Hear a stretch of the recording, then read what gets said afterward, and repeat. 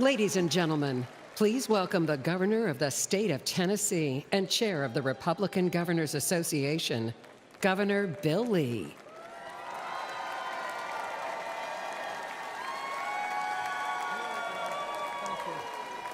Thank you.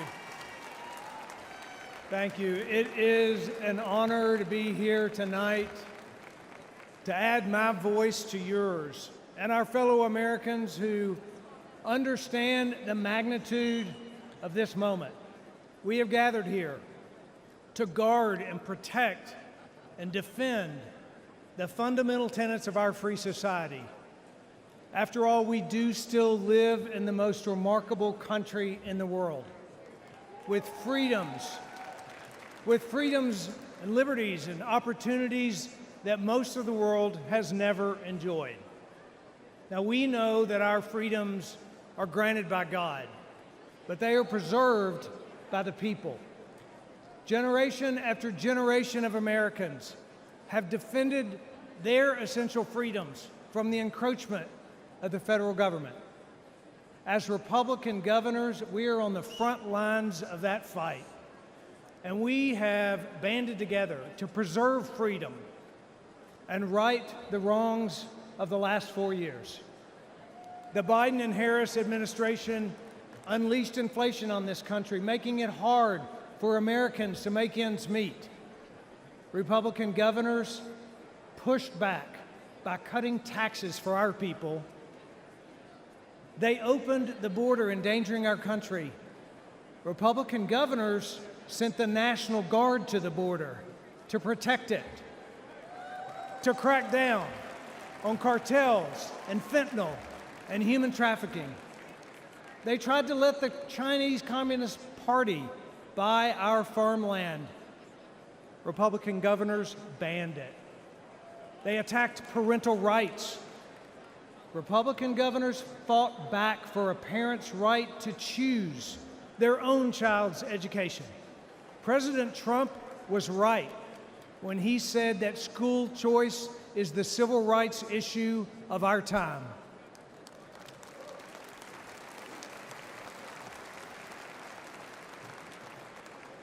In the storm stirred by Washington, Republican governors across this country have stood as anchors of courage, their states as harbors of hope, and their people as models of freedom.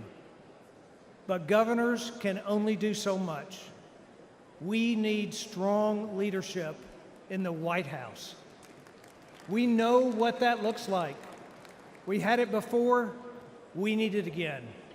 And that's why we, as Republican governors, are joining together, unifying in support for Donald Trump for president.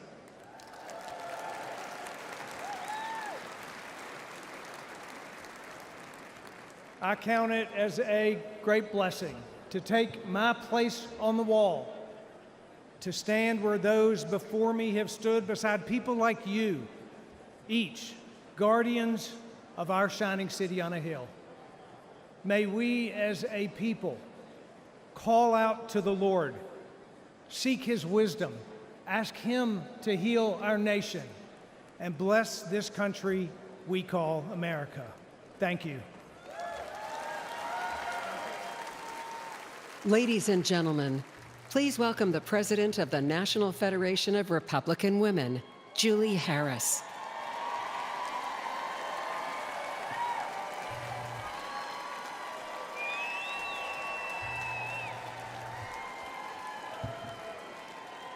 Hello, Milwaukee. I am honored to be here representing the nation's largest grassroots Republican women's organization in our country. I'm the proud mother of 5, the grandmother of 11. My husband and I are family business owners. We work hard for everything we have and to give our children every opportunity to achieve their dreams. Parents across the country know what it's like to have a pro-family president in the White House. Under President Trump, gasoline and food were affordable. He won huge tax cuts for the middle class and created great high-paying jobs. He worked to keep crime low and to keep drugs out of this country. He's a businessman. He understands what it's like to build something of your own. Joe Biden has never built anything of his own. He uses a government to destroy things and to make it impossible to give your children the life you dreamed of for them. On day one, Joe Biden declared war on families. He made it harder for people to support themselves, to start families, and to raise children. He's robbed families of affordable homes, energy, and food. As our supply chains broke and inflation exploded, Biden's press secretary blamed us. She implied we should buy less. After destroying the economy and flooding America with illegal immigrants, Biden still wants to raise our taxes. The American dream means more than just scraping by. But under Biden, 65% of Americans say they're living paycheck to paycheck. When it's this hard to provide the basics, the other things we want to provide for our families get wiped out too. Piano lessons, summer camp, braces, family vacation, Christmas gifts. This is not the America that we have worked so hard for. Biden wants us to barely scrape by. President Trump wants us to thrive. We need a pro-family president in the White House again.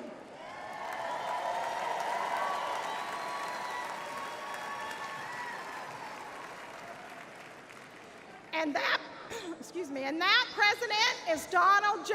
Trump.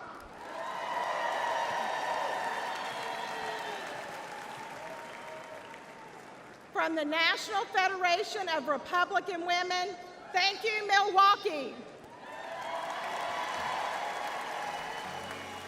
Close your eyes and I'll kiss you.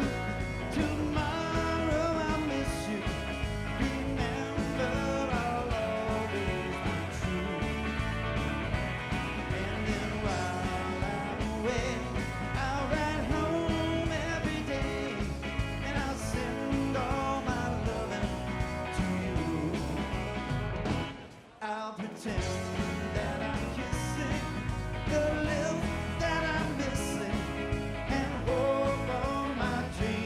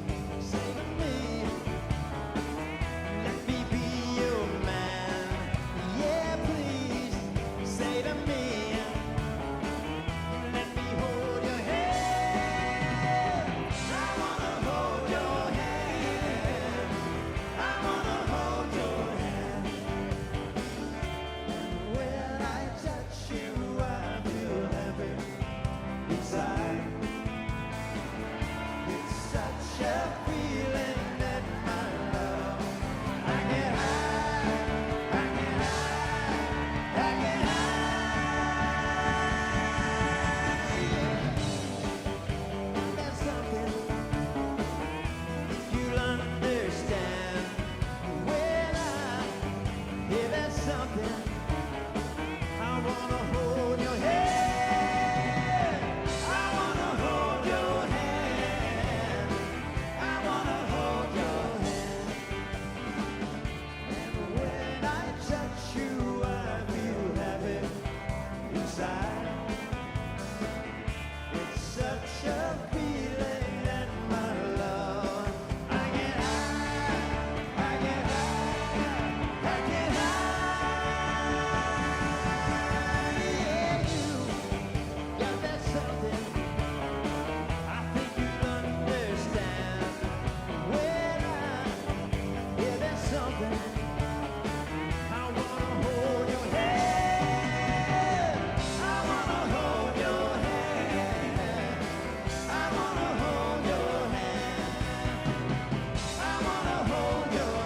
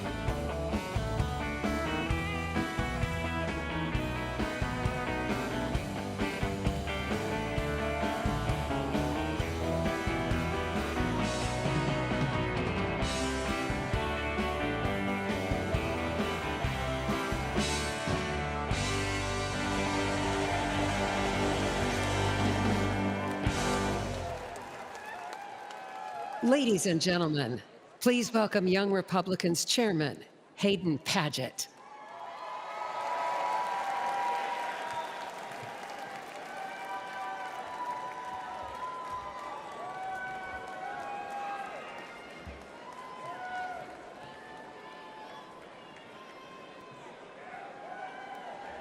I'm Hayden Padet. I'm the chairman of the Young Republican National Federation and a proud son of the great state of Texas. More importantly,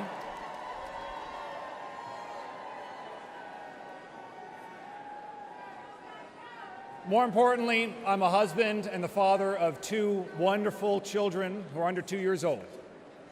This election, I'll be fighting to build a better country for them, my kids. America has always been a place where the promise of tomorrow is brighter than the trials of today. But for young Americans, that future is diminishing as quickly as, well, Biden's cognitive ability. In 2 years, America will celebrate her 250th birthday. But for Americans celebrating their 25th birthday now, they see a future where their dreams are increasingly out of reach. The rising cost of education keeps us in debt. The rising price of groceries and fuel keeps us living one paycheck to the next. The rising cost of childcare keeps us from starting our own families, and the rising cost of rent keeps us from owning our own home. But we know that life can be better, that our lives can be more than making ends meet. Because it was better under Donald Trump.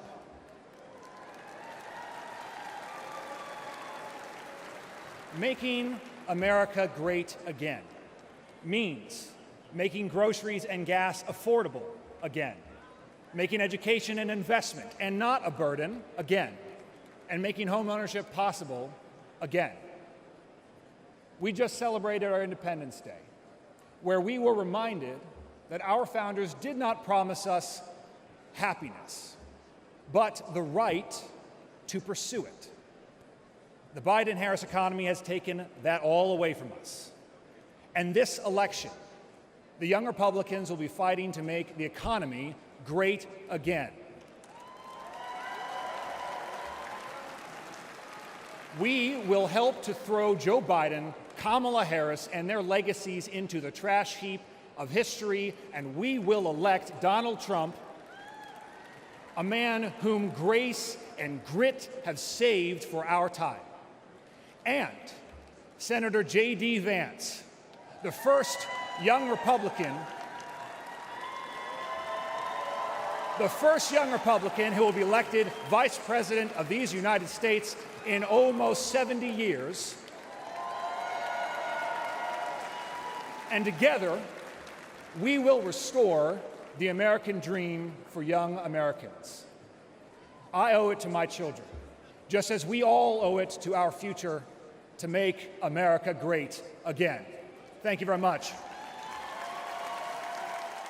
Ladies and gentlemen, please welcome the Chief Executive Officer of the Republican Jewish Coalition, Mr. Matt Brooks.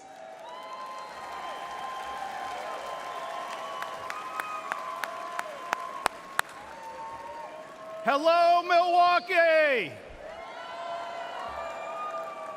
Let me hear you cheer if you support Israel.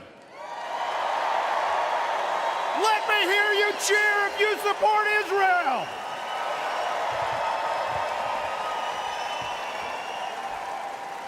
Now, if someone tried that at the Democrats' convention, they'd be booed off the stage. But here, at the Republican convention, we proudly and loudly stand with Israel.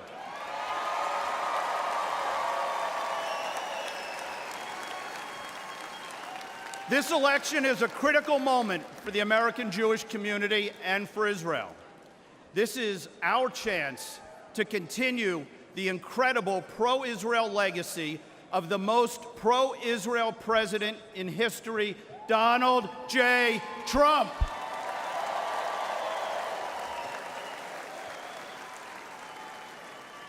President Trump, among his many accomplishments, many of which they said couldn't be done, but he did it. He moved the U.S. Embassy to Jerusalem.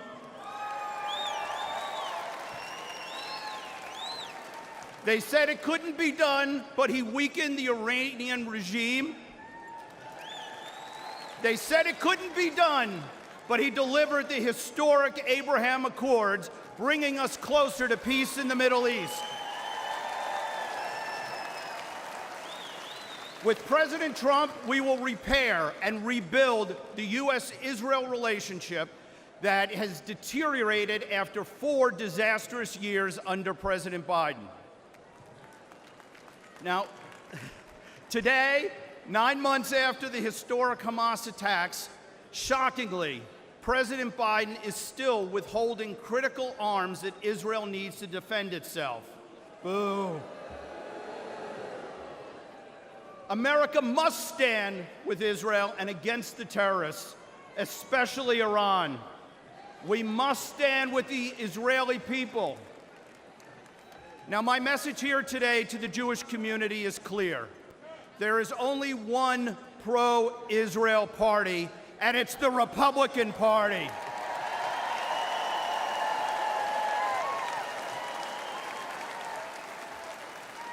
And here at home, under Donald Trump, we will put a stop to the rising tide of anti-Semitism. President Trump will bring back law and order so that American Jews can once again wear a kippah and walk the streets without fear.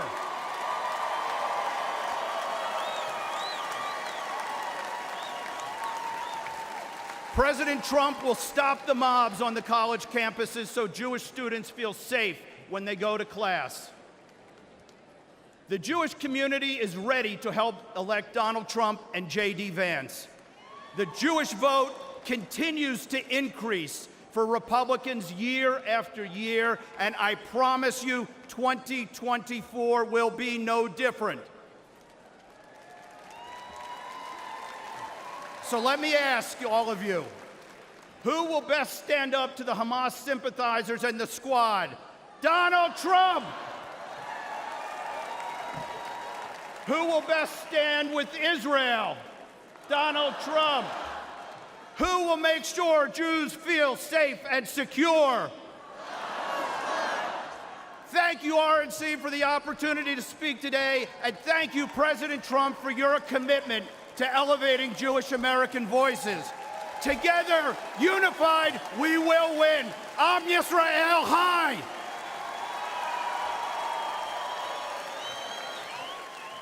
Ladies and gentlemen, please welcome former White House Chief of Staff to Donald J. Trump, Reince Priebus.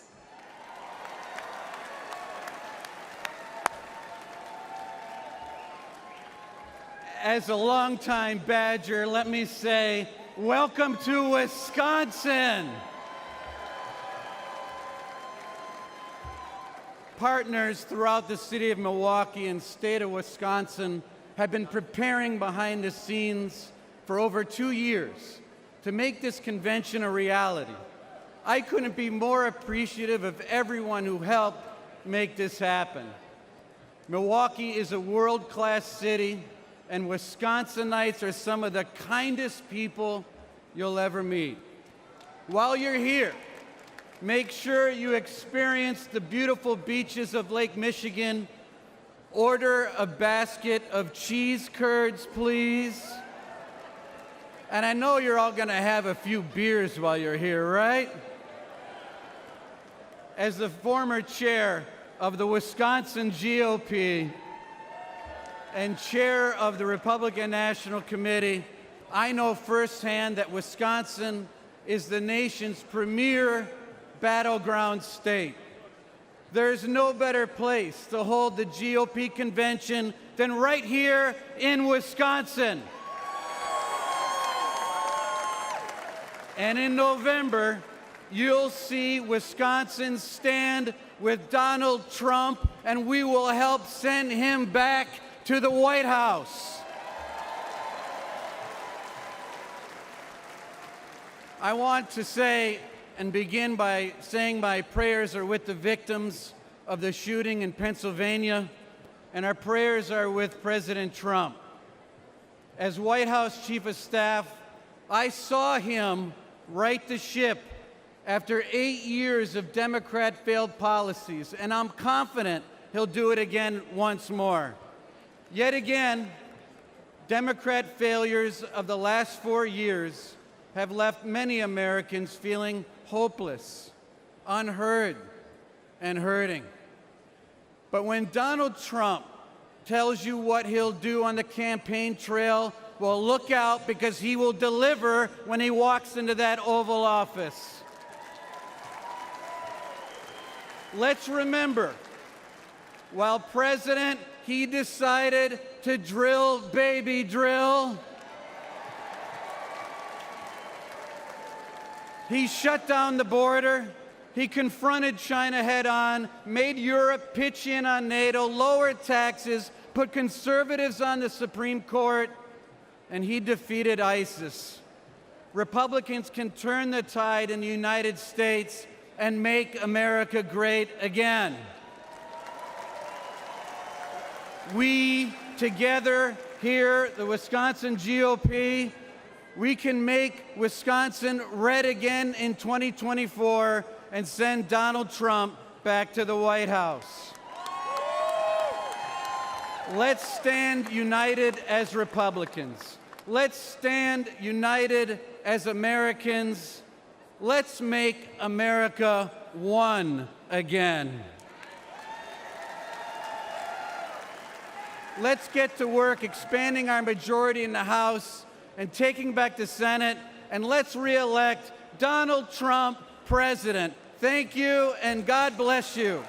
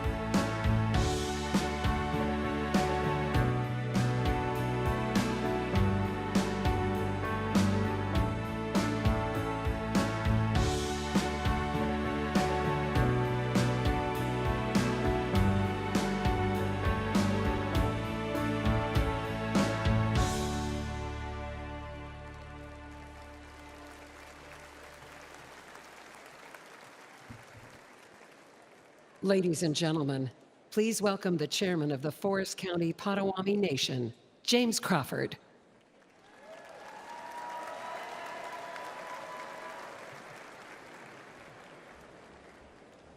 Hello, everyone, and hello, Wisconsin.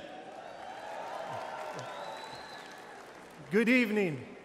I am James Crawford, the chairman of the Forest County Potawatomi community.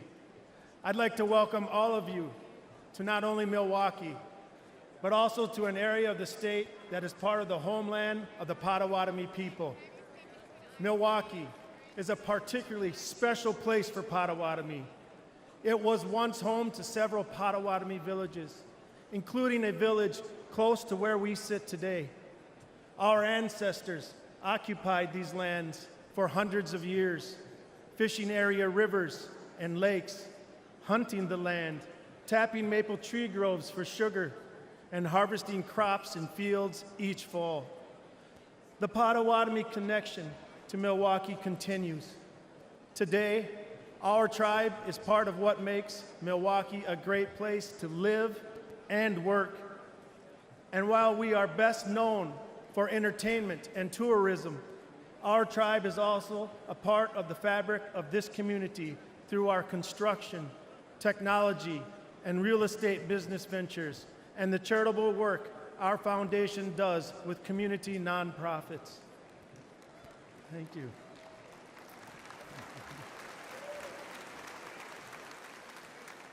Potawatomi are just one of 11 tribes in Wisconsin and one of 574 in the United States. Even though each tribe is unique with their own histories, cultures, and distinct challenges and opportunities, the tribes still share many commonalities, especially a desire and need to keep our people safe. And right now, Native people are facing real threats to ensure our safety. The growing use and abuse of illegal drugs are claiming countless lives on reservations across this country. And Native American women and girls continue to be exploited, trafficked, and subjected to violence at reprehensible levels. So tonight's theme, Make America Safe Again, is especially important for us.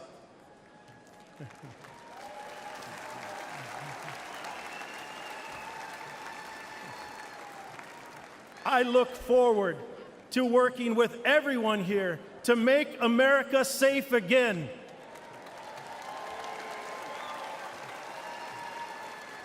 To help us preserve, protect, and enhance our future generations. Miigwech, and God bless America.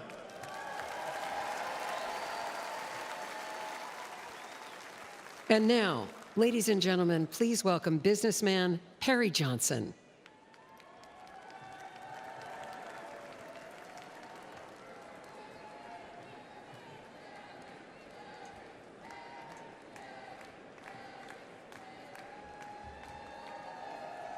Well, what a group.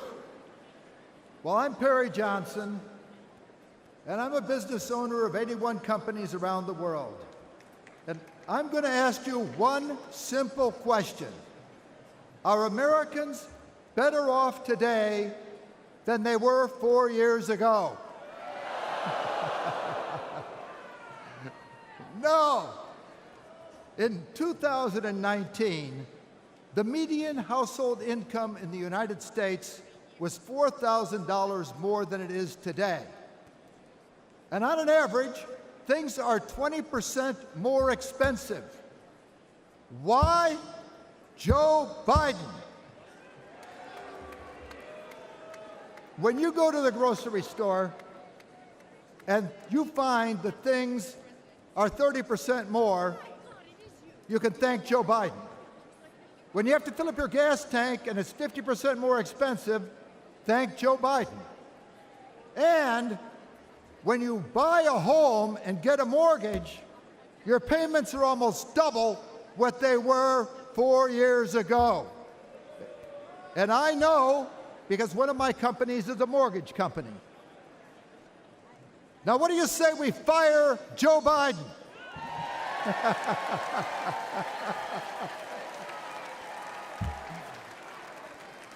I live in Michigan, a state with grit in its veins, beautiful Great Lakes, and greatness in its soul.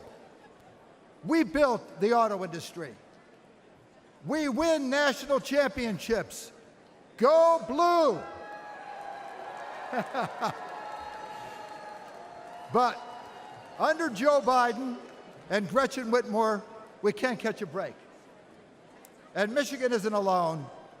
Everyone worries about the economy. Do you know that right now, 66% of Americans live paycheck to paycheck? I think that stinks. But Biden says things are looking up. Well, the only person looking up is Joe Biden as he stares into space on the debate stage. In 2016, Americans elected Trump to fix Washington. He built the strongest economy in our lifetime. What do you say we give Trump a hand with no inflation?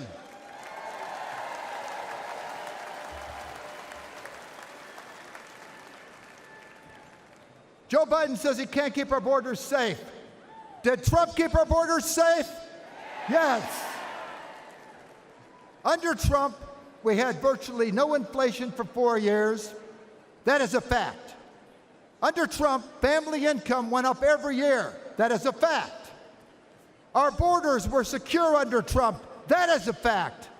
And under Trump, we will have lower prices, affordable American energy, lower taxes, and a better quality of life. What do you say we re-elect Trump?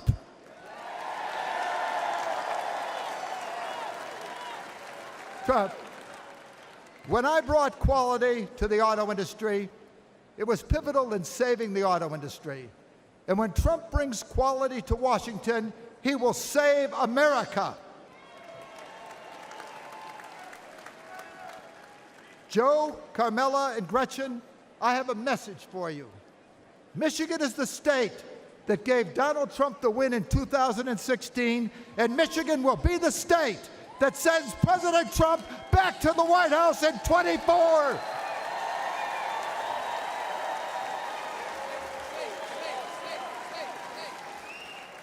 President Trump is the toughest president since Teddy Roosevelt.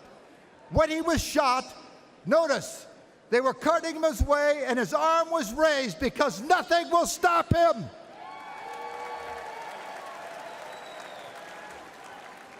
Fight. For him, America is always first. He has the heart of a lion, the brain of a genius, and he's done it before. President Trump is ready to save our country, to make America great again.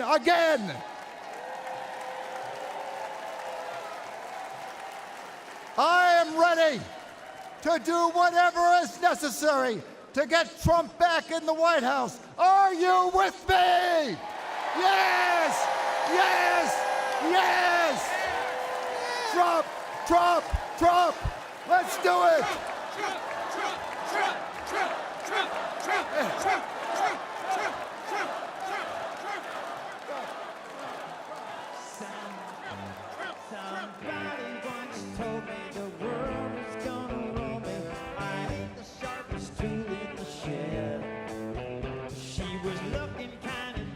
with her finger and her thumb in the shape of an L on her forehead.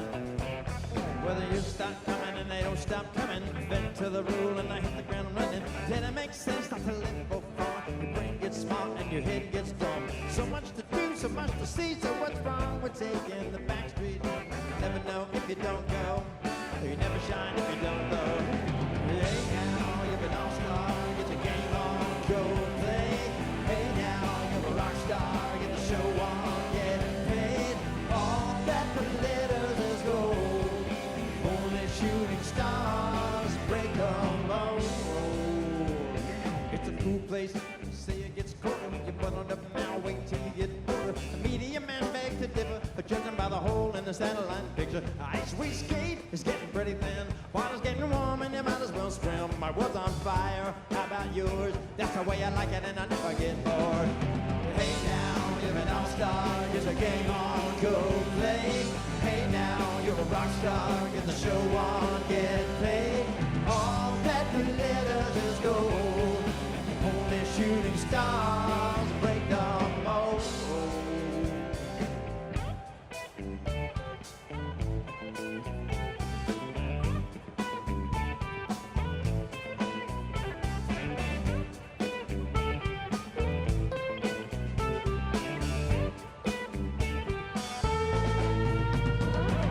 Hey now, you're an all-star. Get the game on, go play. Hey now, you're a rock star. Get the show on, get paid. All that glitters is gold. Only shooting stars. Somebody once asked, could I spare some change for gas? I need to get myself away from this place. I say, yeah, what a concept. I could use a little fuel myself, and we all could use a little change. They just stop coming and they don't stop coming. Bed to the rule and I hit the ground running. Till it makes sense not to live for fun. Your brain gets smart and your head gets dumb. So much to do, so much to see. So what's wrong with taking the back streets? You never know if you don't go. Go! Never shine if you don't glow. Hey now, you're an all-star. Get your game on, go play. Hey now, you're a rock star. Get the show on, get paid. All that glitters is gold. Only shooting stars break the mold. Hey, all that glitters is gold. Only shooting stars break the mold.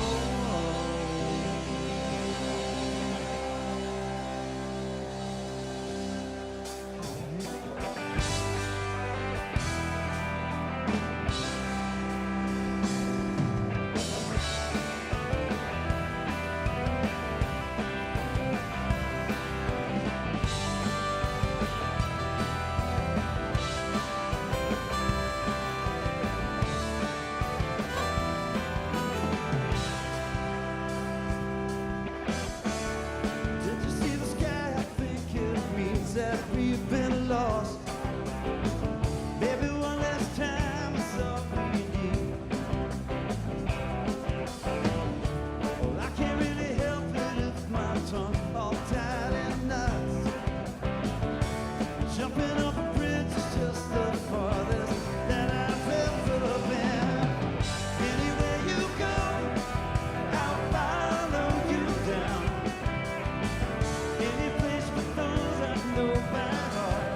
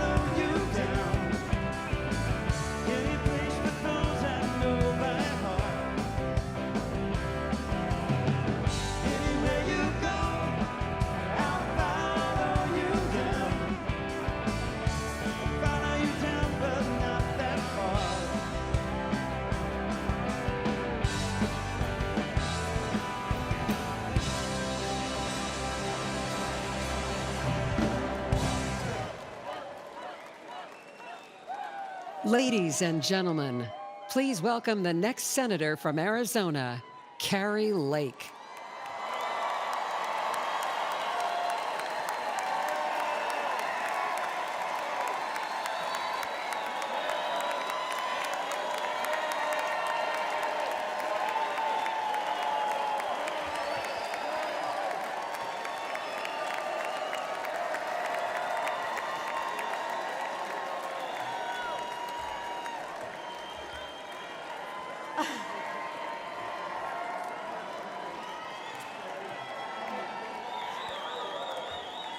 Wow.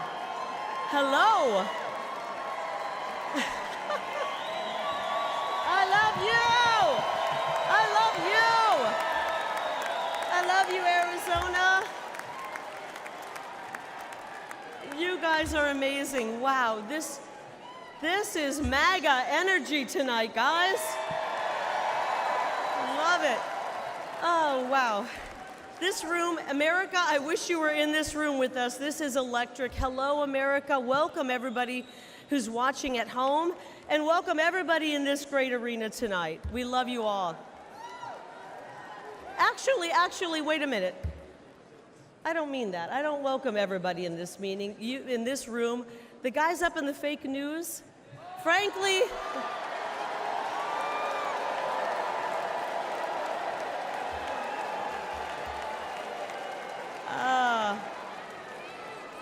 all right, frankly, you guys up there in the fake news have worn out your welcome, right?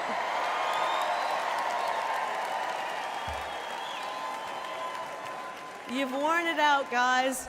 You have spent the last 8 years lying about President Donald Trump and his amazing patriotic supporters.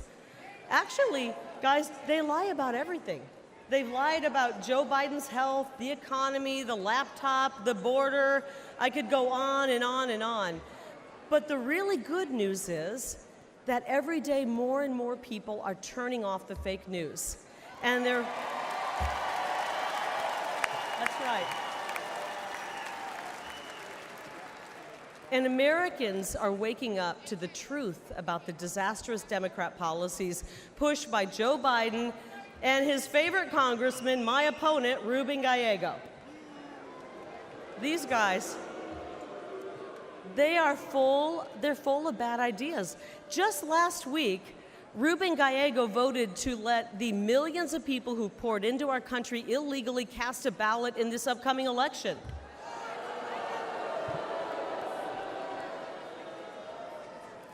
Gallego and the Democrats have handed over control of my state, Arizona's border, to the drug cartels.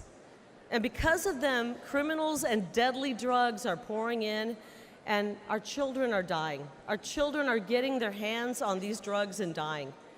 I'll tell you, the hardest thing I've had to do on the campaign trail is talk to moms and dads who come up to me and tell me that their 19-year-old son has died because of fentanyl poisoning, or their 22-year-old daughter took a half a pill and she's gone.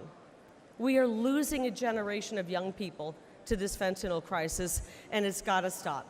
The Grand Canyon state has become the fentanyl state, and it's not okay with this mom. I'm not okay with that.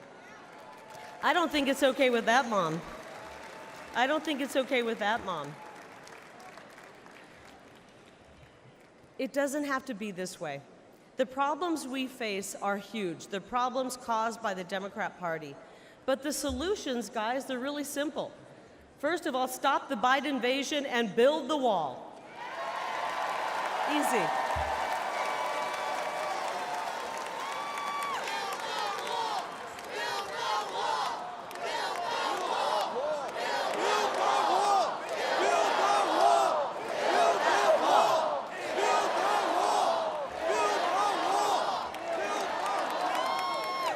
And while we're building the wall, let's kick Bidenomics to the curb and bring back the MAGAnomics. Is that okay? I miss the strong Trump economy. And because I'm a mama bear, I want to replace this indoctrination, this psychological abuse they're inflicting on our children with a real, solid, quality education. It's all common sense.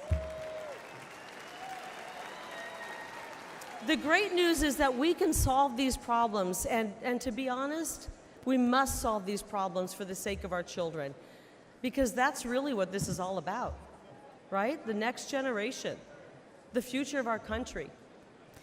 I learned something watching, the Nature Channel, that the most dangerous place on planet Earth is between a mama bear and her baby cubs, right? And that's exactly where the radical left have found themselves, and it's not going to go well for them. Because guess what? They have awoken a sleeping giant. Tens of millions of moms and dads from sea to shining sea, they're going to show up on November 5th, and they're going to be hearing from us on November 5th. That's right.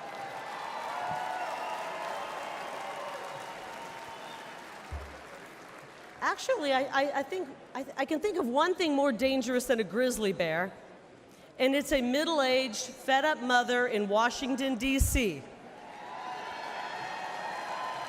And I haven't even started my hot flashes yet, guys. Just wait. Just wait. But seriously, I want every mother and father to know this, that we, the Republican Party, will fight. I will fight, not just for my kids and my daughters over here. Are you over there, Ruby? Wave to me. Wave to Mom. My daughter's over there. I want to fight for, selfishly, I want to fight for my kids, but I want to fight for your kids as well. They deserve a better future. They deserve a better future. But the really good news here, and the fake news the fake news wants us to believe we're 50-50 at each other's throat. They're creating division and anger. Americans are actually much more united than people believe, right? You see it, we see it. We want to make life better, and we want to create an incredible future for this generation and the next generation. And together, when we join together, we will make America safe again, and we will make America great again. God bless all of you here tonight. God bless you, America, and God bless President Donald J. Trump. I love you guys. Thank you. Thank you. Hi.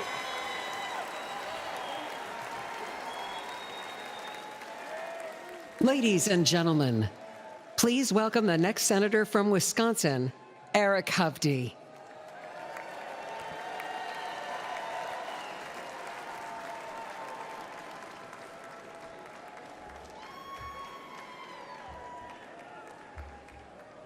President Trump, Mr. Chairman, and delegates, welcome to Wisconsin. I'm Eric Hovde. I'm proud to be running for the United States Senate from the great state of Wisconsin, where my family has lived for more than 100 years. We're all here today for one reason: to make Americans safer, stronger, and more prosperous. We are blessed to live in the greatest country in human history, America, our home.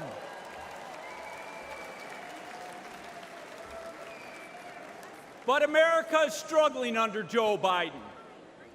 And Senator Baldwin has been a rubber stamp voting with him 95.5% of the time. You can believe that. Biden, with Baldwin's help, has weakened us in every way, making Americans less safe.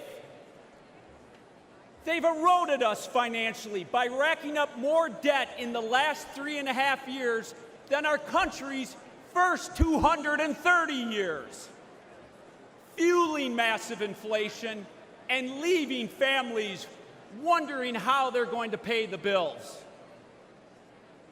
They've made us less safe at home with their defund the police movement. And Biden, with his border czar, Vice President Harris, opened our southern border, allowing criminals and terrorists to enter our country. They've emboldened drug cartels to flood our streets with fentanyl, killing over 100,000 Americans every year. It is sad, I've talked to parents that have lost their child to this fentanyl poison. They've made us less safe and secure internationally with their incompetent withdrawal from Afghanistan. Our adversaries moved. Putin on Ukraine, Iran through their proxies, Hamas on Israel, and China getting more aggressive every day. Despite all of that, Tammy Baldwin called the Biden administration the most successful in generations. Can you believe that one? I mean, seriously. This shows how detached she is from everyday Wisconsinites. It doesn't have to be this way. Under President Trump, family budgets were more secure. Our border was secure. Our world was secure.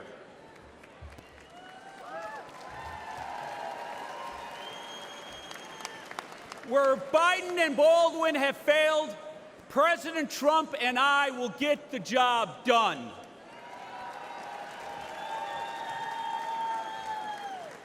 Our country has become too divided, though.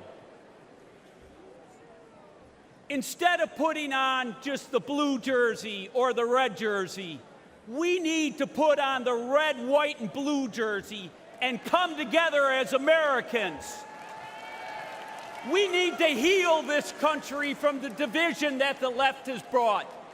And the media, you have to stop dividing us. If we can come together, we will win Wisconsin. We will restore America. But it's going to take everyone getting involved. Are you ready to go save your country? Are you ready to restore the American dream? Thank you, everyone. God bless. Ladies and gentlemen, please welcome the next senator from Ohio, Bernie Moreno.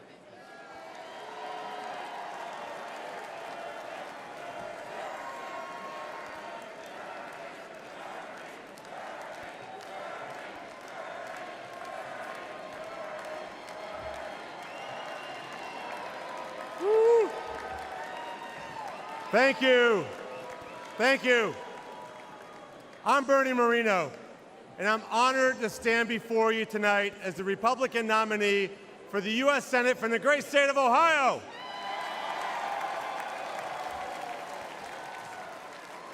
Many years ago, my parents brought me and my siblings to America legally.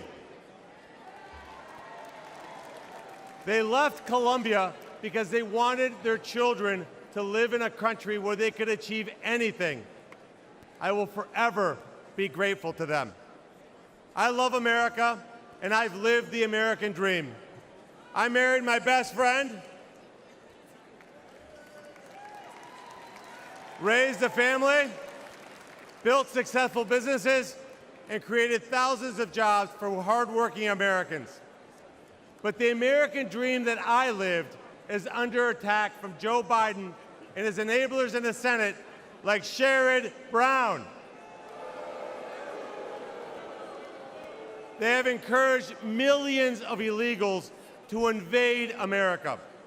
And Joe Biden's border czar, Kamala Harris, and the Democrat Senate have put the welfare of illegals ahead of our own citizens. They've destroyed our border. They destroyed our economy. They've destroyed our standing in the world. And they'll destroy America if we don't stop them.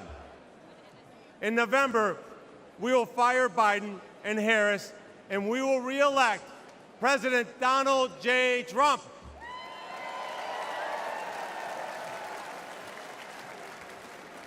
I'm so proud that my senator, my friend, J.D. Vance,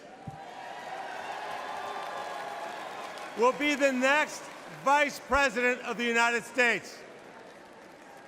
He represents the best of Ohio, the best of America, and will be an incredible leader and defender of President Trump's plan to always put America first. And he won't stop there. Sherrod Brown votes with Biden virtually 100% of the time. I don't know if I agree with my wife 100% of the time. But Sherrod and Joe seem to have a very close relationship. Well, tonight, we've got a message for failed lifelong politicians like Sherrod Brown and Joe Biden. It's time to go home. A vote for Trump and Moreno is a vote to put America first. We will end the invasion at our southern border. We will fix our economy, protect American workers, and rescue America's family from Biden's and Brown's inflation. We will end the wars and deliver peace. I will fight alongside Donald Trump to make America stronger, safer, and more prosperous. Thank you, and may God continue to bless the United States of America.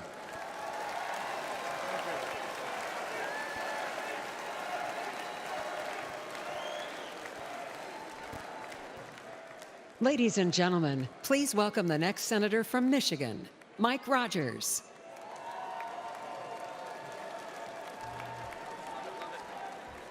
Hello, America. I'm Mike Rogers, candidate for the United States Senate for the great state of Michigan.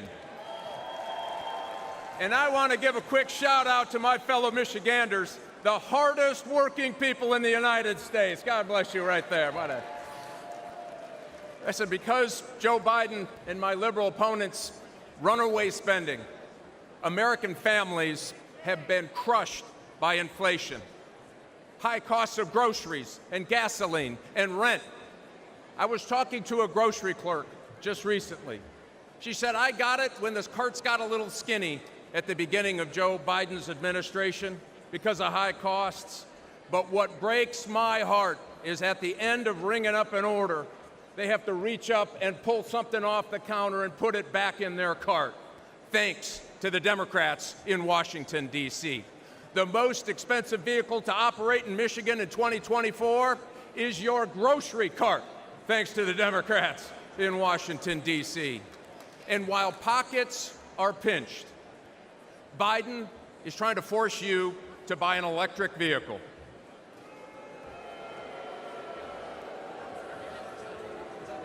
Better get a long extension cord. Let me be clear. EV mandates will destroy American jobs. EVs require 40% less labor to build than gas cars. And here's the kicker. 85% of the critical minerals needed to build them are processed in China. It is impossible to build an EV without getting into bed with the Communist Party of China.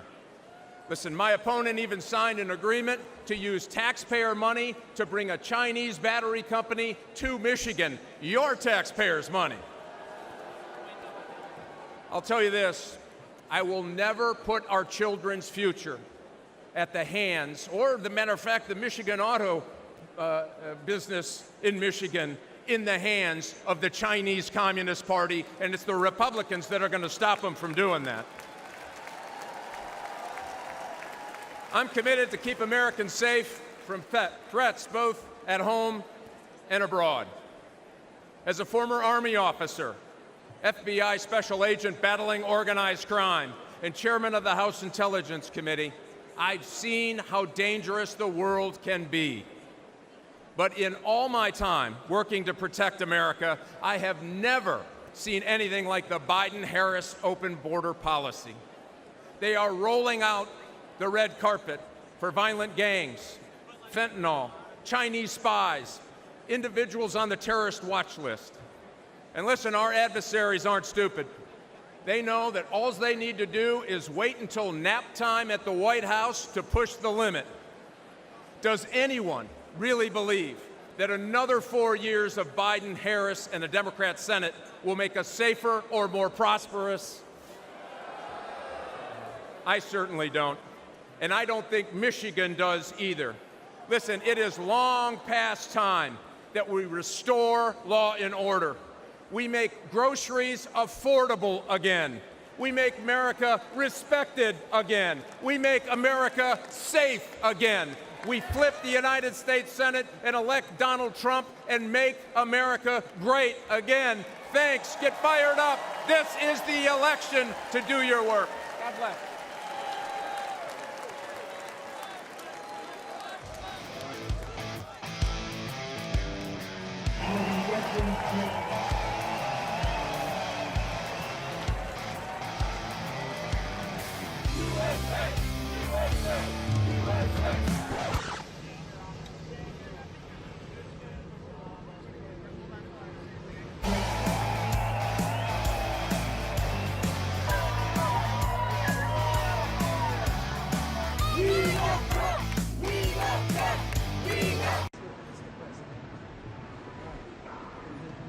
Hey.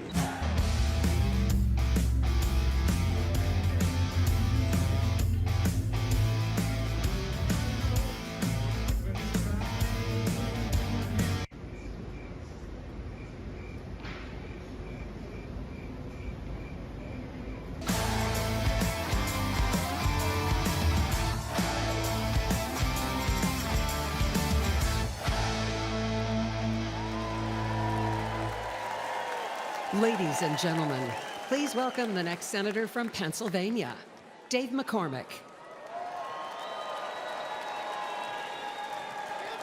Pennsylvania. Hello, Milwaukee. Who's ready? Who's ready to retire Joe Biden and border czar Kamala Harris and send her back to California? Who's ready for that? And who's ready to make Donald Trump our 47th president? Are you ready for that? And who's ready to make J.D. Vance our new vice president? And who's ready to send Chuck Schumer packing? I'm ready.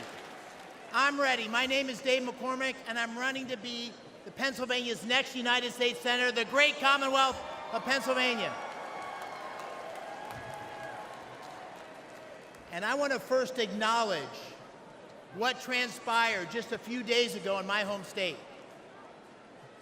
where I witnessed firsthand from a front row seat in Butler, President Trump's remarkable strength and resolve in a terrifying and unpredictable moment. The president rose brilliantly to the challenge, but what a sad and frightening day for the families of those who were injured or lost, and for our great country. And we all thank God that President Trump is okay.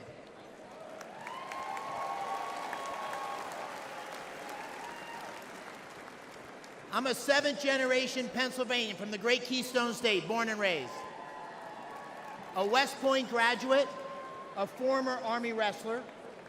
I'm a combat veteran of the 82nd Airborne Division. All right, 82nd. And I'm a business leader who helped create hundreds of jobs in Western Pennsylvania. But most important, I'm a dad to 6 daughters, and I'm a husband to the love of my life, Dina, wherever she is. Now my opponent's name is Bob Casey. But you probably don't know him because he does nothing. For 18 years, Bob Casey has been warming a chair and drawing a paycheck. He is a do-nothing, out-of-touch, liberal career politician. And when he votes for Joe Biden's tired old ideas. Casey's been around so long that the #1 song when he was first elected was the Macarena, right? Does everybody remember the Macarena? But sadly, this is no joke, because politics is about choices. And the policies of Biden and Bob Casey are dangerous for Pennsylvania and America. they won't keep us safe. Drugs have poured across the Biden-Harris, Casey wide-open borders, killing 100,000 Americans, including 4,000 Pennsylvanians last year alone. Illegal immigrants have victimized innocent young women who could easily be your daughter or mine. And time again, Casey has voted for pro-criminal judges who have made our streets across Pennsylvania more dangerous. Biden and Casey's failed policies have crushed working families with sky-high prices for gas and groceries and rent, and regulations to kill Pennsylvania natural gas. Under President Trump, America's future was strong and prosperous, and our adversaries feared stepping out of line. My friends, the choice this November is clear. It's a choice between strength and weakness, a choice between America's greatness or its sad, disgraceful decline. This is, my friends, the most important election of our lifetimes.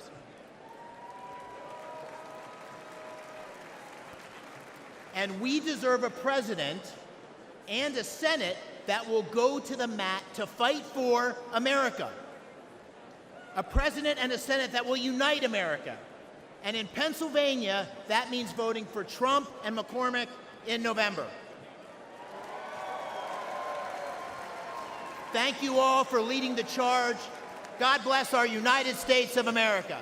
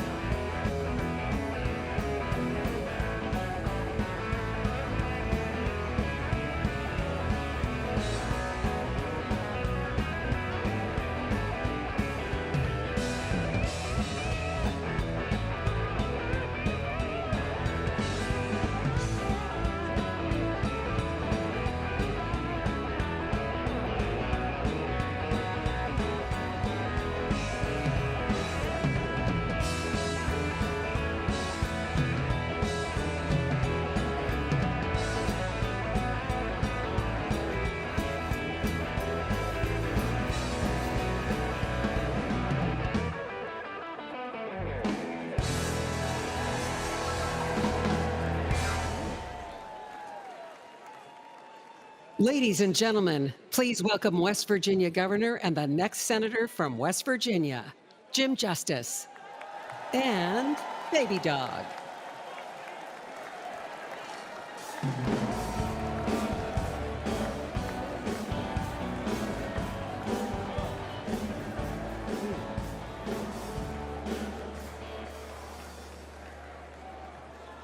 Hello, everybody. I'm Jim Justice, and I'm from West Virginia.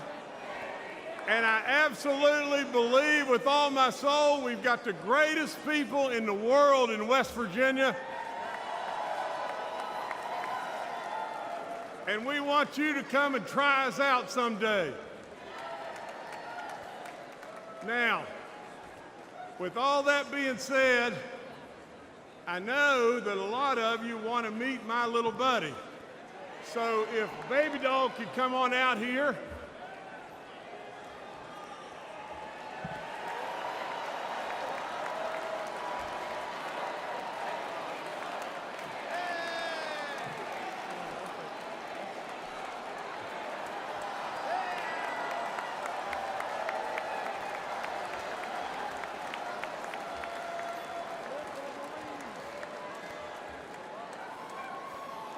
Now, as the world watches, you didn't really expect that, did you? But with that being said, let me just say just this. She makes us smile, and she loves everybody. And how could the message possibly be any more simpler than just that? Now, I've got to tell you just this. The foundation of my life is the truth. I've got to tell you just this and tell you this right now. I challenge the media all the time to find something that knowingly I've told them it's not the truth, and they can't do it because I'm not going to do that. Now, I want you to listen to this and pay really close attention. The bottom line to why we're here, the bottom line to every single thing that's going on in this great country today is one thing. We become totally unhinged if Donald Trump is not elected in November.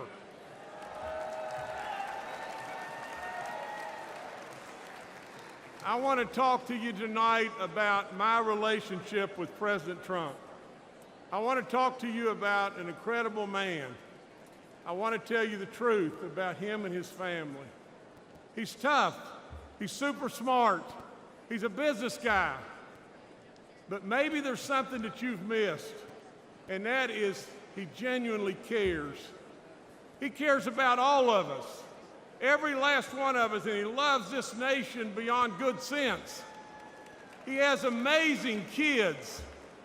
I've hunted and fished with Don Jr. He's an incredible outdoorsman and a really treasured friend. Now imagine this.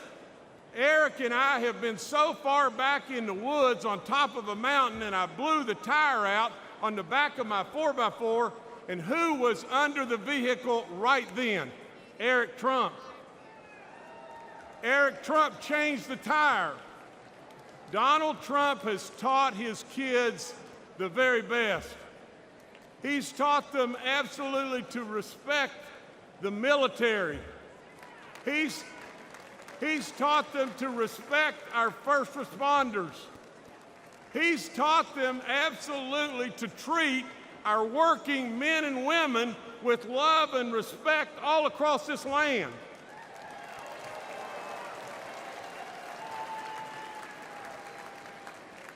Let me tell you just this.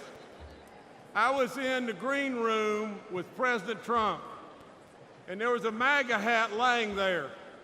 I picked it up. We had just had our first grandbaby, a boy named JC.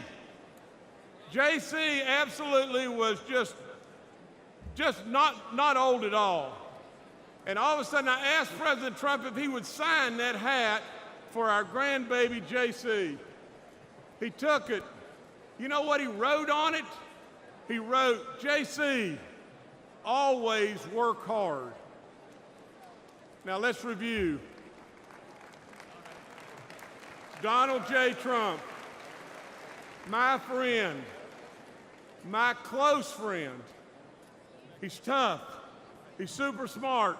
He's a business guy. He loves America. He taught his kids the right values, and he's a hard worker. Sure sounds like a leader to me.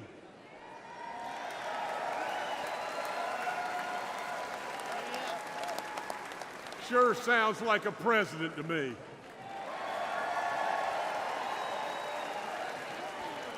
Then ask yourself, why does Donald Trump fight every day for us and continue to take this senseless persecution? Why? And I know the answer: because we're worth it. Now, Baby Doll's got a prediction for everybody here, and here's the prediction. Baby Dog says we'll retain the House, the majority in the House.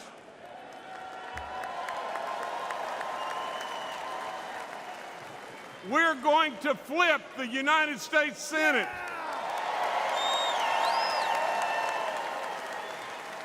And overwhelmingly, we're going to elect Donald J. Trump and J.D. Vance in November.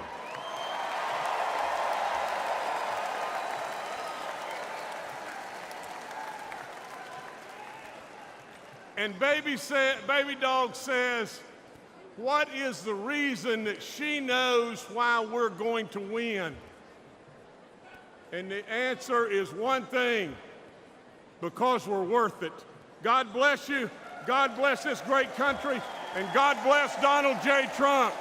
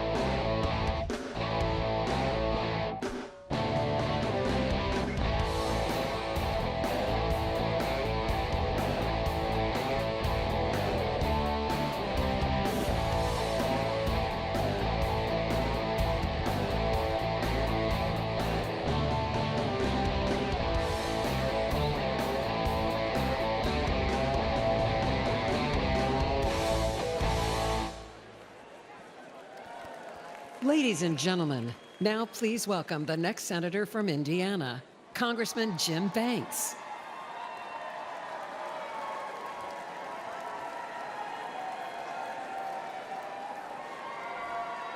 Thank you.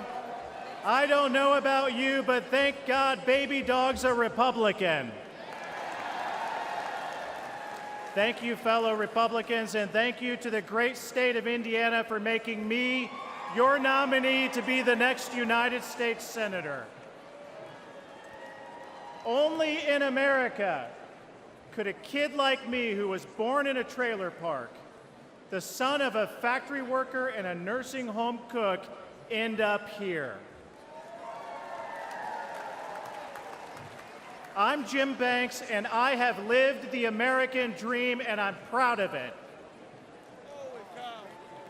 But the biggest difference today between Republicans and Democrats is that we believe America is the greatest country in the history of the world. But they don't. I got to tell you, as an Afghanistan war veteran, I've never been more ashamed than when Joe Biden's disastrous withdrawal left 13 American heroes dead, and then he lied about it. Americans want a president who is proud of their country and who they can be proud of. Joe Biden is an embarrassment. We went from the strongest president of my lifetime in President Trump to the weakest president in history in Joe Biden. We need President Trump back in the White House if we're going to make America great once again. But ladies and gentlemen, he's going to need backup in the United States Senate. This is no time for wimpy Republicans. That's why I'm running. We'll start by securing the border. If you came here illegally under Joe Biden, you're going back to where you came from under Donald Trump.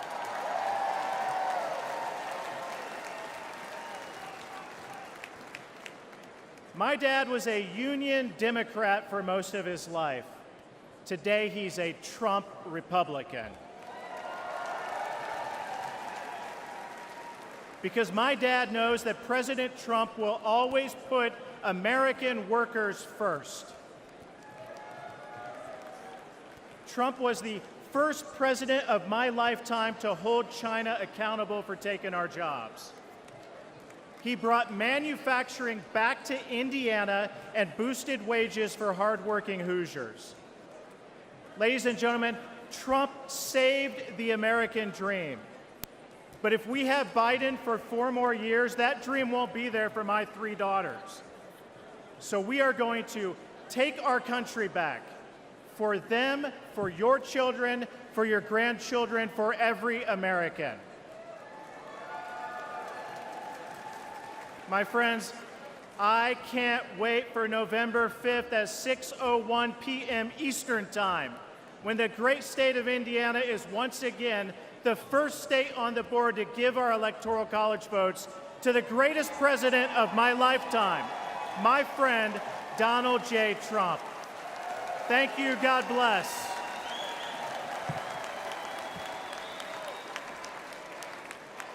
Ladies and gentlemen, now please welcome Captain Sam Brown, the next senator from Nevada.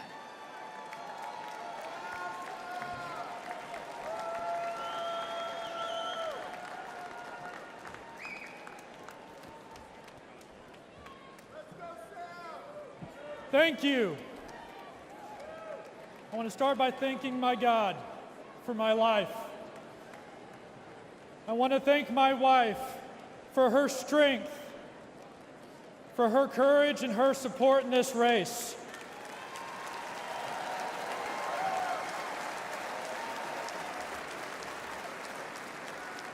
And back home, I want to thank my children.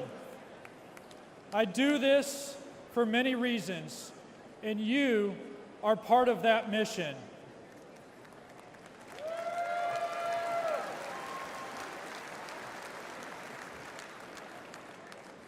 Tonight, I offer a message of hope, because I know the importance of hope in difficult times.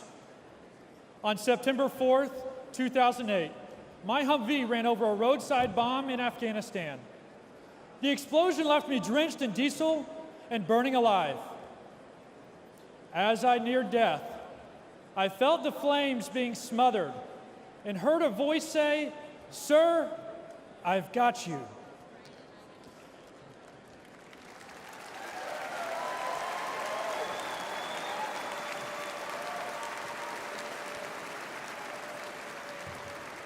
Through the pain and anguish of recovery and the years that followed, I never lost hope.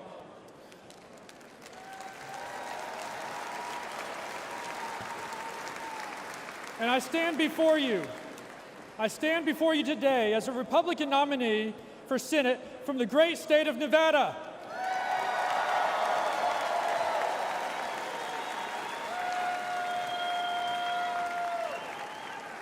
America, I served you as a soldier, and I want to serve you again.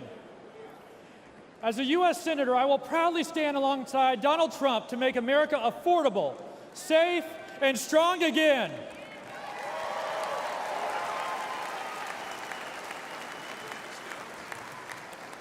We have a tough fight ahead, but it won't be my first. Nevadans are suffering right now. The unemployment rate in Nevada is nearly 25% higher than the national average. The Biden-Harris economy might be fine for millionaires like Senator Jackie Rosen, but it's terrible for Nevadans struggling with inflation and high prices. Yet Jackie and Joe want to raise your taxes while dodging their own. I'll work with President Trump to cut taxes for working families and end taxes on tips for struggling Nevada service workers.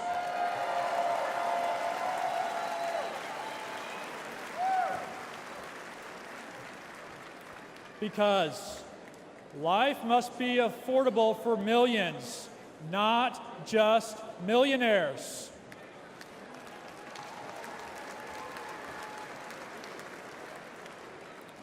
Finally, look at my face. This is the high cost of war. If Joe Biden stays in office, more service members will pay this price. He has brought our nation humiliation, defeat, and to the brink of more war. I've been through the fire. President Trump has been through the fire. But hope has not been extinguished. It is reignited.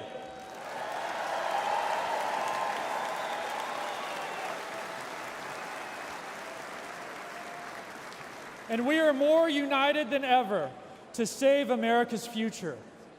On November 5th, I ask Nevadans to vote Sam Brown for Senate and Donald Trump for President. Together, we will put America first again.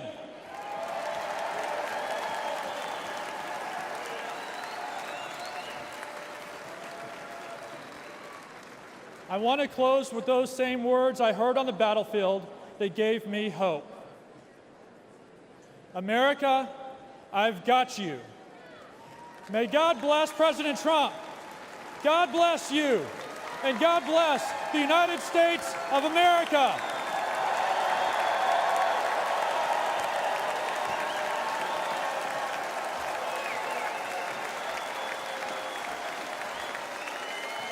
Ladies and gentlemen, please welcome the next senator from Montana, Tim Sheehy.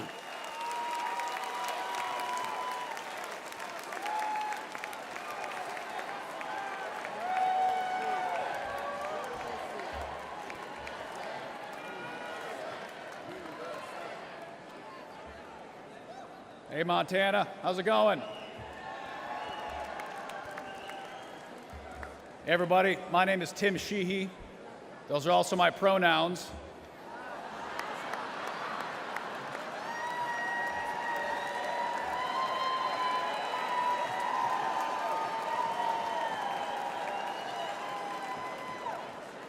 I've been a he-she for 38 years, and I can promise you going to elementary school with that name in the 80s was not fun. That is a joke, but it also shows the lunacy we're living with in Joe Biden and John Tester's America. I'm a former Navy SEAL. My wife was a Marine.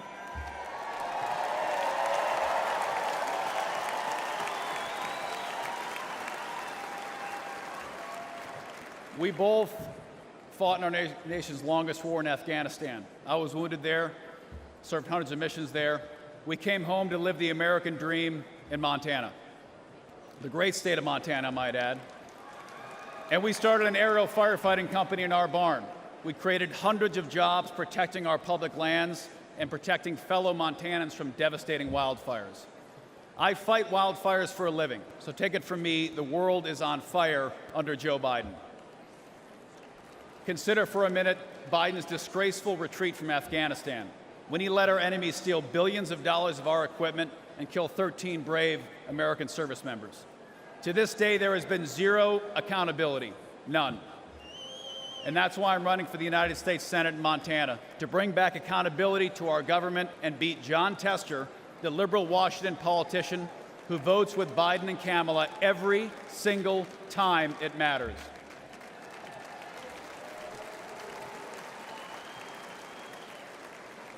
And some of you may not know who Jon Tester is, but Jon Tester is the deciding vote for Biden's America Last agenda. He's got an F from the NRA. He's voted to open our borders, unleash inflation, and he even put a liberal judge on the Supreme Court who can't even define what a woman is.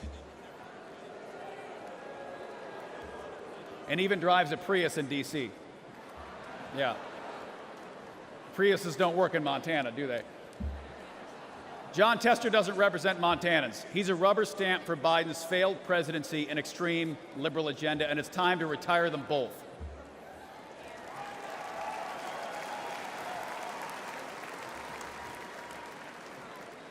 And listen, I'm an optimist. You can't jump out of planes at night into enemy territory if you're not. And I truly believe America's future will be better than our past. But that future is not given. And we need political outsiders like President Trump to return common sense to our nation.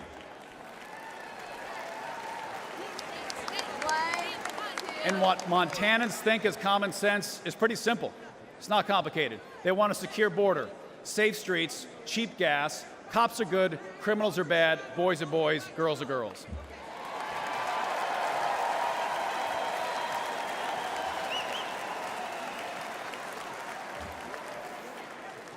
And I'm ready to retire Jon Tester and take back the United States Senate. And I'm ready to join you in sending President Donald J. Trump back to the White House. Let's save America. We've got a lot of work to do.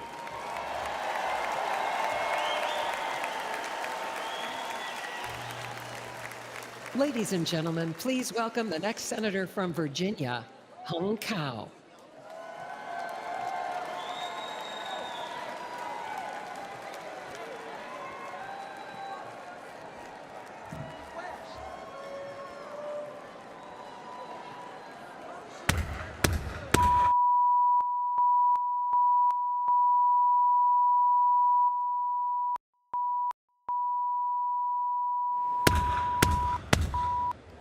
That's the last sound my parents heard when their fathers were taken away in the middle of the night, and they never saw them again. That's my family's real-life story. We escaped from Vietnam just days before Saigon fell to the communists. We were given a new life in the most generous country on earth.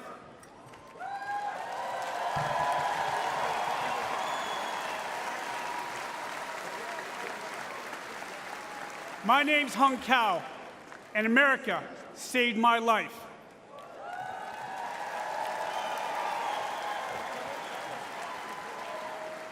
I grabbed onto the American dream. I graduated from the United States Naval Academy, but I paid back every dime of that American dream with 25 years of service in Navy Special Operations.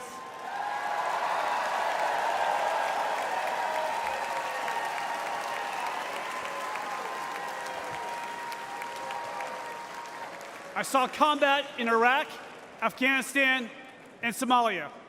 I retired as captain of the United States Navy, and now I stand before you as a Republican nominee for the United States Senate in the Commonwealth of Virginia.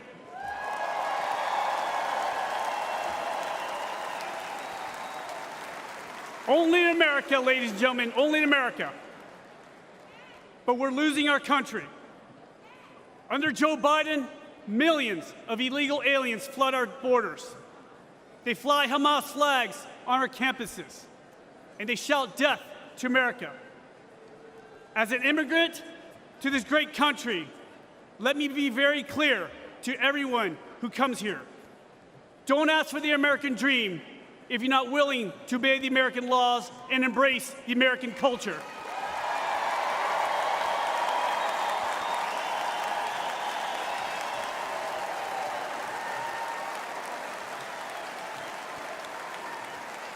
Because I did.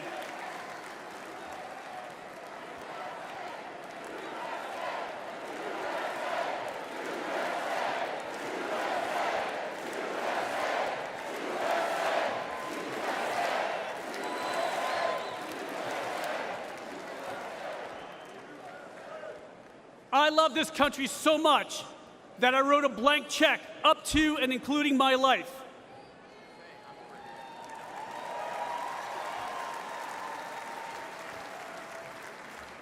I'm running against Hillary's running mate, Senator Tim Kaine. Kaine is a weak man in a dangerous world. We only have one thing in common. The American taxpayer signed our paychecks for 30 years. Except Kaine is a career politician with millions of dollars to show for it. I've been a warrior with scars to prove it, and I'm damn proud of it.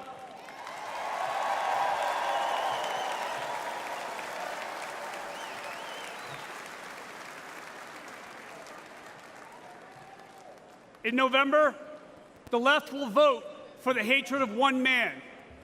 We will vote for love. Love of God, love of family, and love for the greatest nation on earth.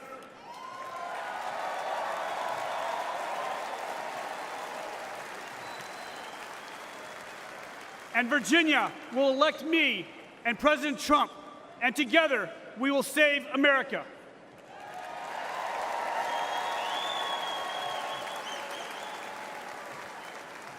My name is Hung Cao. I'm the next senator from the Commonwealth of Virginia, and I'm not done fighting for us.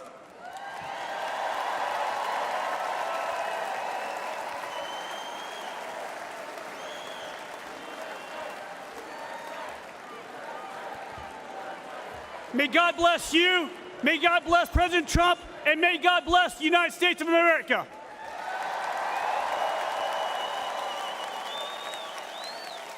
And now, ladies and gentlemen, please welcome United States Senator Rick Scott of Florida.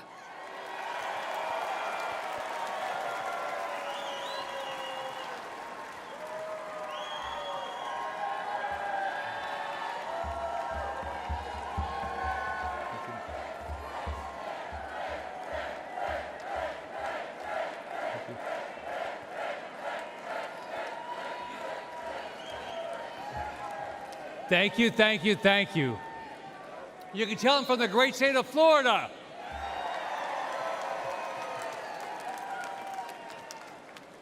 Well, the Democrats couldn't stop him.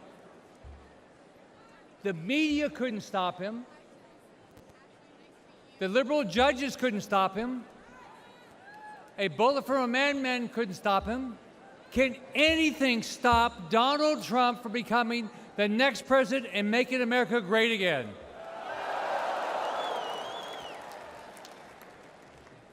I've known Donald since before each of us ran for office, and it's an honor to be here to do everything I can to get him reelected back in the White House where he should belong every day going forward.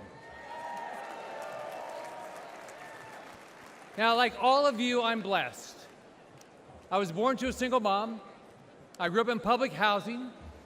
I started working at the age of 7. I enlisted in the U.S. Navy at the age of 18.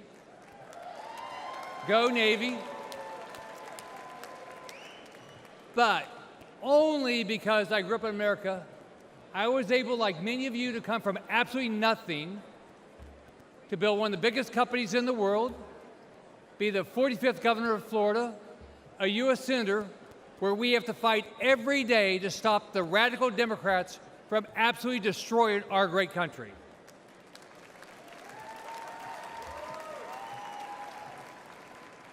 They will lose, we will win.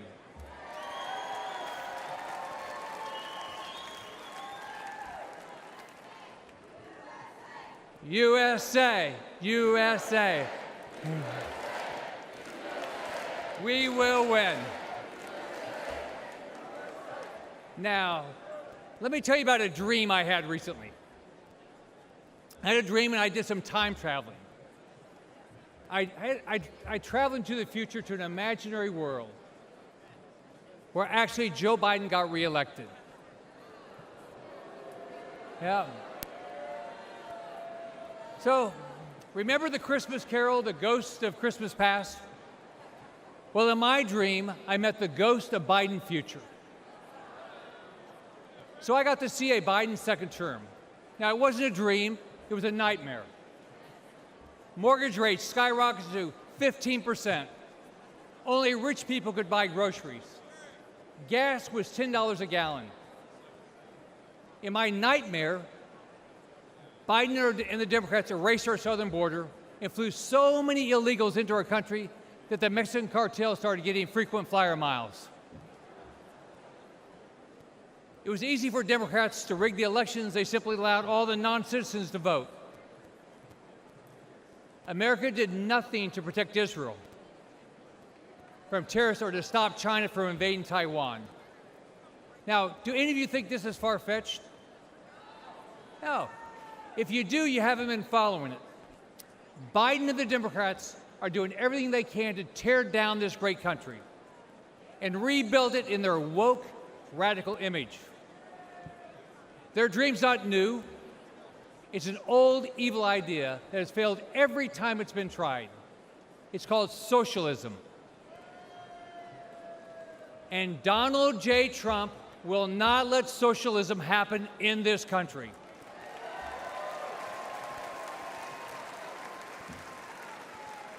Think about it. Under Trump, we had a booming economy. We weren't at war. Our enemies feared us. Our allies respected us. We had a secure border. Inflation and mortgage rates were low. And families had money in the bank.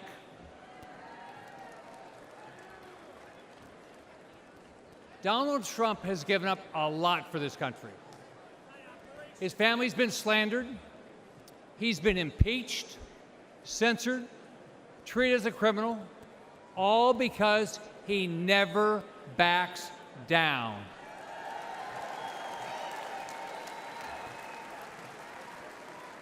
This week, he's shown the courage all of us should display as we rally around him to rescue our great country. So, let's fight, fight, fight, and make sure Donald Trump gets reelected. Have a great night. God bless you.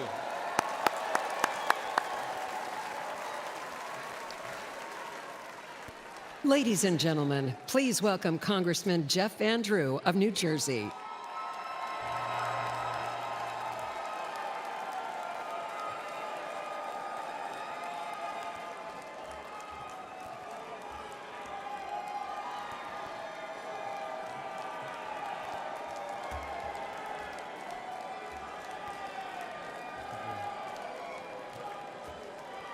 Thank you.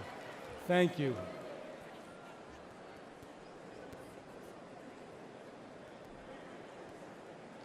Good evening. My name is Jeff Van Drew.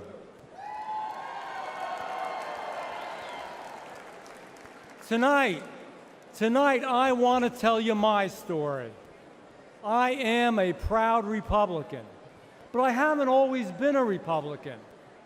I was elected to several offices in South Jersey and eventually was sent to the United States Congress, all of them as a conservative Democrat.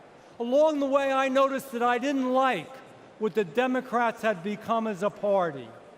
But more importantly, I didn't like what the Democratic Party was doing to our great United States of America.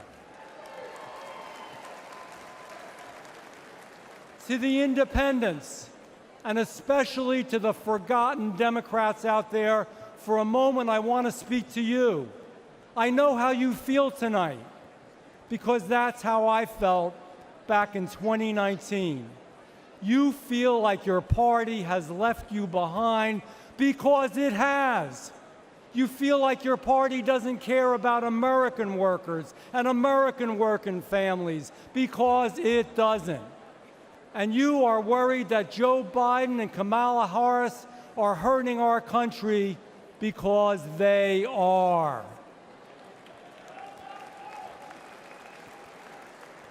I felt the same way.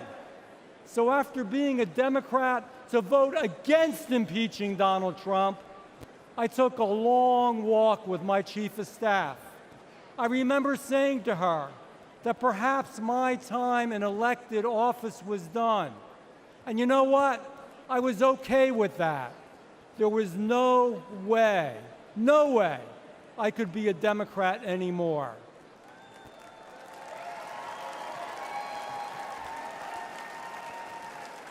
But then I received a call from the White House. President Trump asked me to meet with him. We spoke about family, faith, freedom, and friendship. He has been my good friend ever since that day.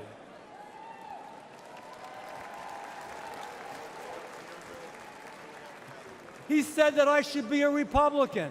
I said, Mr. President, I will be a Republican.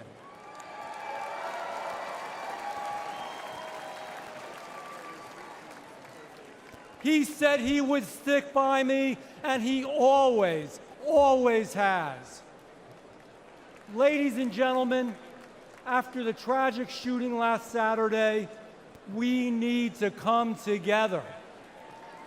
All of us, Republicans, Democrats, and independents, we need to be the shining city on the hill, a nation that empowers us to do extraordinary things.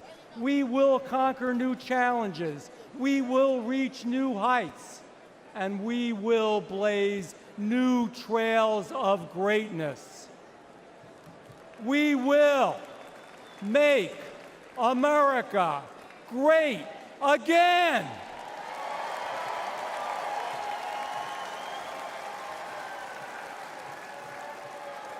And we will elect Donald Trump this November.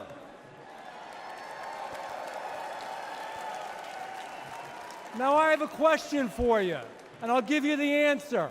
The answer is yes, but we want to hear your answer from the East Coast to the West Coast and around the world. Can you do this? Will we win in November? Will we win in November? God bless you. God bless Donald Trump. And God bless the greatest country that ever existed on the face of the earth, the United States of America.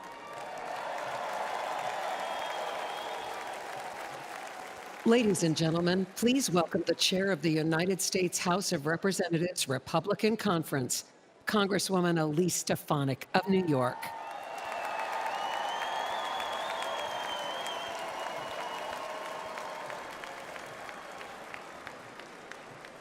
Good evening, Milwaukee.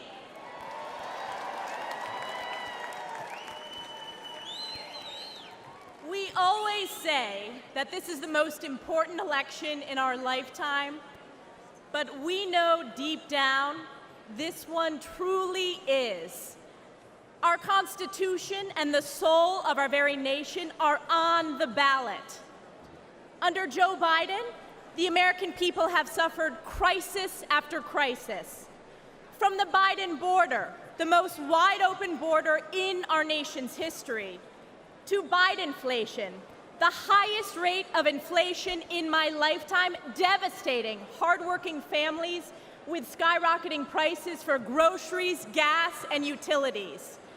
To Biden's violent crime crisis, fueled by Democrats' pro-criminal sanctuary cities and defund the police policies like we have seen in my home state of New York. All while corrupt Democrat prosecutors and judges wage illegal and unconstitutional lawfare against President Trump in an effort to do Joe Biden's political bidding. And around the world, the feckless and failed Joe Biden has caused chaos, weakening our national security. From the catastrophic withdrawal from Afghanistan, to Putin's invasion of Ukraine, to Hamas's terrorist attack against our most precious ally, Israel. And let me ask you a question. What has been the response from the radical left on our college campuses? Vile anti-Semitism, chanting death to Israel, death to Jews, death to America. This is Joe Biden's Democrat Party. Who saw that congressional hearing with the college presidents of so-called elite universities? Oh wait, they are former presidents.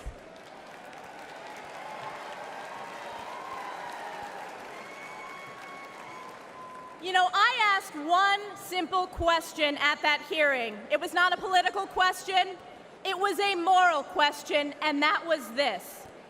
Does calling for the genocide of Jews violate your university's code of conduct? And one after the other said it depends on the context. Let me tell you, America knows it does not depend on the context.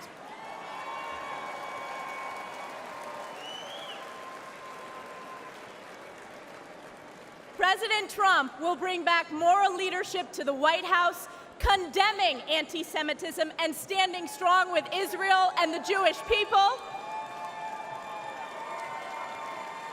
President Trump will once again deliver the most secure border in our nation's history and unleash the American economy. And he will bring peace through strength as Commander-in-Chief, standing with our allies and causing our enemies to fear us. President Trump has done it before, and he will do it again. This November, we are counting on you, we the people, to save America by electing President Donald J. Trump. It is clear for the whole world to see nothing, absolutely nothing will stop President Trump from standing and fighting for our great country. And I have been proud to always stand in the breach during the toughest moments for President Trump, from leading the charge against illegal impeachments, to standing for election integrity, to unifying House Republicans, to proudly being the first member of Congress to endorse him for re-election. And as we embark on the difficult path ahead to save America, call upon Galatians 6:9. And let us not grow weary of doing good, for in due season we will reap if we do not give up. We the people will never give up on President Trump, and we will never give up on the United States of America. God bless you, God bless President Donald J. Trump, and God bless the United States of America. Ladies and gentlemen, please welcome the Majority Whip of the United States House of Representatives, Congressman Tom Emmer of Minnesota.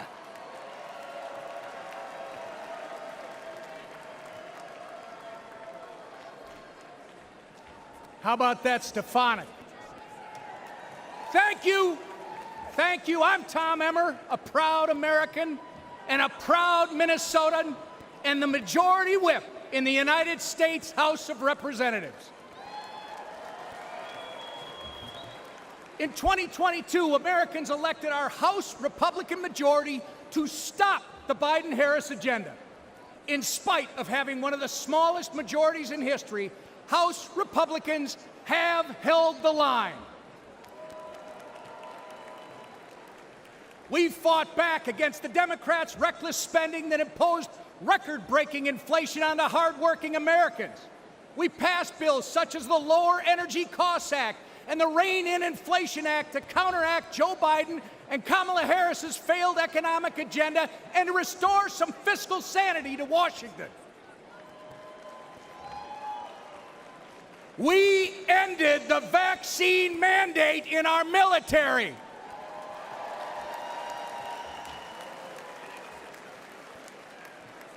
We passed over a dozen bills gutting specific Biden-Harris regulations. We passed the Parents' Bill of Rights. We investigated the Chinese Communist Party. We stopped the D.C. crime bill that would have made our nation's capital simply too dangerous to visit. And we passed the strongest border security bill in decades.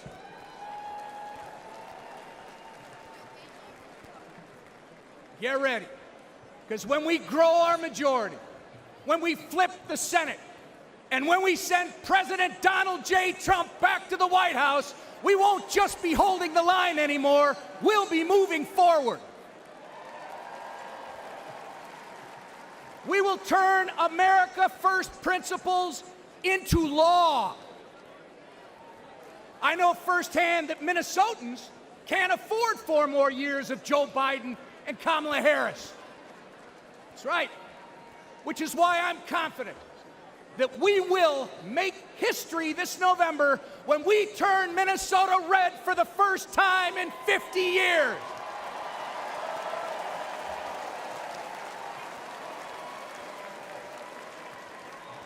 The Democrats' disastrous record on crime, trade, and regulation has ruined the lives of countless Minnesotans. When Minneapolis was in flames and businesses were in ruins, Kamala Harris encouraged and enabled the criminals and the rioters. Oh, it gets worse. She even promoted a fund to release the criminals from jail. It doesn't get reported much in our media, but one criminal Kamala Harris freed in Minneapolis went on to murder a man in St. Paul, Minnesota. Donald Trump stands with the people and the police, our men and women in blue, not with the criminals and the rioters.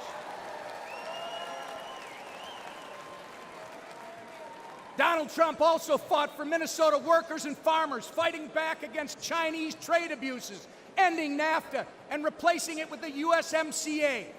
Joe Biden voted for NAFTA and China's entry into the WTO, devastating Minnesota's economy.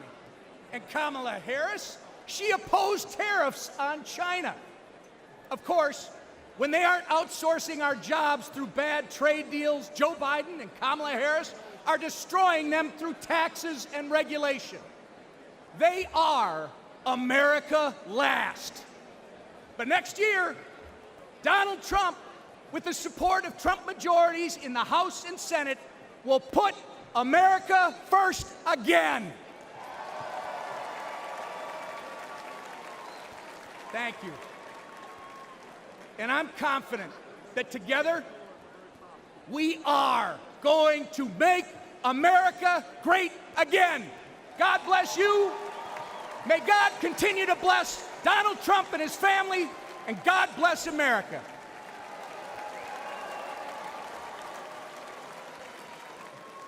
Ladies and gentlemen, please welcome the Majority Leader of the United States House of Representatives, Congressman Steve Scalise of Louisiana.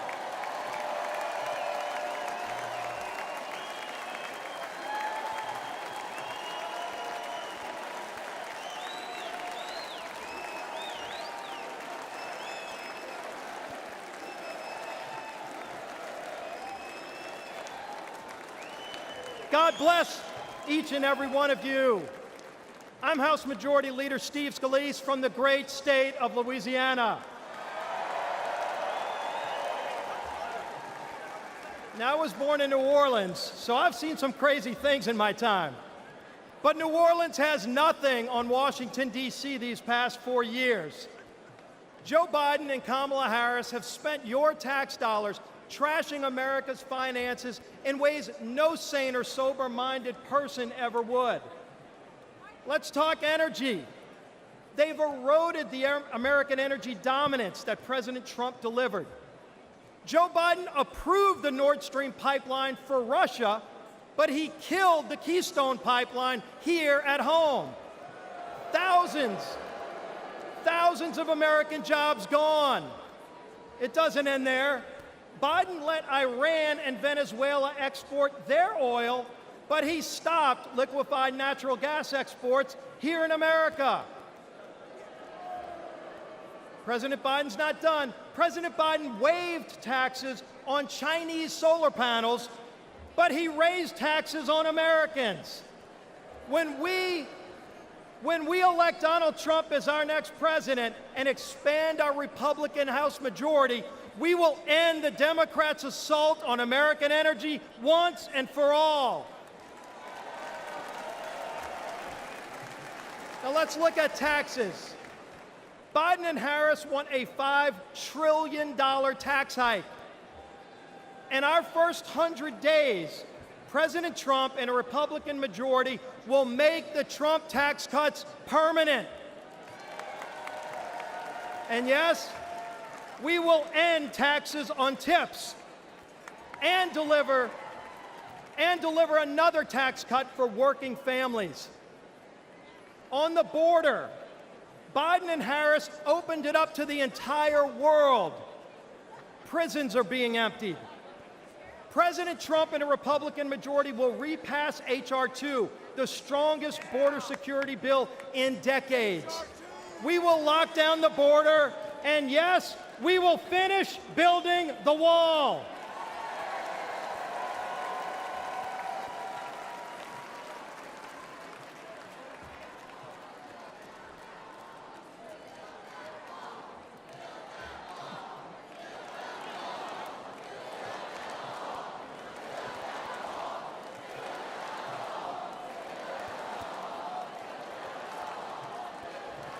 On voting, our most sacred right as citizens, voting.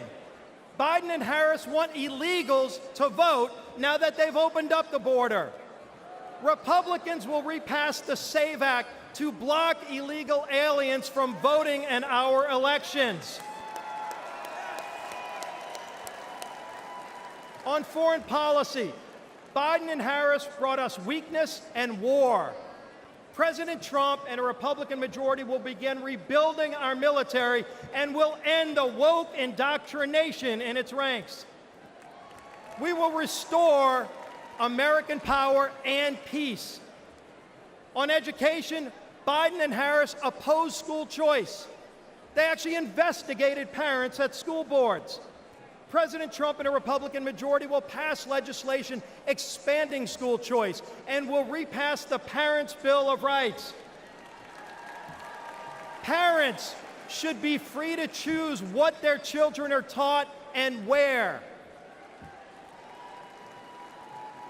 Now, lastly, I need to say something about Saturday's attempt on President Trump's life. Many of you know I was the survivor of a politically motivated shooting in 2017. Not many know that while I was fighting for my life, Donald Trump was one of the first to come console my family at the hospital.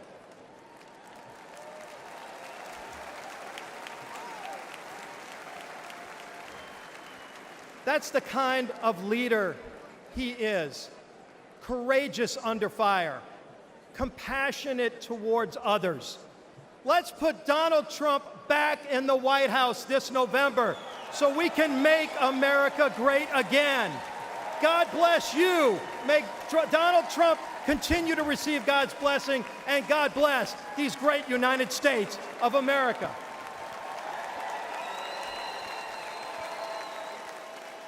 Ladies and gentlemen, please welcome the Speaker of the United States House of Representatives, Mike Johnson of Louisiana.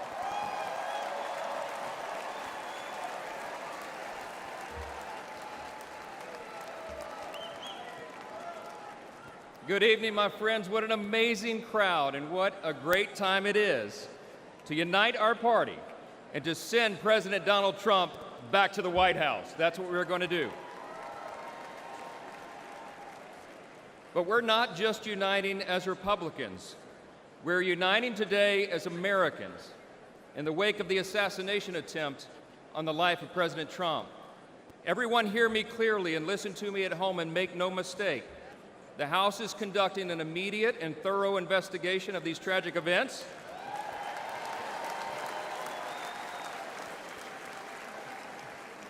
And that work has already begun.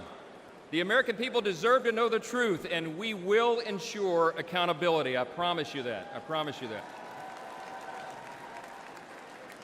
This has always been an important principle to us. We in the Republican Party are the law and order team. We always have been, and we always will be, the advocates for the rule of law. And we all know that that principle, as well as many others, is in serious jeopardy today. See, we've come to a moment in America where the basic things that we once took for granted are being openly challenged like never before. My friends, we are no longer just in a battle between two opposing political parties. We are, but it's not just ours versus these anymore. We're now in the midst of a struggle between two completely different visions of who we are as Americans and what our country will be. The Republican Party stands for the foundational truths that made America the greatest nation in the history of the world. We are the most free, the most powerful, the most benevolent nation that has ever been. It's not even close. It's not even close. But we have no guarantee that this grand experiment in self-governance can endure unless we respond to the call to keep it. 248 years ago, we boldly proclaimed in our Declaration that all men are created equal, not born equal, created equal, and that we're endowed by our Creator with certain inalienable rights.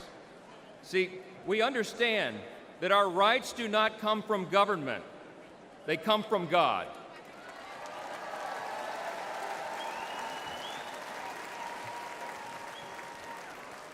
There's another thing that we recognize. We recognize that we are made in His image. And because of that, every single person has inestimable dignity and value. And your value is not related in any way to the color of your skin, what zip code you live in, where you come from, what your talents are, or what you can contribute to society. Your value is inherent because it is given to you by your Creator. That's what we stand for.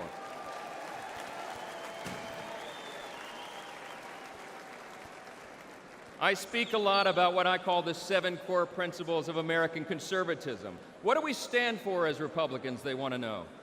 I think it boils down to a few things: individual freedom, limited government, the rule of law, peace through strength, fiscal responsibility, free markets, and human dignity. Indeed, those are the 7 core principles of American conservatism, but they're actually the core principles of our republic itself. And while they resonate in our hearts and in the hearts of most Americans, listen to me, the radical woke progressive left has disdain for those principles, all right? They have a very different vision for what America should become. They want to tear down those foundations and remold us into some sort of borderless, lawless, Marxist, socialist utopia. We're here to say, not on our watch. We will not allow that to happen.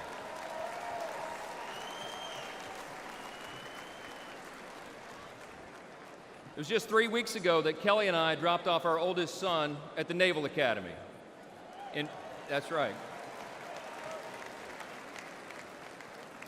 In 4 years, he'll graduate, and he'll join the 1.3 million active duty service members who bravely defend our country. We're so proud of Jack and all our children, but like most parents today, we're concerned about their future. America can't risk 4 more years of Joe Biden's weakness that has invited so much aggression by our enemies. We can't survive the dramatic increases in violence, crime, and drugs that the Democrats' policies have brought upon our communities.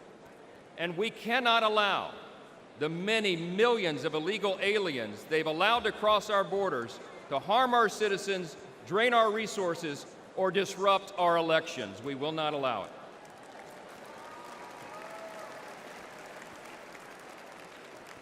My friends, we're watching the principles of faith, family, and freedom that once defined our nation now being trampled underfoot by the radical left. As President Trump raised his fist and gave a rally cry on Saturday, now is our time to fight, and we will.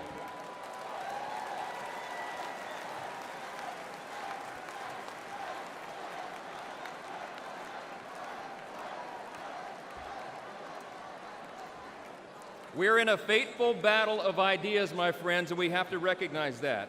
But in this battle, and in November, the American people will reject the party of self-destruction, and they will elect the party of peace and prosperity and opportunity. The GOP will grow our House majority, we will take back the Senate, and we will return Donald J. Trump to the White House.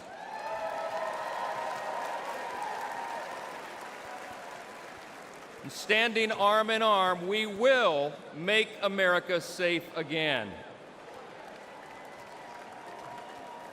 Listen, we reach out tonight to everyone watching at home. We invite all Americans who believe in the promise of our great nation to join us in this fateful battle. We can and we will reverse this current decline. We can restore our founding principles, and we can preserve this exceptional nation that God has entrusted to us, and what Abraham Lincoln referred to as the last best hope of man on the earth. Thank you so much. God bless you, God bless our troops, and God bless America.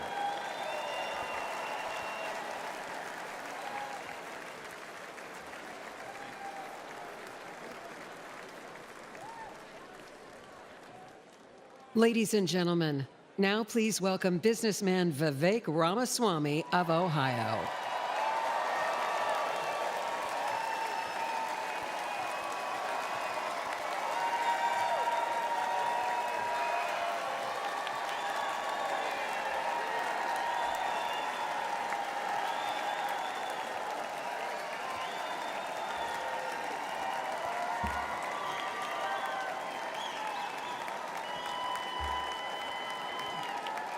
Love it. Thank you, guys. Thank you for the warm welcome.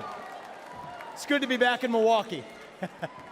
This time last year, I was a candidate for U.S. president, and I'm proud to say that I achieved the impossible, which is that most of you actually know how to say my name by now. So thank you for that. It's good to be back. We're in the middle of a national identity crisis right now. Faith, patriotism, hard work, and family have disappeared, only to be replaced by race, gender, sexuality, and climate. But we're not going to win this election just by criticizing the other side. We're going to win this by standing for our own vision of who we really are. What does it mean to be a Republican in the year 2024? What does it mean to be an American in the year 2024? It means we believe in the ideals of 1776. It means we believe in merit, that you get ahead in this country, not on the color of your skin, but on the content of your character and your contributions. It means we believe in the rule of law, and I say this as the kid of legal immigrants to this country. That means your first act of entering this country cannot break the law. That is why we will seal the southern border on day one. Thank you. It means the people who we elect to run the government ought to be the ones who actually run the government, not unelected bureaucrats in the deep state. These are not black ideas or white ideas.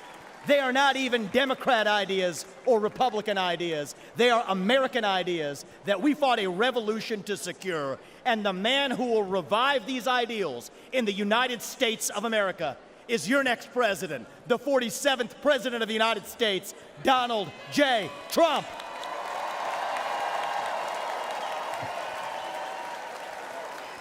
If you want to seal the border, vote Trump. If you want to restore law and order in this country, vote Trump. If you want to reignite the economy in this country, vote Trump. If you want to revive national pride in this country, vote Trump. If you want to make America great again, vote Trump. But there is one more reason I'm going to ask you to vote Trump, and it's the most important one. It's the one the media won't talk about, but it's the truth. Donald Trump is the president who will actually unite this country, not through empty words, but through action. Because you know what? Success is unifying. Excellence is unifying. That's who we are as Americans. That's who we've always been.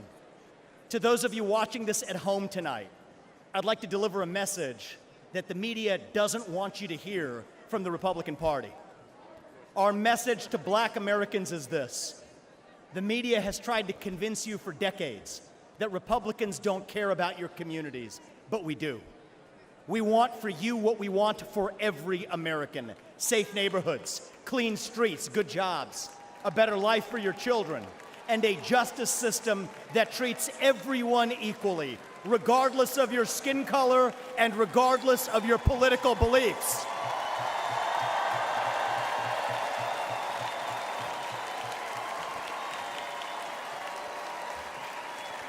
Our message to every legal immigrant in this country is this: you're like my parents. You deserve the opportunity to secure a better life for your children in America. But our message to illegal immigrants is also this: we will return you to your country of origin, not because you're all bad people, but because you broke the law. And the United States of America was founded on the rule of law.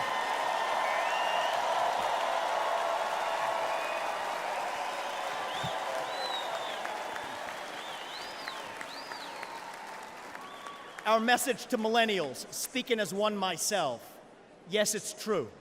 Our government sold us a false bill of goods with the Iraq War and the 2008 financial crisis, loading up our national debt that falls on our generation's shoulders, telling us that if we took out college loans, we'd somehow get a head start on the American dream, when it hasn't worked out that way.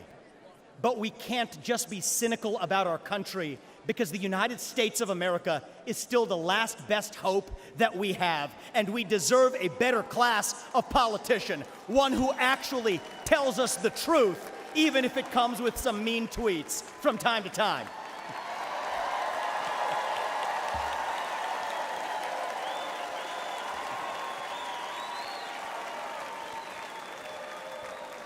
And our message to Gen Z is this: you're going to be the generation that actually saves this country. You want to be a rebel? You want to be a hippie? You want to stick it to the man? Show up on your college campus and try calling yourself a conservative. Say you want to get married, have kids, teach them to believe in God and pledge allegiance to their country. Because you know what?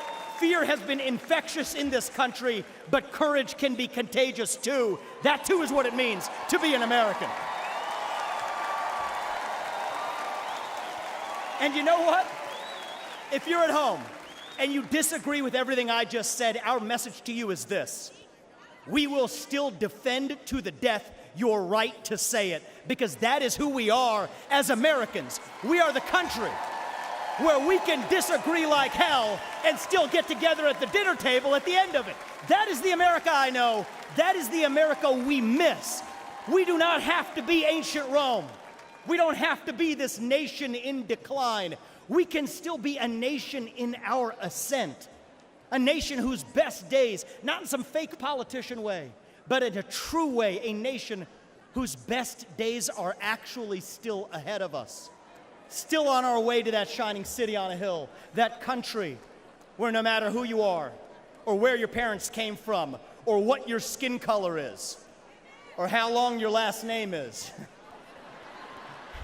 that you will still get ahead in this country with your own hard work, your own commitment, your own dedication, and that you know what? You are free to speak your mind at every step of the way. That is the American dream.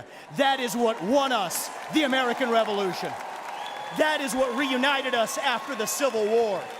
That is what won us 2 world wars and the Cold War. That is what still gives hope to the free world. And if we can revive that dream over group identity and victimhood and grievance, then nobody in the world, not a nation, not a corporation, not a virus, not China, is going to defeat us. That is what American exceptionalism is all about, and that is what we will revive this November when we send Donald J. Trump back to the White House. Thank you all. God bless you and your families, and may God bless our United States of America. Thank you. Thank you. Thank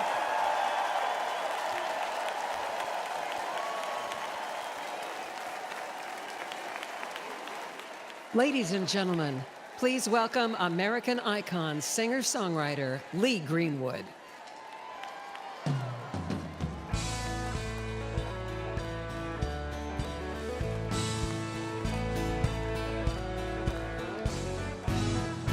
They say love is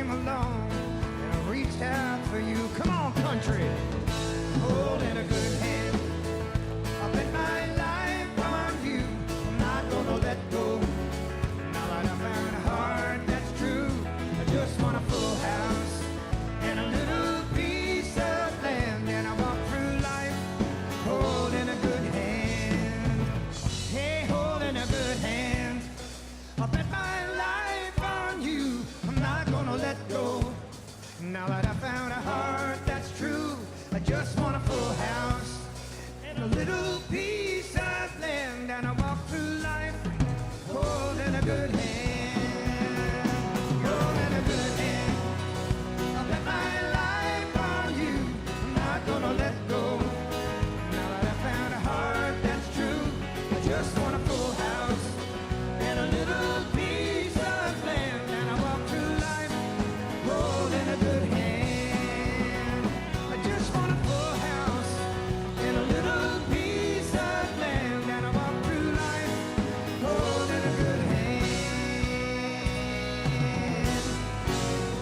Let's re-elect Donald Trump, the next president of the United States. God bless the USA.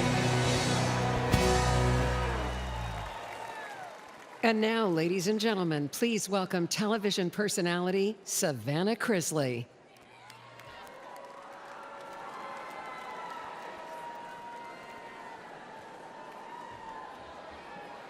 Good evening.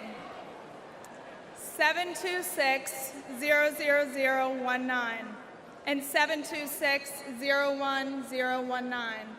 These may be just numbers to you, but to me, they're my whole heart. These numbers are my parents' identification numbers in our federal prison system. My name is Savannah Chrisley, and you may have seen my family on TV, but for the past decade, we've been consumed with a different kind of drama. My family was persecuted by rogue prosecutors in Fulton County due to our public profile. I know, Fulton County, they know how to do it, don't they? Due to our public profile and conservative beliefs. They accused my parents of fraud, when really, we were defrauded by a dishonest business partner who, let's not forget, the government gave full immunity to. We suffered warrantless raids and harassment. One of the officials even had my father's face on a dartboard in his office. My parents were sentenced to a combined 19 years. I know. And let me tell you, I got custody of my brother and sister, 10 and 16 at the time. And you don't know heartache until you look two children in the eyes and say, I don't know when mom and dad are coming home.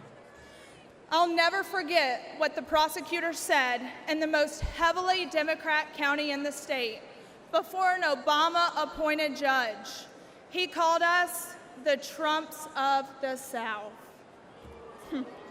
Yeah, hey, it's fun. He meant it as an insult, but let me tell you, boy, do I wear it as a badge of honor. We live in a nation founded on freedom, liberty, and justice for all. Justice, it's supposed to be blind, but today we have a two-faced justice system. Just look at what they're doing to President Trump. All while, let's face it, Hunter Biden is roaming around free and attending classified meetings.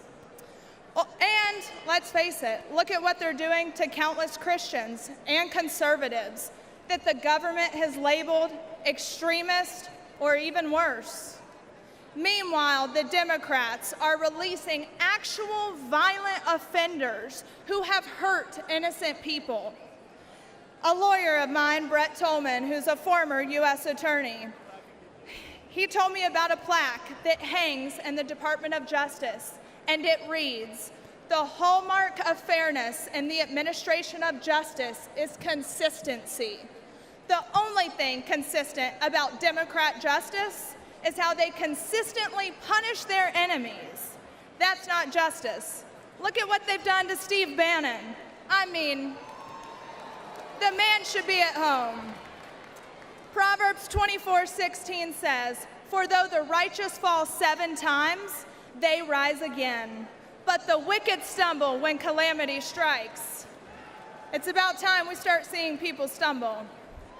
We need to rise above the persecution. We need to hold rogue prosecutors accountable. There should be no immunity. We need to expose the Democrats' corruption, and better yet, the Biden family's corruption.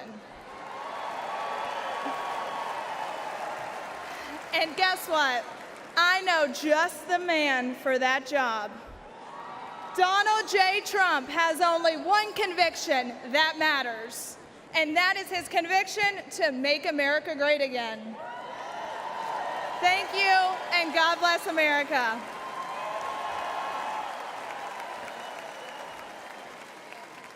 Ladies and gentlemen, the mayor of Dallas, Texas, Eric Johnson.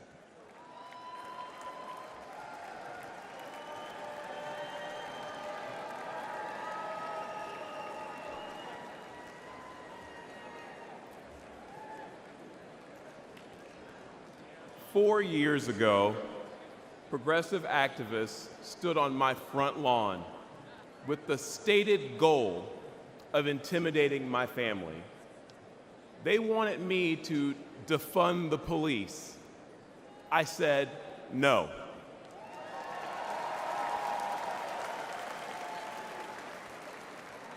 Folks, I grew up in high-crime neighborhoods. What we wanted was more and better policing, not less. As mayor, I knew we needed to increase support for our police department and prioritize violent crime reduction. I'd been a Democrat my entire life, albeit a conservative one. But when those activists tried to scare my kids, my fellow Democrats were silent. It was Republicans who offered their support both privately and publicly.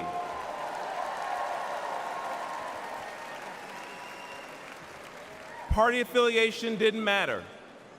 They cared about doing what was right.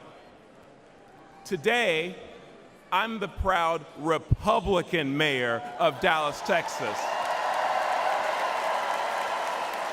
The largest city in the United States led by a Republican.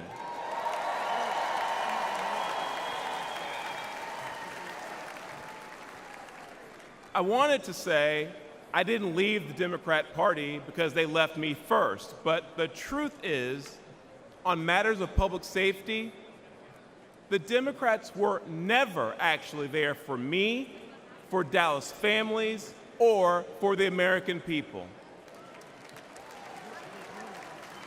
With their words and their actions, and sometimes with their silence and their inaction, Democrats in power demonstrate they don't care about stopping the killers or the thieves who terrorize Black and brown communities.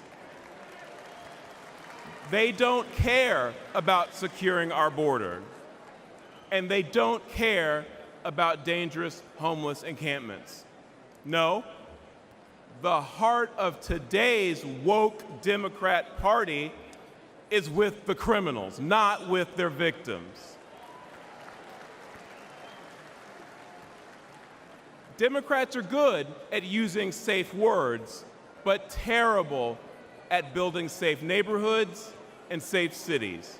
But there is a better way. Dallas bucked national trends and achieved a remarkable 3 straight years of violent crime reduction. Today, Dallas is viewed as America's safest large city, and Republicans lead 11 of the top 15 safest cities.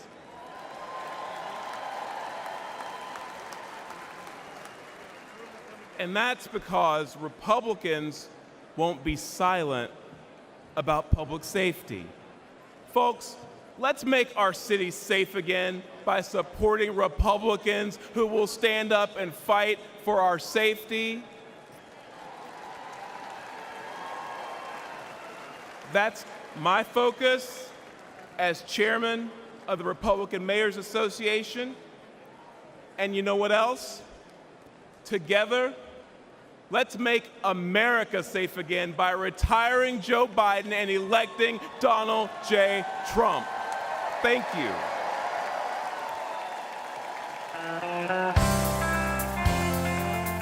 Ladies and gentlemen, please welcome Vice Presidential nominee, Senator J.D. Vance.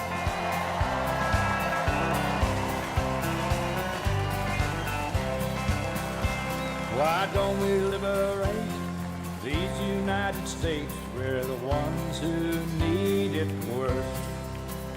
Let the rest of the world help us for change, and let's rebuild America first. Our highways and bridges are falling apart. Who's blessed and who has been cursed? There's things to be done all over the world, but let's rebuild America first.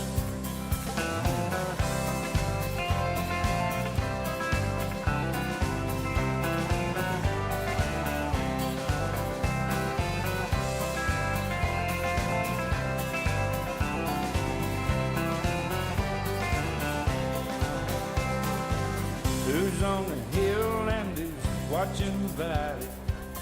Who's in charge of it all? God bless the army and God bless our liberty. That got the rest of it all. In a minute position of backing away. Freedom is stuck in reverse.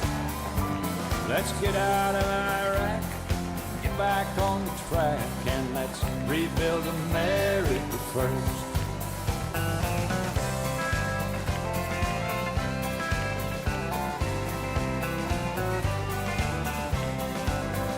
Once more.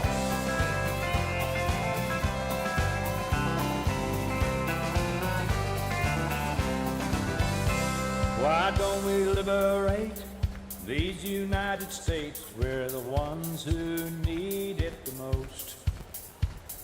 You think I'm blowing smoke? Boys, it ain't no joke. I make 20 trips a year from coast to coast.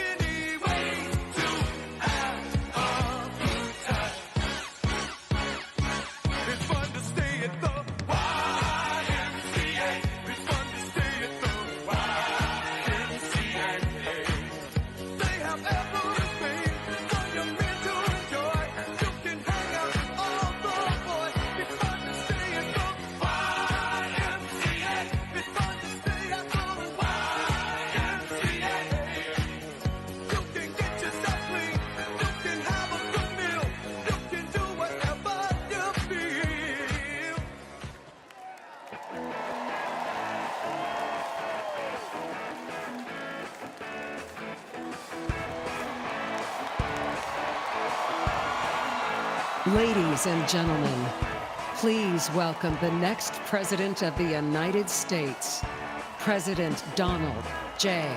Trump.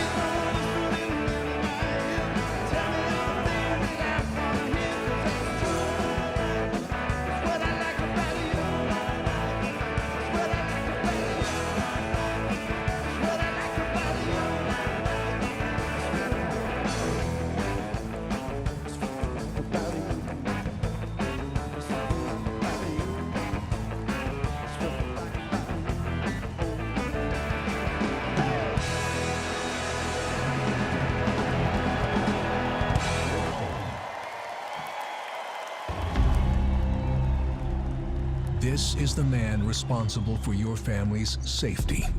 And he's failed you terribly. Biden made one of the worst mistakes of any president in history when he told illegals to come here and surge our border. I would in fact make sure that we immediately surge to the border. And surge they did. 10 million, more than the population of 40 U.S. states. And Biden's open border became an open invitation for violent Venezuelan gang members, sex traffickers, and now confirmed, ISIS terrorists entered through Biden's wide-open southern border, putting America on high alert for an attack, and your family at great risk. We immediately surge to the border. But it gets even worse. Biden's incompetence has led to a horrific 300,000 Americans now dead. Not from a nuclear bomb, but from lethal fentanyl brought in through Biden's wide-open border.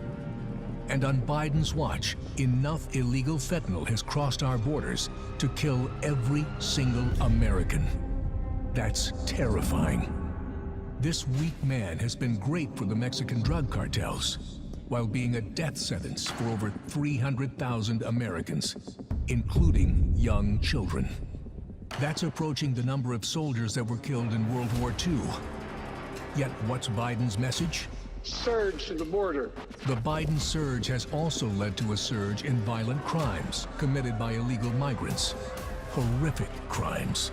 Murders. Gang attacks against our police. Child sex crimes. And the brutal killing of a nursing student on her college campus. Countless families will never forget the pain and tragedy. And America should never forget who was responsible. Joe Biden. Surge to the border. And America's border czar. President Trump had our borders secure, our families safe, and he'll do it again. Ladies and gentlemen, please welcome United States Senator Ted Cruz of Texas.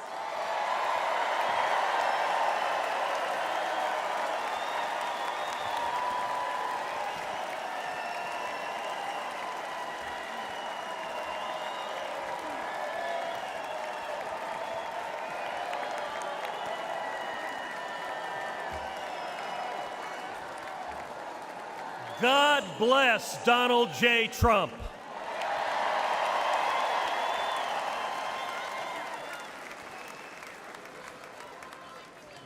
And let me start by giving thanks to God Almighty for protecting President Trump.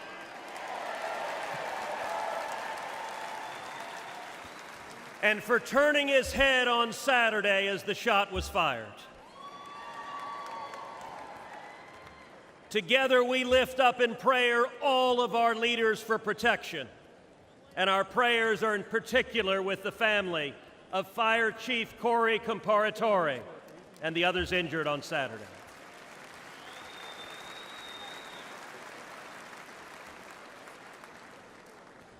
Never before has an election mattered so much. We are facing an invasion on our southern border. Not figuratively, a literal invasion. 11.5 million people have crossed our border illegally under Joe Biden. Look around you. This arena holds about 18,000 souls. Now imagine 639 arenas just like this, filled to the brim. That is 11.5 million people, larger than all but 8 states in the nation. But the numbers don't show us the true price that our country is paying. Every day, Americans are dying. Murdered, assaulted, raped by illegal immigrants that the Democrats have released. Teenage girls and boys wearing colored wristbands are being sold into a life of sex slavery. This is evil and it's wrong. And it is happening every damn day. Think of Kate Steinle. She was 32, walking with her father on a San Francisco pier when a bullet tore through her heart. The man who fired that gun, he'd been deported 5 times. Every damn day. Think of Laken Riley. Just 22 years old, a nursing student with dreams of healing others. She went for a jog and never came home. Her life taken by someone who should have never been here. Every damn day. Or Rachel Marin, a beautiful mother of 5, raped and murdered in suburban Maryland by an illegal immigrant the Democrats released. Every damn day. Or Jocelyn Nungary, only 12 years old. It was just 1 month ago today that she was brutally raped and murdered in Houston by 2 men who were supposed to be detained and monitored, but instead released and allowed to roam free. Every damn day. These aren't just stories or statistics. They're our daughters, our sisters, our friends. The families don't care about the empty numbers. They care about the empty chairs at the dinner table about the voices they'll never hear again, about the laughter lost, and about the dreams that will never be fulfilled. I've sat with these families in living rooms where the silence is so loud that it hurts, where photo albums are opened with trembling hands. How did we get here? It happened because Democrats cynically decided they wanted votes from illegals more than they wanted to protect our children.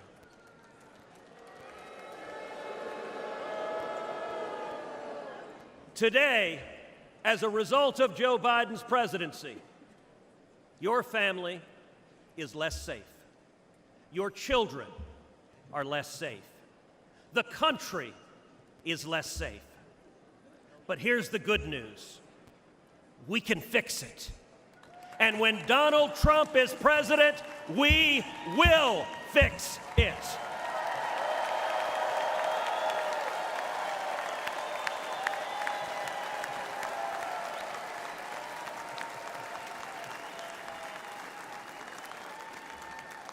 We know this because he's done it before.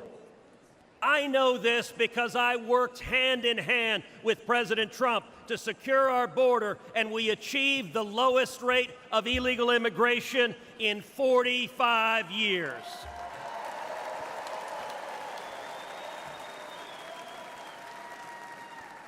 It's real simple. He's done it before, and he'll do it again. So tonight, I speak for Kate and Laken and Rachel. Tonight, I speak for Jocelyn. And let us go forward together and keep our sacred oath to defend the Constitution and to protect the American people. Let us secure our borders, enforce our laws, protect our children, and restore the future.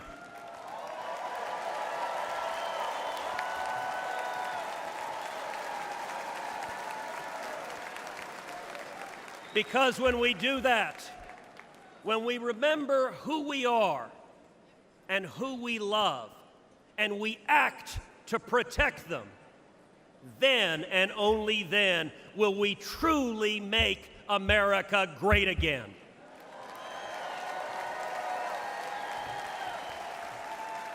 Thank you. God bless Texas, and God bless the United States of America.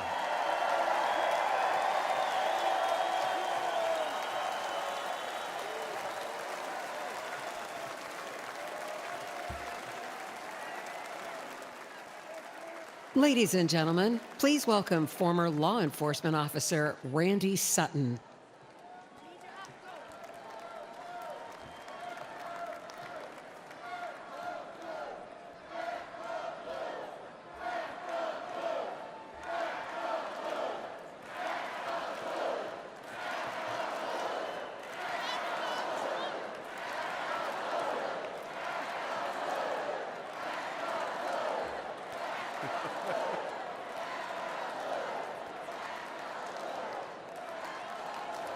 Thank you. Thank you for that. Thank you for that. Hello, America. My name is Randy Sutton, a police lieutenant. I was a police officer for 34 years.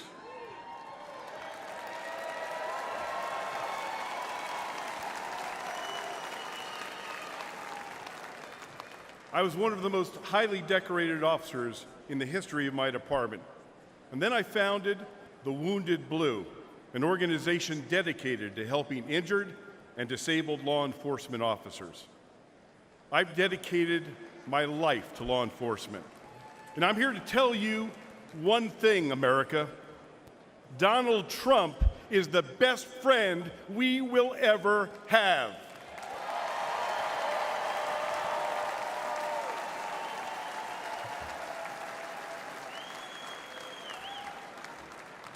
Ladies and gentlemen, we're experiencing a plague of crime across America. The endless tsunami of illegal aliens, no consequences for violent crime, the abuse of our criminal justice system. It's all made America more dangerous than ever before. Police are the thin blue line between criminal predators and their victims. Donald Trump and Republicans stand that line with our police. Joe Biden and Kamala Harris, well, they stand with the criminals. The last few years have been devastating for our police. The war on cops is very real, and it's getting Americans killed. Last year alone, more than 70,000 law enforcement officers were physically assaulted. They were shot, they were stabbed, they were beaten, they were hit with bricks, and in the last 5 years, 1,834 made the ultimate sacrifice and gave their lives in the line of duty. But all of this will end on the day we elect Donald J. Trump president.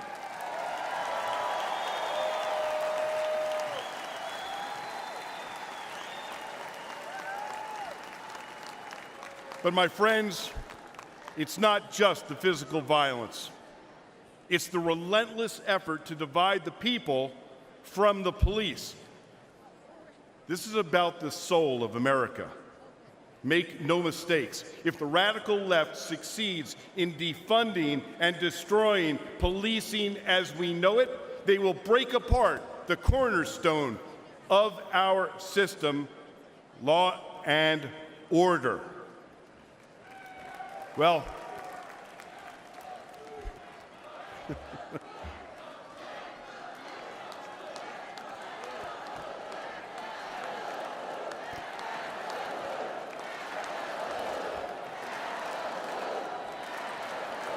amazing. Thank you. But I'm going to tell you, there's one man that these pro-criminal, anti-police extremists fear most. And that is the once and future president of the United States, Donald J. Trump.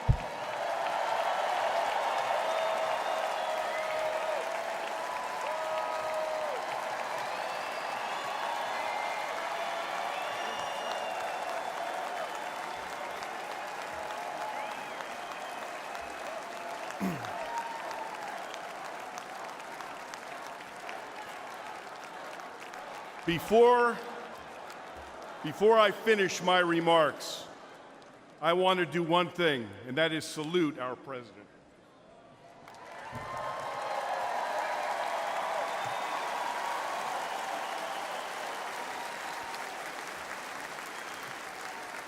America, I make this promise. Our police will never waver from their mission to serve and protect, even at the risk of their own lives. But they need a true leader who will have their backs. Donald J. Trump is that leader.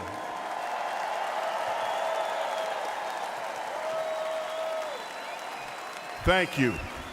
May God bless you. May God bless those that walk the line. And may God bless America.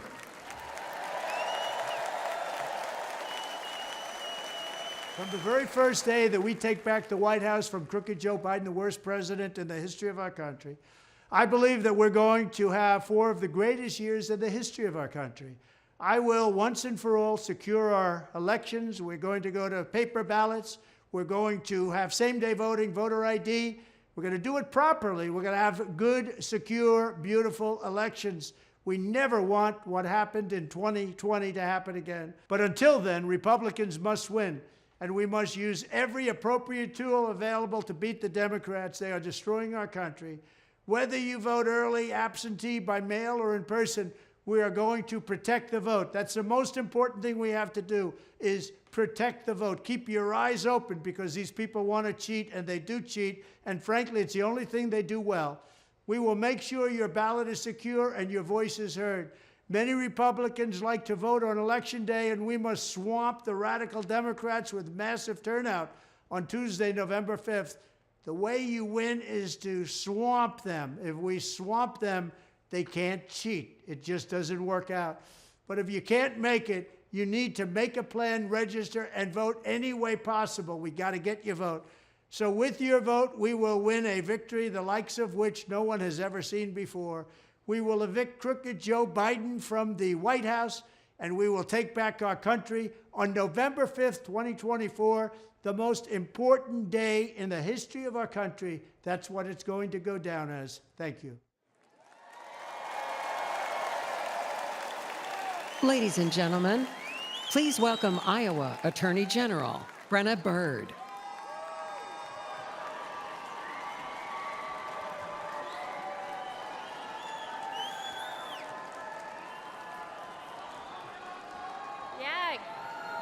Good evening, Milwaukee. My name is Brena Bird, and I am the Attorney General of the great state of Iowa.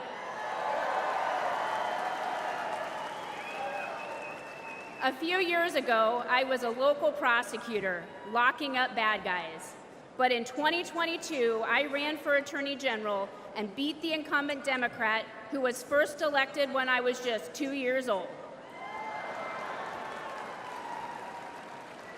We won because Iowans were ready for an Attorney General who would protect them, not the criminals.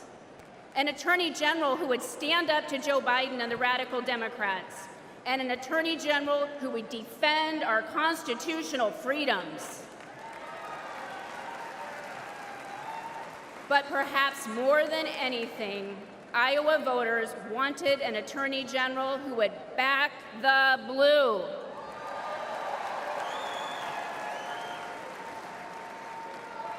Unfortunately, Democrats like Joe Biden and Kamala Harris have made life miserable for law enforcement. They treat police like criminals, and criminals like victims. And tragically, many crime victims feel abandoned by a justice system that doesn't seem to put their interests first. They deserve better than what these defund the police Democrats deliver. Yet the radical left believes in handouts, not handcuffs.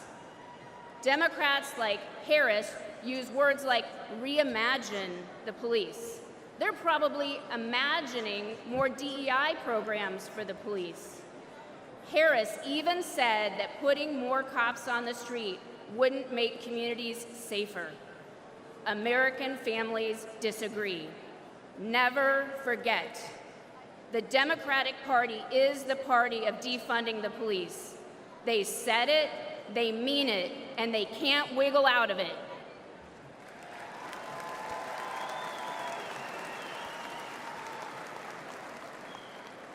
Republicans get justice for victims, and we put criminals where they belong, in jail.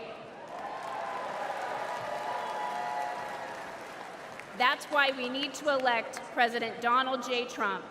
President Trump knows that keeping Americans safe isn't a 10 a.m. to 4 p.m. job. And rank and file cops know that President Trump, he has their back. It touched our hearts when earlier this year, President Trump attended the wake of a fallen New York City police officer. We all owe heroes like Officer Jonathan Diller a debt we can never repay. President Trump knows this, and he shows his gratitude. Joe Biden was also in New York City that day, but instead of honoring our heroes, he attended a glitzy fundraiser with Barack Obama and Bill Clinton. None of them went to pay their respects.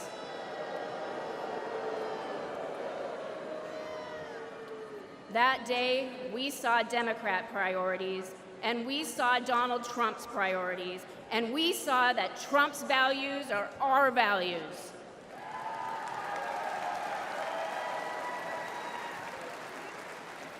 I urge everyone listening to stand with law enforcement and vote to make America safe again. I urge you to vote for Donald Trump on November 5th. Thank you, Milwaukee, and God bless you.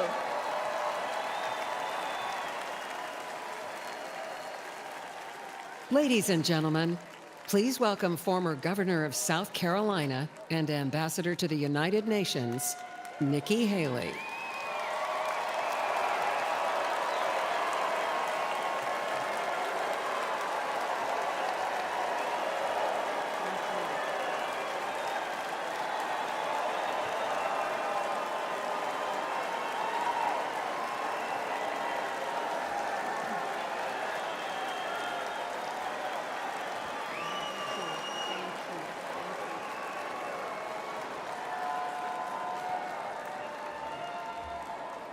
My fellow Republicans, President Trump asked me to speak to this convention in the name of unity.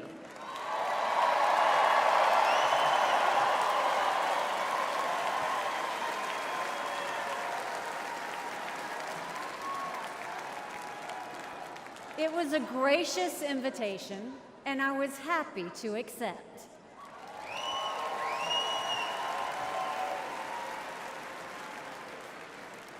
I'll start by making one thing perfectly clear. Donald Trump has my strong endorsement, period.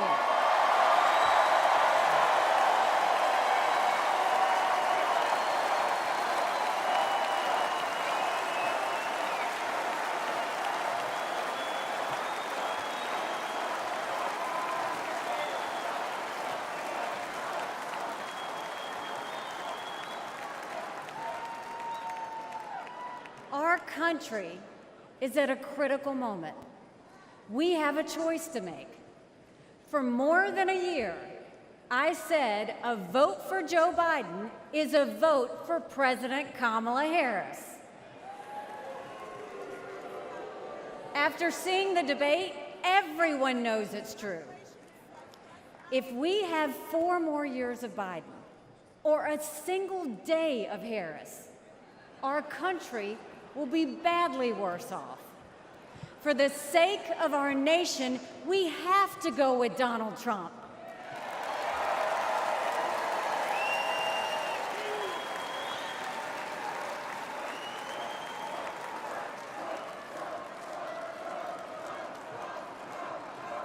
But there's more to it than that.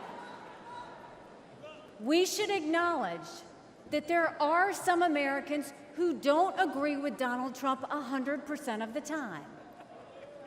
I happen to know some of them. And I want to speak to them tonight.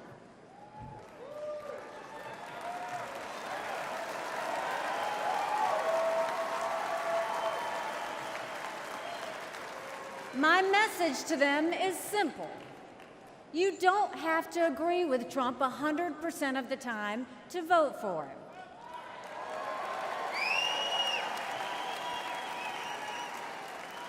Take it from me, I haven't always agreed with President Trump. But we agree more often than we disagree.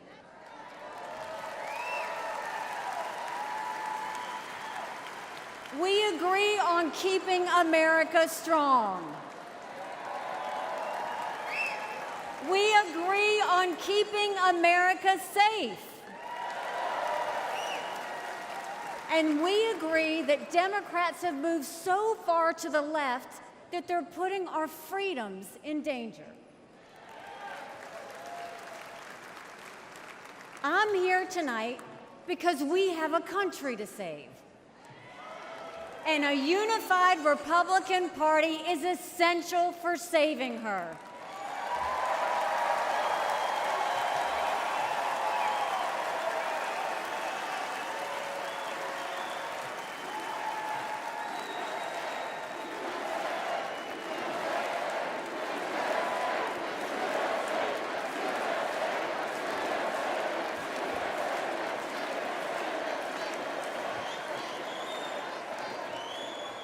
For those who have some doubts about President Trump, I want to tell you a few things about the commander-in-chief I know and worked with.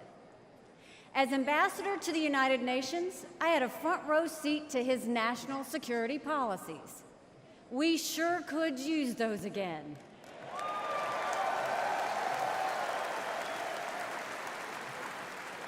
Think about it. When Barack Obama was president, Vladimir Putin invaded Crimea. With Joe Biden as president, Putin invaded all of Ukraine. But when Donald Trump was president, Putin did nothing. No invasions.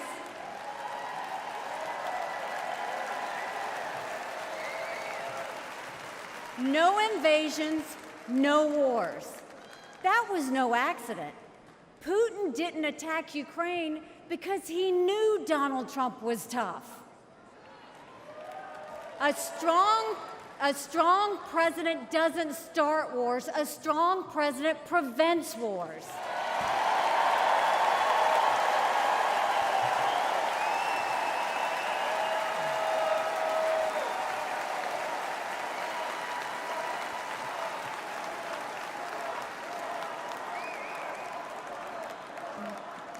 Then look at the Middle East. Every problem in that part of the world can be laid at the feet of Iran. The dictators who chant death to America are the bankrollers and weapons suppliers for Hamas and Hezbollah. They're behind the barbaric massacres and the hostage-taking. Once again, compare Trump and Biden. Trump got us out of the insane Iran nuclear deal.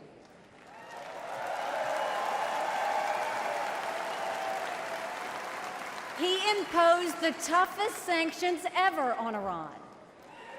And he eliminated the arch-terrorist Qasem Soleimani.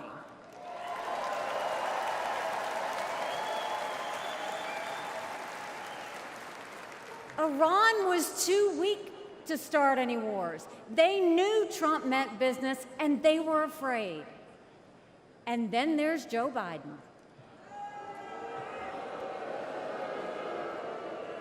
He lifted the sanctions. He begged them to get back into the nuclear deal. He surrendered in Afghanistan. He sent every possible sign of weakness. Even now, while Hamas is still holding Americans hostage, Biden is pressuring Israel instead of the terrorists.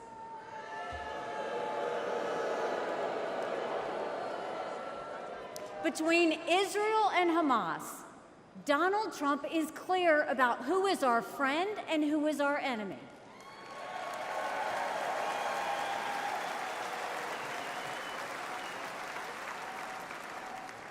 Then look at the border. It's the single biggest it's the single biggest threat Americans face. Under Joe Biden, migrants are coming into our country by the thousands every day. We have no idea who they are, where they end up, or what they plan to do. And let me remind you, Kamala had one job, and that was to fix the border. Now imagine her in charge of the entire country.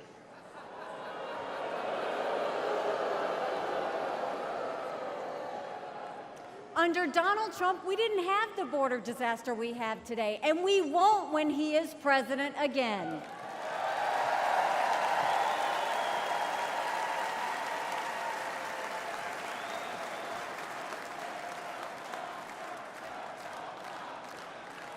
I was proud to serve America in President Trump's cabinet, and I'll tell you something you won't hear from the critics. He appreciated advice and input. Americans were well served by his presidency, even if they didn't agree with him on all things. Now, to my fellow Republicans, we must not only be a unified party, we must also expand our party.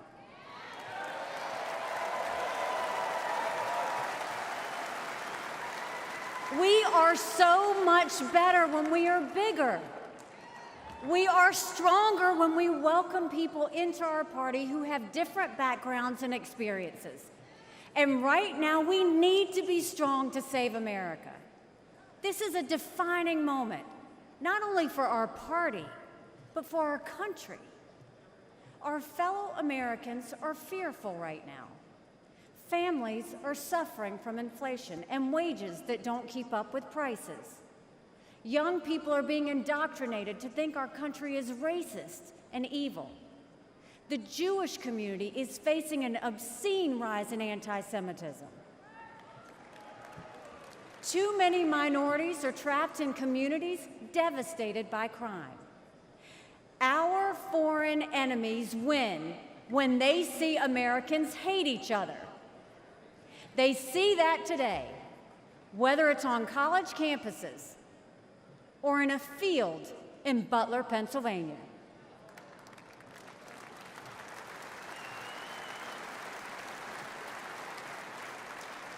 But we can conquer those fears with strength and unity. No president can fix all of our problems alone. We have to do this together. America has an amazing ability to self-correct.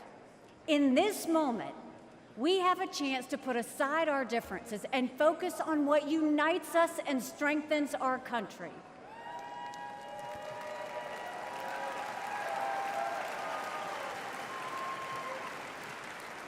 Let us join together as a party.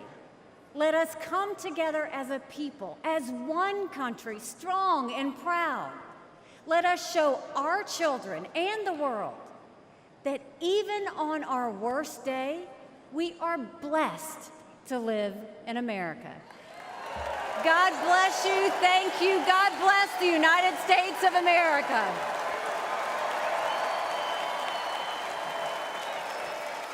And now, ladies and gentlemen, please welcome the Governor of Florida, Ron DeSantis.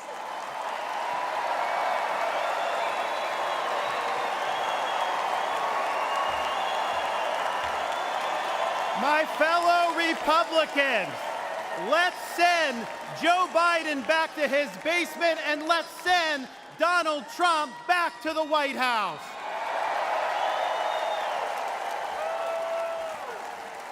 Life was more affordable when Donald Trump was president. Our border was safer under the Trump administration, and our country was respected when Donald Trump was our commander-in-chief.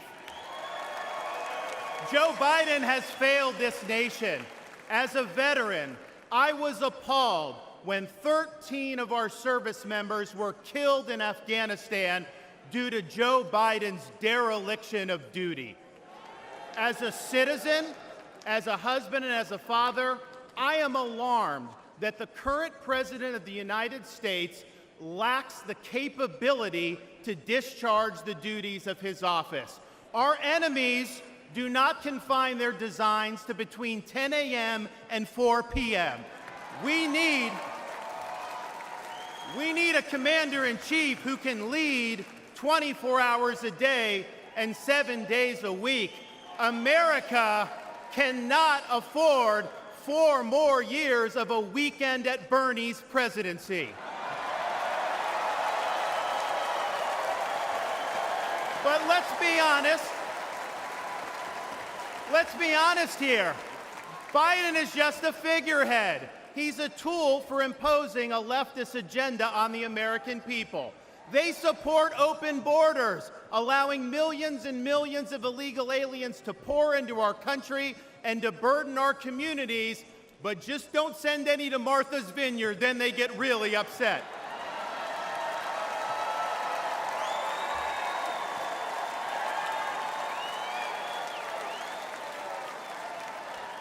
They have unleashed progressive prosecutors across our nation who care more about coddling criminals than about protecting their own communities. They use the unelected bureaucracy to impose their will on us without our consent, and they weaponize political power to target their political opponents like they've done to our own nominee. They want to ban gas automobiles, eliminate Second Amendment rights, and impose gender ideology on everyone from our infantrymen to kindergartners. They stand for DEI, which really means division, exclusion, and indoctrination, and it is wrong.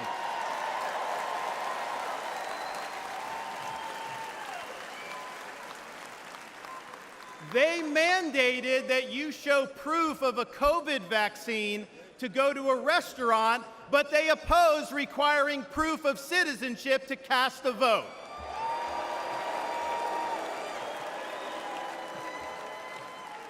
They can't even define what a woman is. Now, Donald Trump stands in their way, and he stands up for America. Donald Trump has been demonized, he's been sued, he's been prosecuted, and he nearly lost his life. We cannot let him down, and we cannot let America down.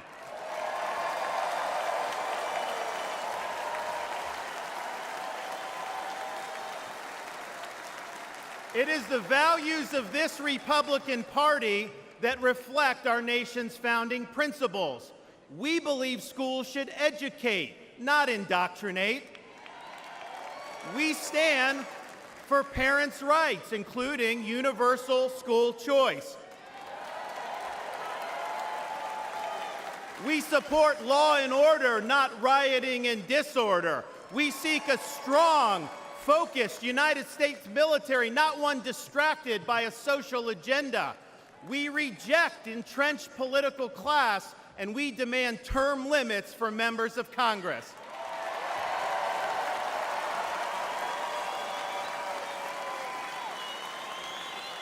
We stand for fiscal sanity, for low taxes, and for reduced debt. We seek to reclaim the constitutional government as envisioned by our founding fathers by bringing the administrative state to heel once and for all. We believe that you must be a citizen in order to vote, and that photo ID should be required before casting a ballot.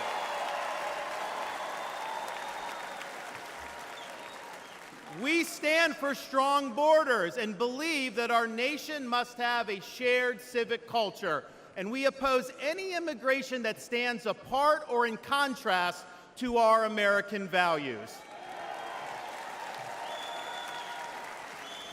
We believe in the principles articulated in the Declaration of Independence that our rights come not from the generosity of the state, but from the hand of the Almighty, including the right to life, liberty, and the pursuit of happiness.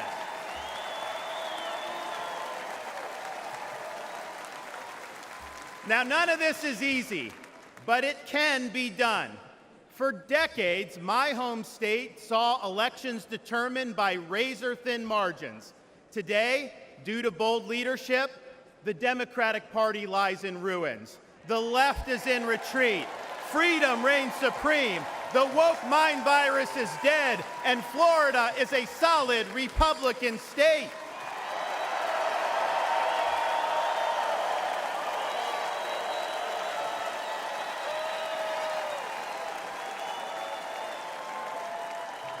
Now, electing Donald Trump gives us the chance to do this all across America. And we have a responsibility to step up and make it happen. We have a responsibility to preserve what George Washington called the sacred fire of liberty. This was a fire that burned in Independence Hall in 1776 when 56 men pledged their lives, their fortunes, and their sacred honor to establish this nation. It's a fire that burned at a cemetery in Gettysburg, Pennsylvania, when our nation's first Republican president pledged this nation to a new birth of freedom. It's a fire that burned at the foot of the Berlin Wall in 1987, when our nation's 40th president stood in front of that wall and said, "Mr. Gorbachev, tear down this wall."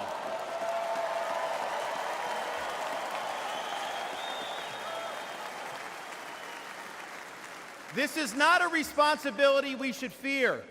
It's a responsibility we should welcome. After all, if not us, who? And if not now, when? Let's make the 45th President of the United States the 47th President of the United States.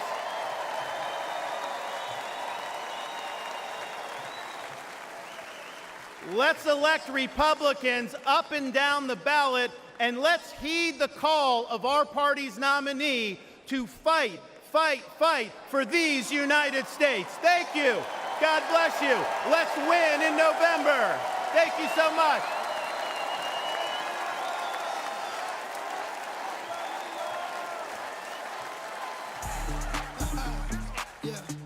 It's the mayor of Magaville, baby. Hey, you know who we voting for? We voting Donald Trump, baby. America needs saving. America needs saving. We voting Trump, baby. November 5th, we going crazy. November 5th, we going crazy. Red pill poppin', swerving in the Trump. Republican 4G, Antifa knows what's up. Red, white, and blue, MAGA nation, throw it up. Black, white, and brown, all about a Trump. Democrat party gon' take your freedom. Indicting our president cause they can't beat it. It's a two-tier justice system. Put America first, we the victims. FJB, FJB, FJB, FJB, FJB, FJB. Let's go, Brandon, sing it. We voting Donald Trump, baby. America needs saving. America needs saving. We voting Trump, baby. November 5th, we going crazy. November 5th, we going crazy. Now I pledge allegiance to vote for Trump. There's a red wave coming, you gon' surf for what? In God I trust to take the devil away. Lock Joe Biden up and throw the key away. Your propaganda ain't gonna work on me. Bidenomics is like you working for free. I demand reparations from every idiot that voted for Joe Biden, boy, period. Period, Sleepy Joe is a fraud. And the bloodbath in the Oval Office. The media is the enemy of the people. The Democrats and the fake news always cheat. FJB, FJB, FJB, FJB, FJB, FJB. Let's go, Brandon, sing it. We voting Donald Trump, baby. America needs saving. America needs saving. We voting Trump, baby.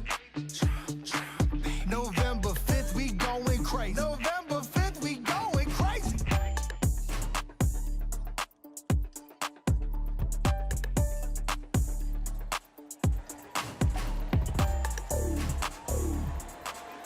Ladies and gentlemen, please welcome United States Senator Eric Schmitt of Missouri.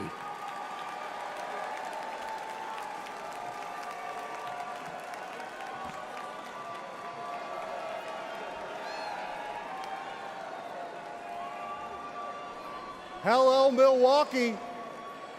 Hello, America. I'm Eric Schmitt from the great state of Missouri, the Show Me State.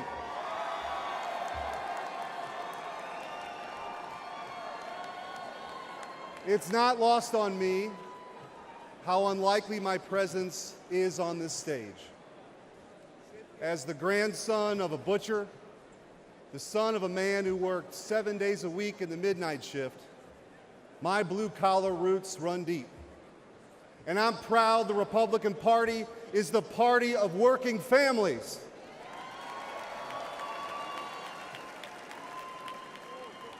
Missouri is home to cities named Liberty and Independence, and towns called Freedom and Defiance. So it should come as no surprise that we are sick and tired of Joe Biden and Kamala Harris. And I am here with a simple message. Enough is enough. We're ready to take our country back.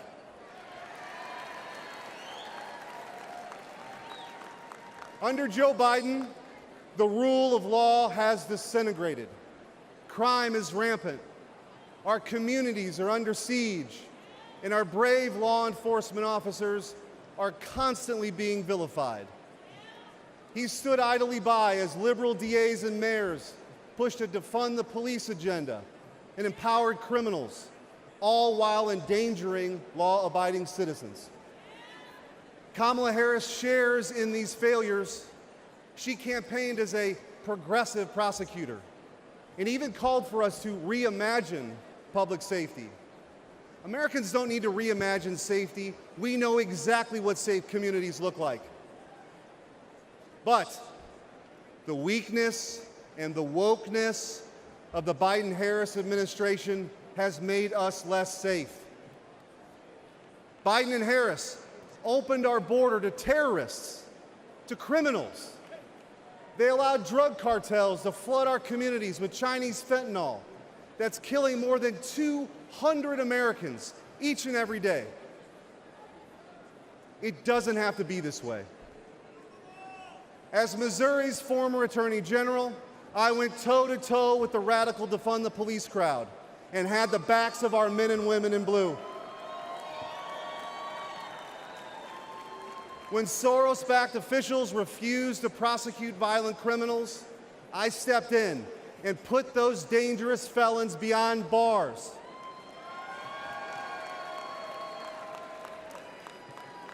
And I know President Trump will do the same. He'll restore law and order. He'll unapologetically back the blue. And President Trump will secure the border once and for all.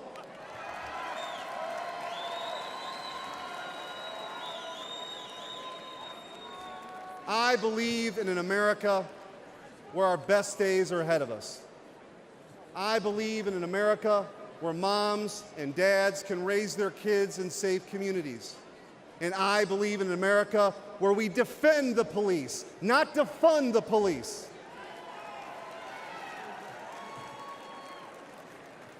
President Trump will make that dream a reality. And that's why we need him back in the White House. Ladies and gentlemen, a vote for President Trump is a vote to make America safe again. Thank you. God bless you. And God bless the United States of America.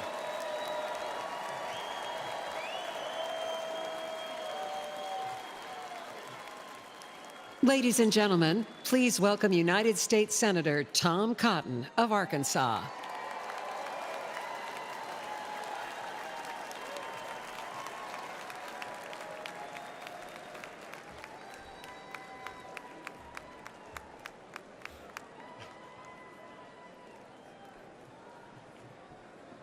I want to share two stories about immigration and two presidents. Manuel was a house painter in Arkansas and a green card holder from Mexico. He couldn't vote in 2020 yet, but his family could. Manuel proudly told his contractor that they had just cast their first votes for president. For whom? Donald Trump, of course.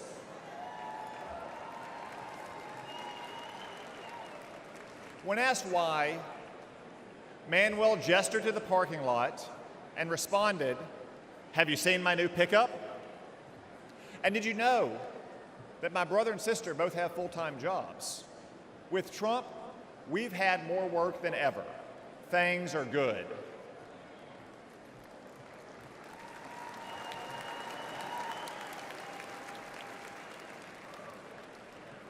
Manuel became a citizen last year, and he's excited to vote for the first time for Donald Trump.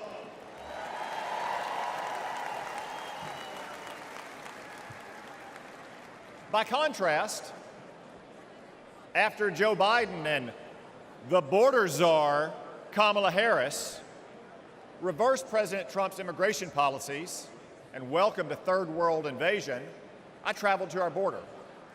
What did I see?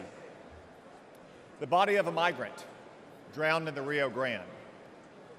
Human traffickers on the southern bank taunting the Border Patrol.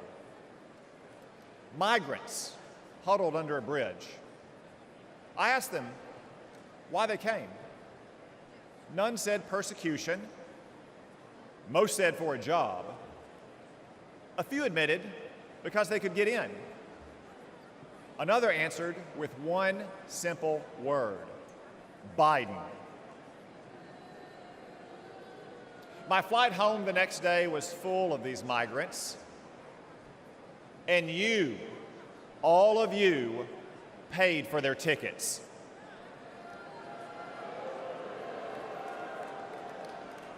That's our choice. A secure border and an immigration system that works for all of our citizens, whether your ancestors bled with George Washington, or like Manuel in Arkansas, you just took the oath of citizenship, or Joe Biden's chaos. Donald Trump said, you can't have a nation without borders, and he defended those borders.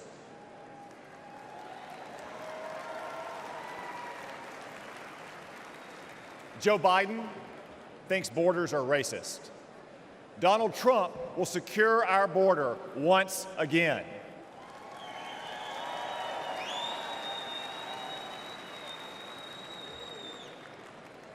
Donald Trump banned travel to America from terrorist-infested countries. Joe Biden allowed ISIS to smuggle terrorists in. Donald Trump will protect America once again. Donald Trump insisted that immigrants must stand on their own 2 feet, the oldest principle of American immigration. Joe Biden gave migrants welfare, free hotels, and more. Donald Trump will stop migrant welfare once again.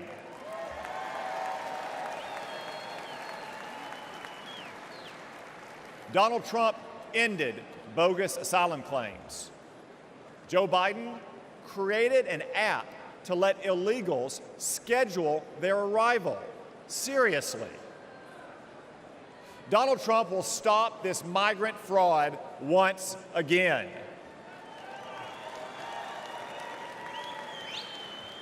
Donald Trump cracked down on hiring illegals. Joe Biden let illegals take American jobs. Donald Trump will protect America's workers once again. So what choice will we make? Will we choose Joe Biden, open borders, amnesty, and chaos? No, of course not. We'll choose Donald Trump and his record of security, prosperity, and stability.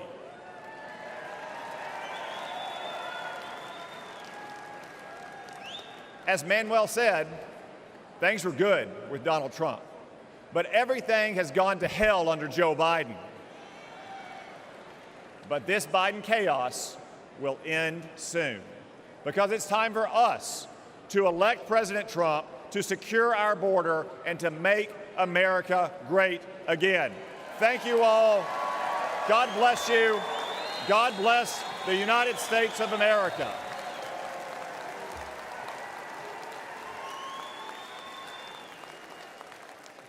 Ladies and gentlemen, please welcome Michael Coyle from Philadelphia, Pennsylvania.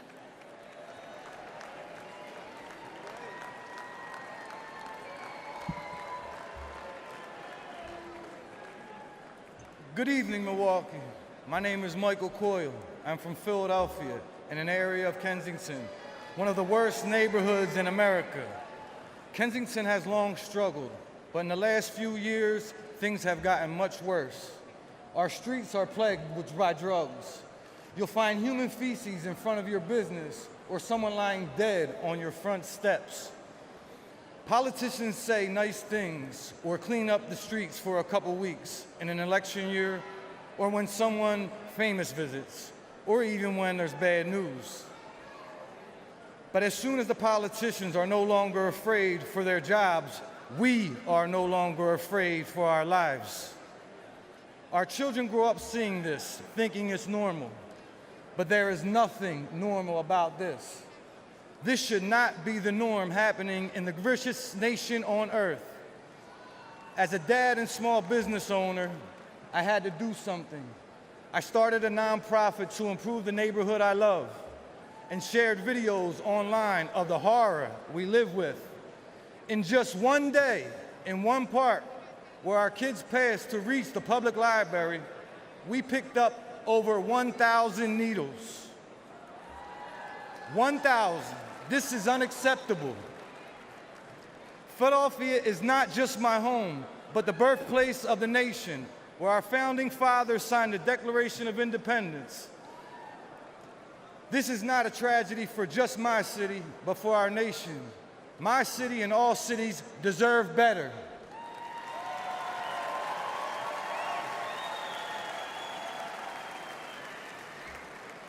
Joe Biden and Kamala Harris are the ones who opened our southern border and allowed Chinese fentanyl to pour in unconditionally. And life is only getting worse. Philadelphians aren't dying off fentanyl. They are dying off fentanyl as well. They are now using something called tranq, which is literally rots the flesh of the users. Do you know what the smell of rotting flesh smells like? The people of my city do. In Donald Trump, I see a leader who will end the urban nightmare.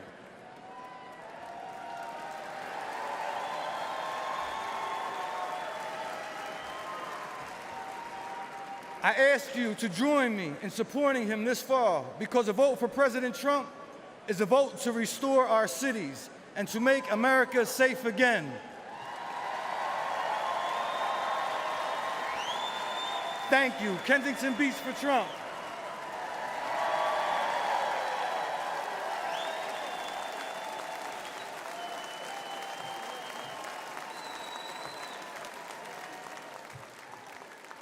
Ladies and gentlemen, please welcome Aaron Koper from Pittsburgh, Pennsylvania.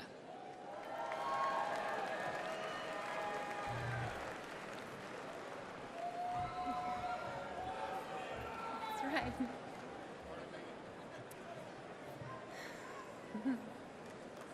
Good evening. My name is Aaron Koper. I'm a grassroots organizer, a proud Republican woman, and a longtime resident of Pittsburgh, Pennsylvania. I'm here to urge Americans to re-elect President Trump and make America safe again.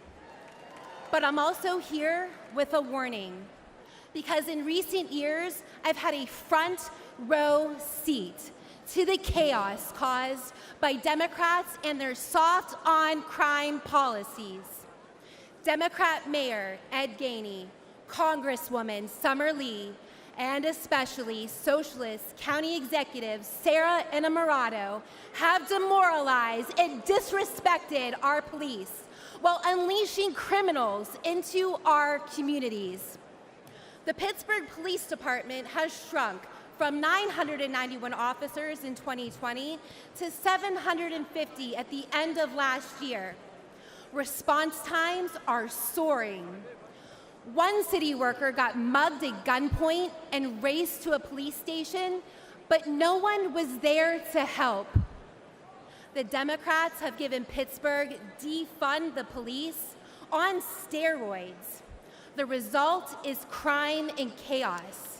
There were 122 murders in my county in 2022, one of the deadliest years on record. Drug deaths are also near record highs. But statistics don't tell the full story. I've been chased by drug dealers on my own street. I've seen filthy tent cities pop up on my block. I've talked to business owners who find human waste, used needles, and shell casings outside their shops. I've felt the chill of fear as a woman when I'm alone in a parking garage or on the street. What the Democrats did to San Francisco, they're doing to my city. But law-abiding citizens are fighting back and saying no more. I saw this when Pittsburgh Republicans, independents, even Democrats came together to beat Soros prosecutor last November. It can happen again this November. If we stand together, we will beat the soft on crime Democrats and make our streets safe again. We can re-elect President Trump, and we can save our cities. Thank you.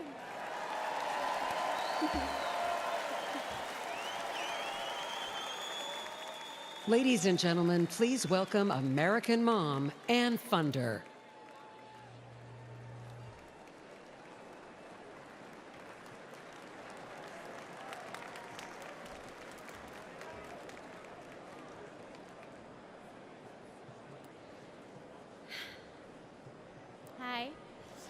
My name is Ann Fundner, and I am the wife and mother of 4 children.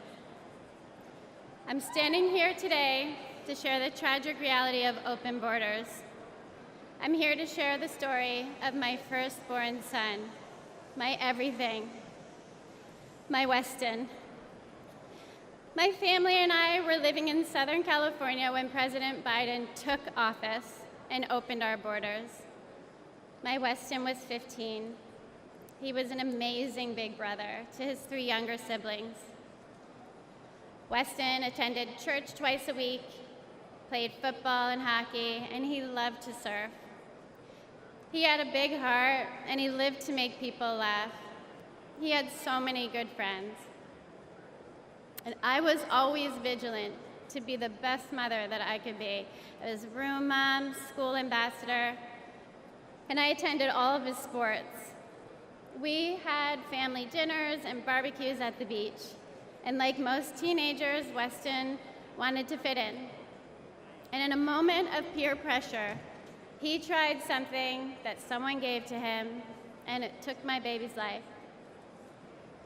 We did everything right. I had those conversations with him, and fentanyl still found my son. And on February 27th, 2022, our lives were shattered, and our baby was gone. This was not an overdose, it was a poisoning. His whole future, everything we ever wanted for him was ripped away in an instant. And Joe Biden does nothing. I hold Joe Biden, Kamala Harris, the border czar, what a joke, and Gavin Newsom and every Democrat who supports open borders responsible for the death of my son.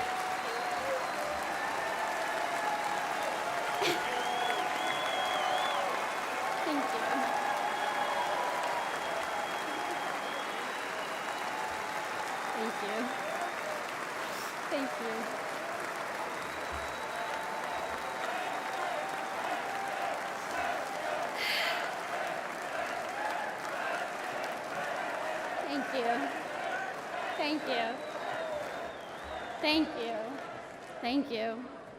And the tens of thousands of American innocent children. For that alone, they should be voted out of office.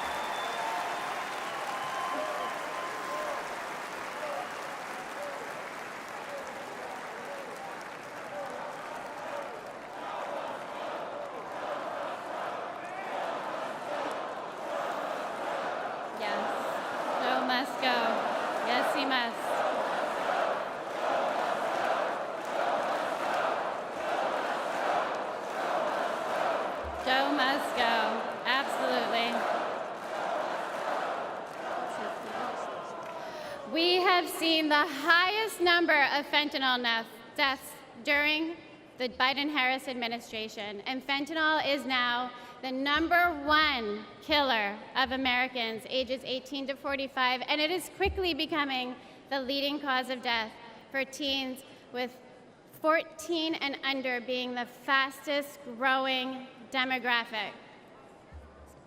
We need President Trump back in office. We need a president who will seal the border, aggressively prosecute drug dealers, and stop Communist China from poisoning our children.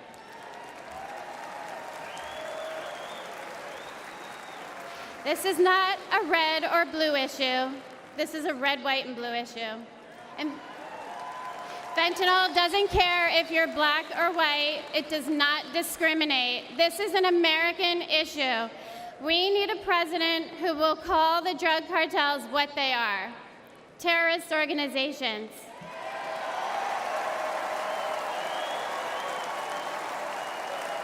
This fight is not for me. My son is gone. This fight is for your children. We owe it to our children to elect a president who will win the war against fentanyl once and for all. It's too late for my son, Weston. Say his name, Joe Biden. Weston. Thank you. Thank you.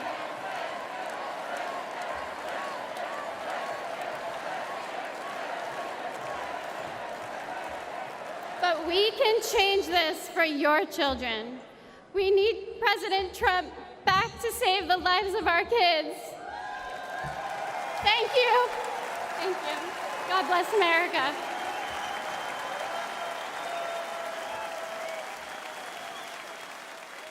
Ladies and gentlemen, please welcome the Morin family from Maryland.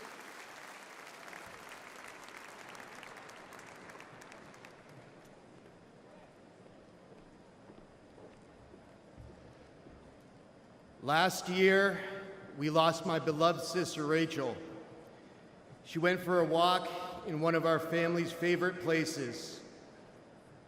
This beautiful trail was to us a safe place where we pushed our babies in strollers, where we walked together as a family, where my wife and I got married, near what would later become the spot where my sister's body was found. Rachel, a joyful, accomplished athlete and mother of 5, was raped and murdered by a suspected illegal immigrant. This was described as among the most brutal and violent offenses that has ever occurred in Harford County, Maryland history. Open borders are often portrayed as compassionate and virtuous. But there is nothing compassionate about allowing violent criminals into our country and robbing children of their mother.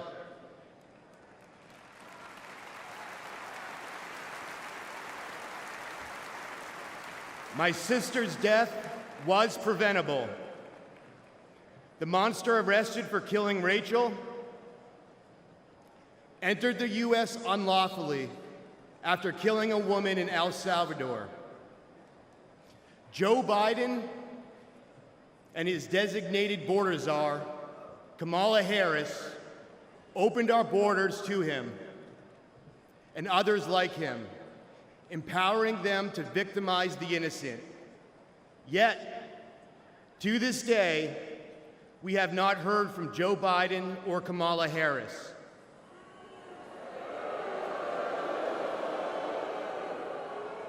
They never apologized. But when Rachel was killed, President Trump called my family to offer his condolences.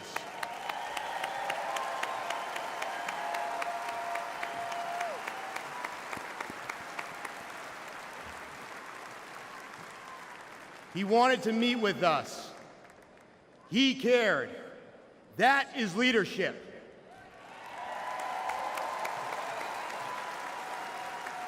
And we need real leadership back in the White House. What has gotten us through this unthinkable loss is our faith in Jesus Christ.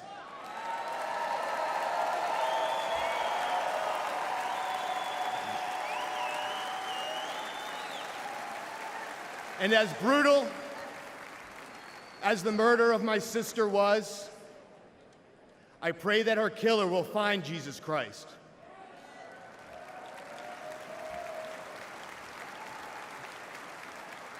For all the affected by senseless tragedy, I pray for peace, knowing that all things work together for good to those who love God, to those who are called according to his purpose.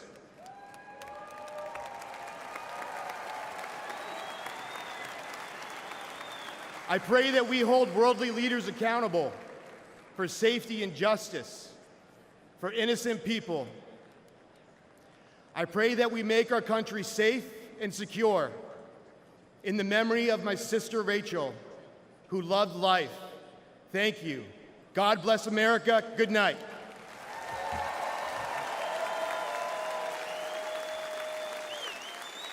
Ladies and gentlemen, please welcome Meline Brain from New York.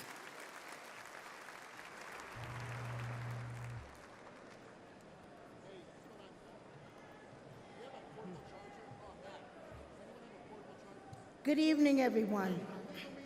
My son, Sergeant Hassan Korea, an Afghanistan War retired veteran.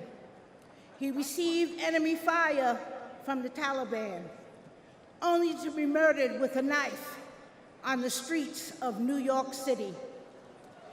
The 4 assailants responsible for his death initially were facing justice, but that changed when District Attorney Alvin Bragg was elected.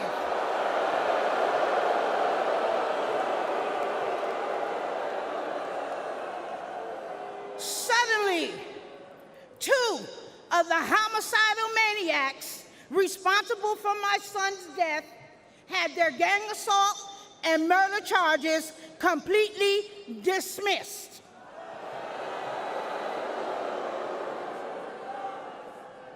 One of them received 14 months time served. Alvin Bragg charged her with assault with a shoe. And another one was sentenced to 7 years. I later learned that Alvin Bragg often dismisses and reduces dangerous criminals. He wants to clear the jails and return violent felons onto our streets every day. The injustice was devastating for me and my family. I don't want anyone else to experience the senseless pain that many other victims across this United States of America have to live with every day. So I decided to use the voice that God gave me to be the voice for the voiceless across America.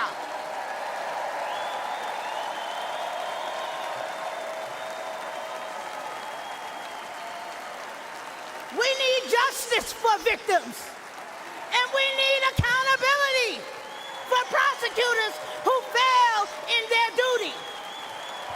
Soft on crime prosecutors like Alvin Bragg in New York, Kim Foxx in Chicago, and George Gascon in Los Angeles have turned our great country and cities into war zones. Poor and neglected communities like mine are suffering. And who else in here is sick and tired of being sick and tired?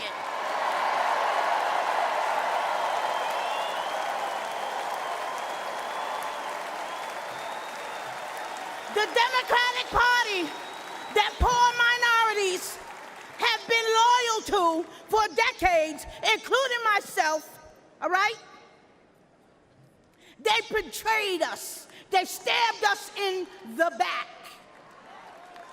Joe Biden and Kamala Harris, who claim to represent us, have abandoned us.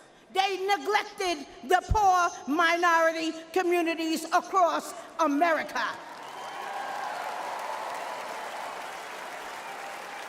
But mine eyes have been opened.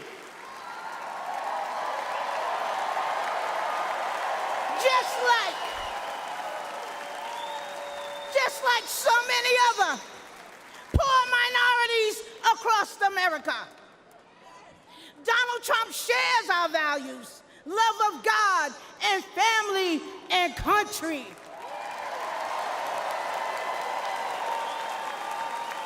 He's been a victim of the same corrupt system that I have been and my family has been. He is committed to providing economic opportunities, helping those suffering from addiction with long-term inpatient drug programs, rolling back deadly bail reform policies that are getting our children killed every single day, and supporting our police. We back the NYPD. We back the blue.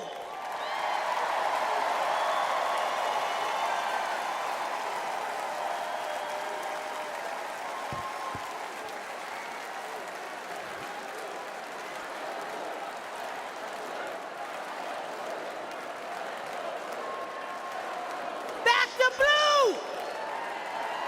NYPD, black the blue. Trump was right when he said, they're after us. He's just standing in the way.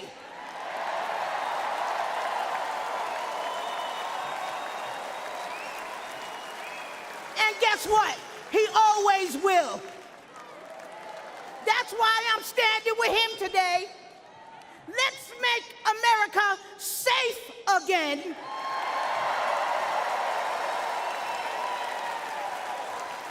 And re-elect our Donald J. Trump.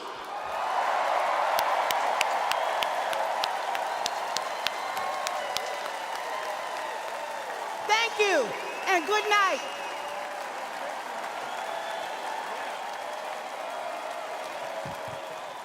Ladies and gentlemen, please welcome Arkansas Governor Sarah Huckabee Sanders.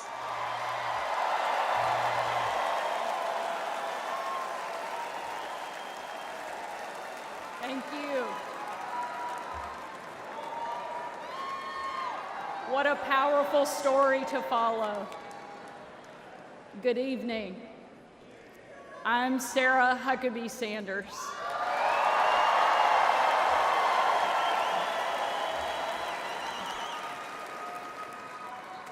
And before I get started, I want to say I have always been proud to stand with President Trump, but never have I been more proud than to stand with him right now, tonight.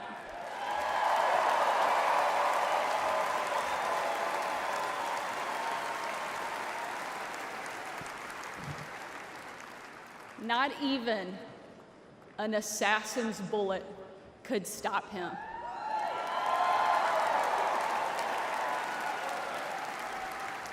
God Almighty intervened because America is one nation under God, and he is certainly not finished with President Trump.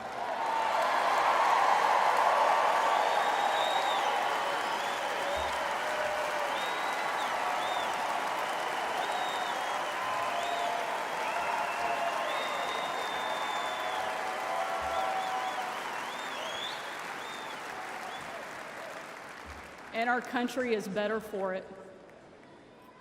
I am here tonight as America's youngest governor, the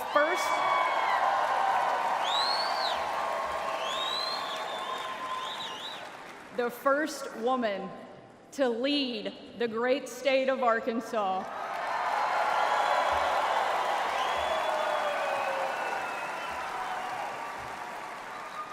And most importantly, a mom to 3 amazing kids, Scarlett, Huck, George. When I was President Trump's White House press secretary, the best job, I got the chance to take my 4-year-old son, Huck, to bring your kid to work day. Much like Jill now drags Joe to bring your husband to work day.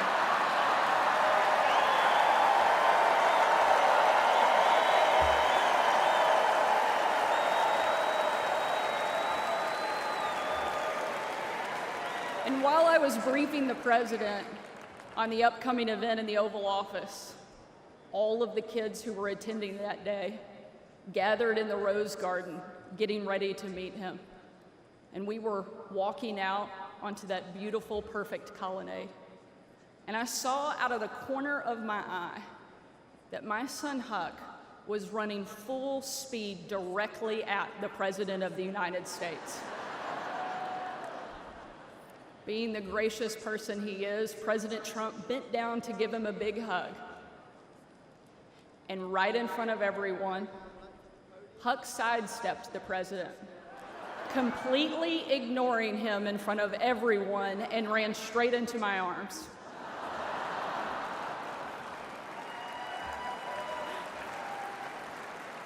For my 4-year-old son, the most powerful man in the world had nothing on his mom.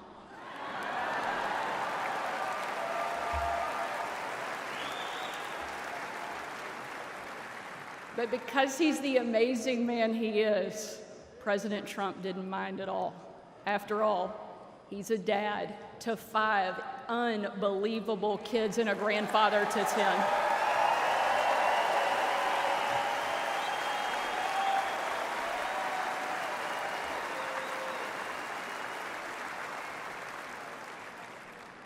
And while that story is certainly a special memory for my family, it's an even greater reminder why I support President Trump, not for me, not for him, but for my kids and for yours.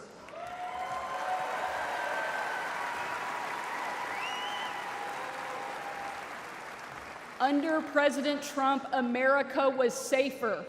The world was safer, and it felt like the next generation would have a chance at the American dream.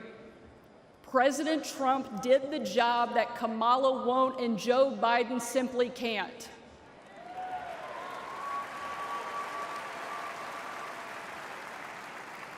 When we're honest, every American knows that we were so much better off under President Trump.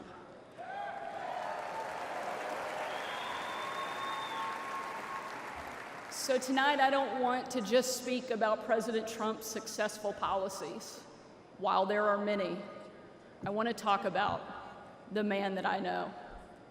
When the president hired me, I was the first mom and only the 3rd woman to ever serve as the White House press secretary.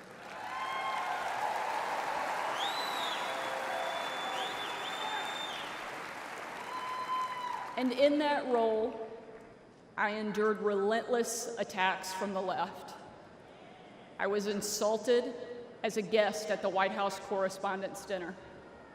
My family was denied service and kicked out of a restaurant.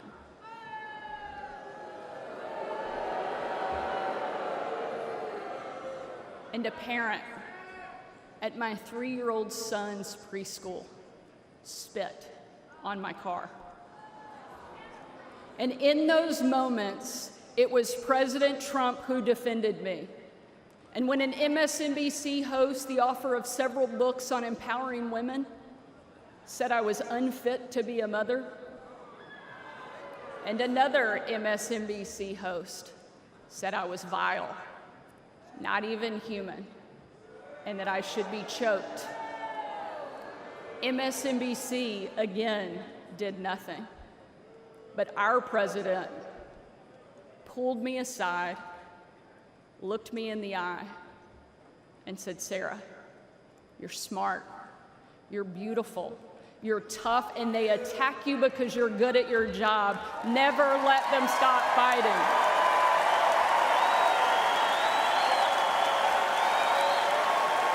Thank you, Mr. President. Thank you.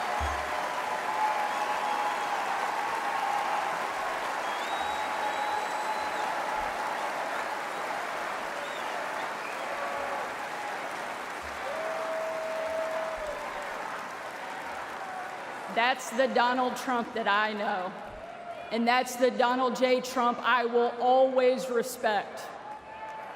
The left doesn't care about empowering women. Biden and Harris can't even tell you what a woman is. They only care about empowering themselves.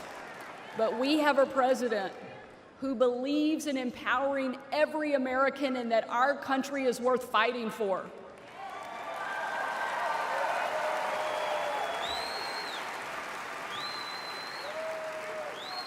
For the last 4 years, Republican governors have been leading that fight and doing what Joe Biden refuses to do.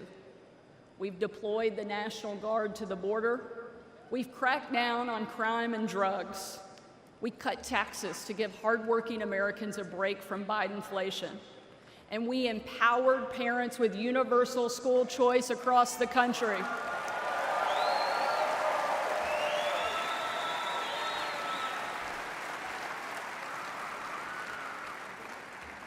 Donald Trump was the very first president in my lifetime to take a hard line against China, and I'm proud to be the first and only governor in the country to kick communist China off our farmland and out of my state.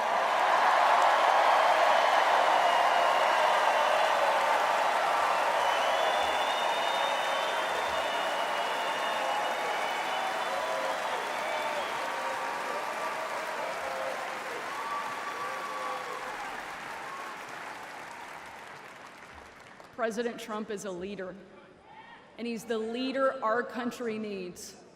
And if ever there was a doubt, earlier this week, we saw just how tough, resilient, courageous, and daring this man is, and we can't get him back in the White House fast enough.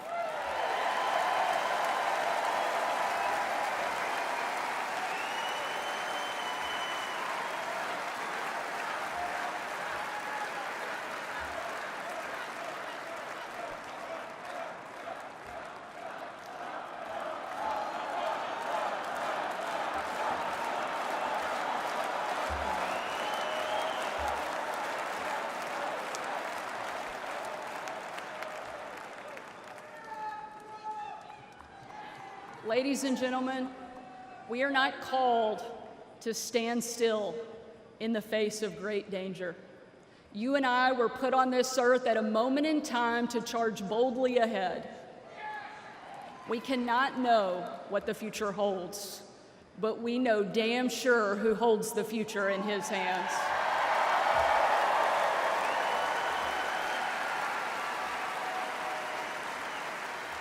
God spared President Trump from that assassin because God is not finished with him yet.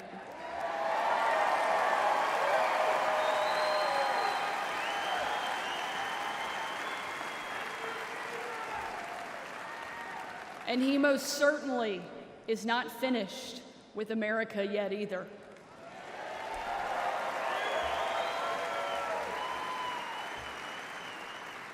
With God as our guide and President Trump back in the White House, we will show the world that America is the place where freedom reigns and liberty will never die.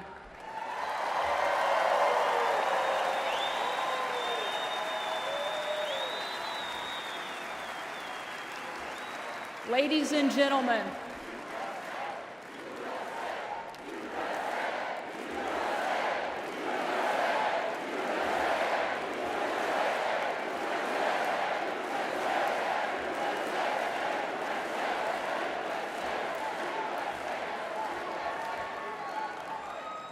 tonight, let us not leave here just excited about a great few days, but let us leave here energized and committed to making sure that we protect our freedom and we have the ability to pass it on to the next generation, because America is the greatest country that the world has ever known, and our kids and our grandkids deserve to enjoy it the way each of us did. And we will with President Trump back in the White House. Thank you so much. God bless the great state of Arkansas and the amazing United States of America. Thank you very much.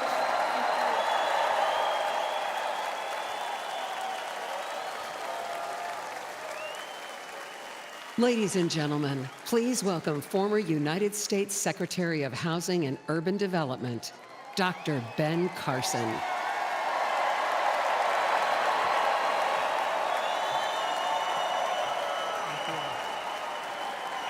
Thank you. Thank you so much. Thank you. You know,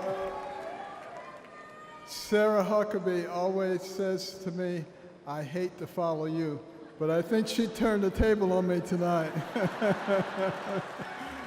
I want to thank you all for being here and for being involved. Like many of you last week, I watched with horror as the events unfolded in that Pennsylvania field. I saw President Trump, a dear friend, escape death by mere inches, and my thoughts immediately turned to the book of Isaiah that says, "No weapon formed against you shall prosper."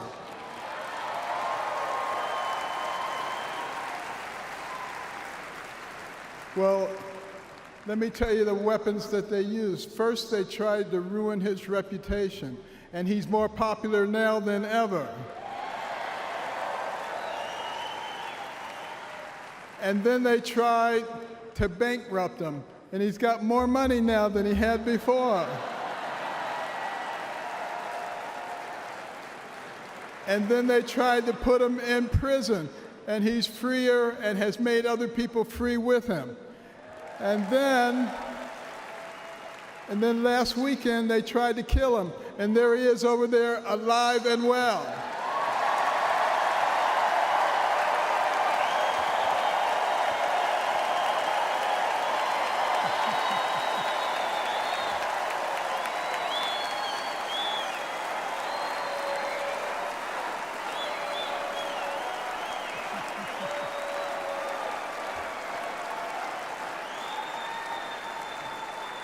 You know, I have no doubt that God lowered a shield of protection over President Trump.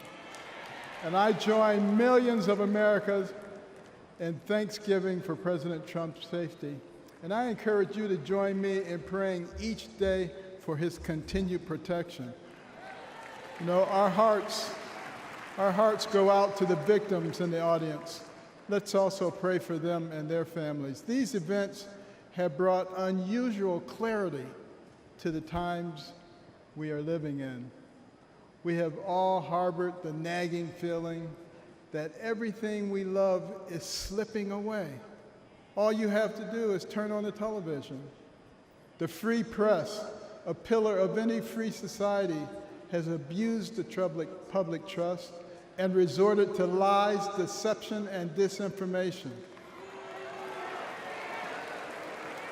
They divide us along lines of race, class, and gender, rather than uniting us around our shared bond as Americans.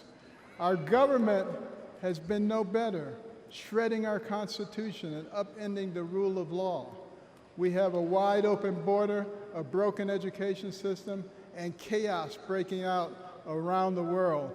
And on top of it all, we have a president who, well, if you can't say anything good, don't say anything at all. But ask anyone around the world, what does it mean to be an American?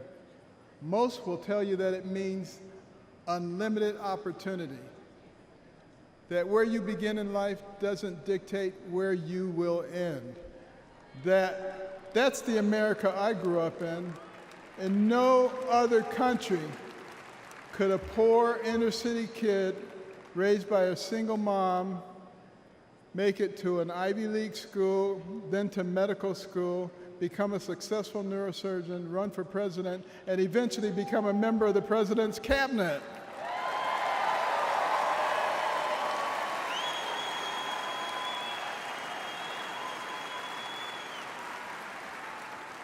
You know, and as a member of his cabinet, I had a chance to work closely with him. And I got to tell you, this is a man who is a gift to us as a nation. He is very gifted, he is very smart, he is very compassionate, he cares about people. And I'll tell you, the first time I met him, it was before either of us got into the political arena. And we were at Mar-a-Lago, and someone came up to him and said, "Mr. Trump, Rod Stewart just walked in." And he said, "I don't care, this is Ben Carson."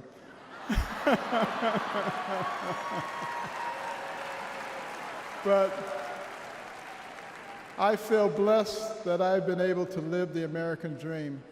But my story is moving further out of reach in America today.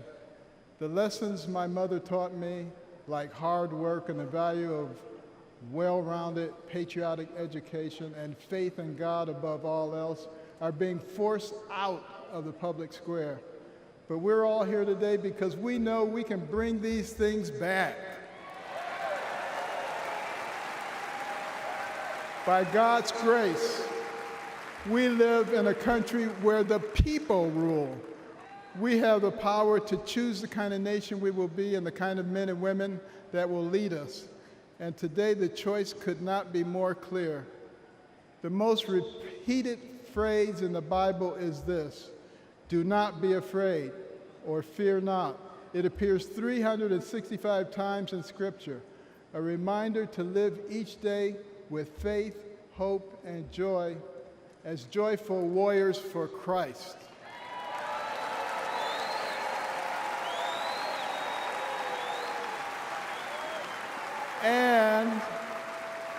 And when God is with us, nobody can stand against us. With this assurance from the Almighty, even the face of evil itself cannot shake our resolve.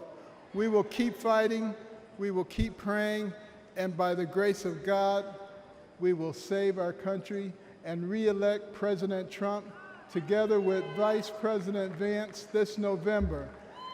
And I want you to remember this. In 1831, Alexis de Tocqueville came to America to study our nation because the Europeans were fascinated. They wanted to know how could a nation barely 50 years old already compete with them on virtually every level. So he looked at our government and he was duly impressed by our checks and balances and separation of powers. And then he looked at our business environment. He was duly impressed by how we encourage entrepreneurship and innovation. And he looked at our educational system, and he was blown away by the fact that he could find a mountain man in the middle of the woods who could read, who could tell him about the Declaration of Independence. But the thing that impressed him the most was when he went to our churches, and he heard those inspirational sermons from the pulpits that inspired a ragtag bunch of militiamen to defeat the most powerful army in the world and gave the American people a moral base.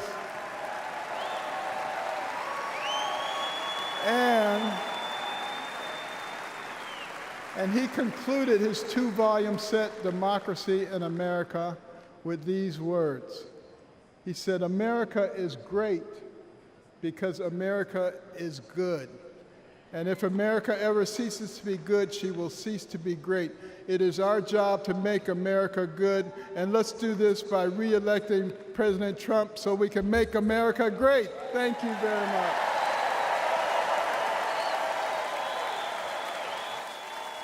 Ladies and gentlemen, please welcome United States Senator of Florida, Marco Rubio.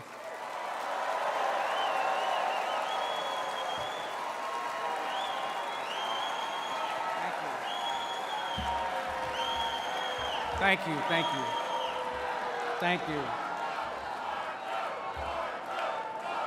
Thank you. Thank you. Don't say polo. Don't say polo. Thank you, thank you. Thank you. The last few days remind us that the life of every living thing and the breath of all mankind is in the hands of God.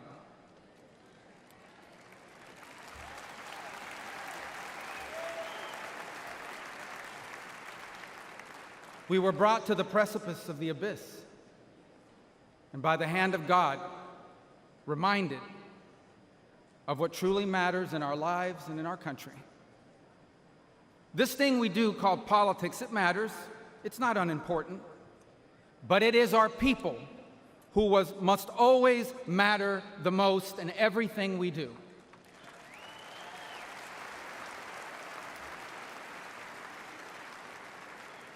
By giving voice to everyday Americans, President Trump has not just transformed our party, he has inspired a movement.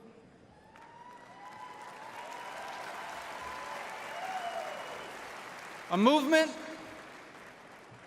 of the people who grow our food and drive our trucks, the people who make our cars and build our homes, the people whose taxes fund our government, and whose children fight our wars. Americans like Corey Comparatori.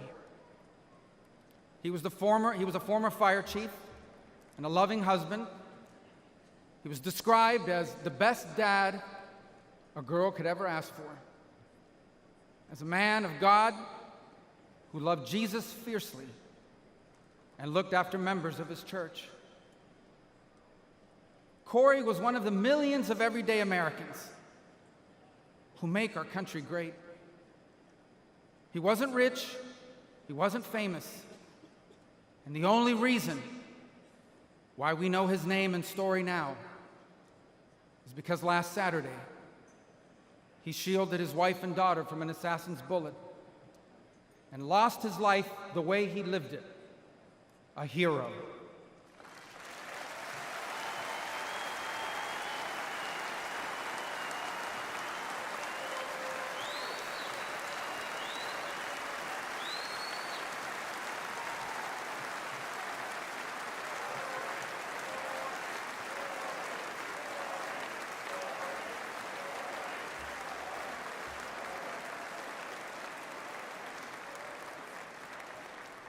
For those still wondering who are in the press and many watching at home, these are the Americans who wear the red hats and wait for hours under a blazing sun to hear Trump speak. And what they want, what they ask for, it is not hateful or extreme. What they want is good jobs and lower prices. They want borders that are secure, and for those who come here to do so legally. They want to be safe from criminals and from terrorists. And they want for our leaders to care more about our problems here at home than about the problems of other countries far away.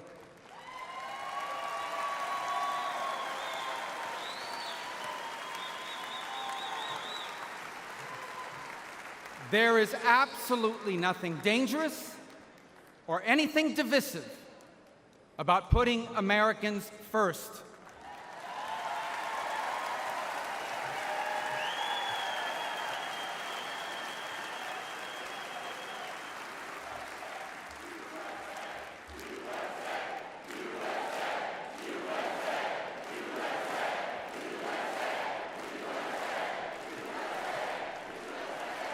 Those who are offended, anyone who is offended about putting America first has forgotten what American is and what American means.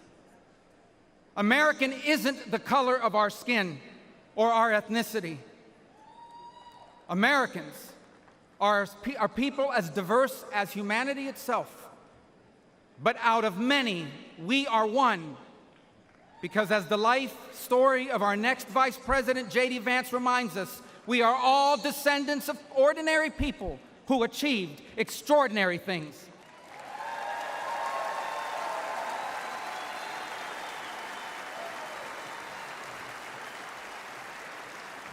Who do we come from?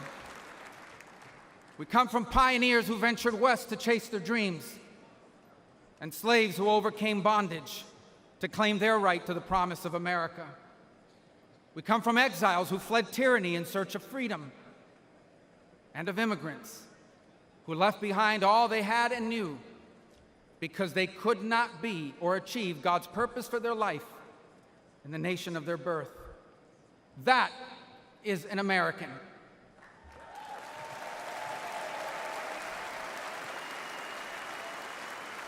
And putting Americans first must be what this election is about. When President Trump was in the White House, Americans had more money and lower prices. Our borders were secure and our laws were enforced. Iran was broke, the Taliban stopped killing Americans, and Putin didn't invade anyone.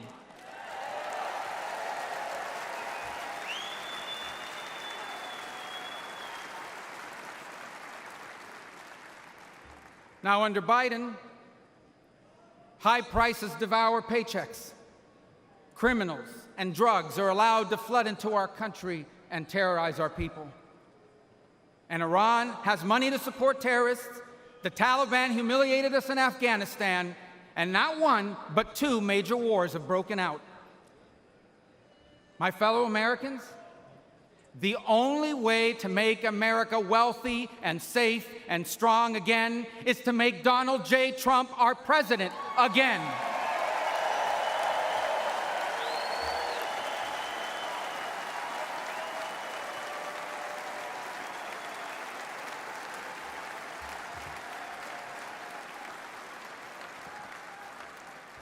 Our country has been injured by the bad decisions of weak leaders. But now, though bloodied by our wounds, we must stand up and we must fight. Fight not with violence or destruction, but with our voices and our votes. Fight not against each other, but for the hopes and dreams we share in common and make us one. And fight for an America where we are safe from those who seek to harm us on our streets and from abroad. And we will not be alone in this fight.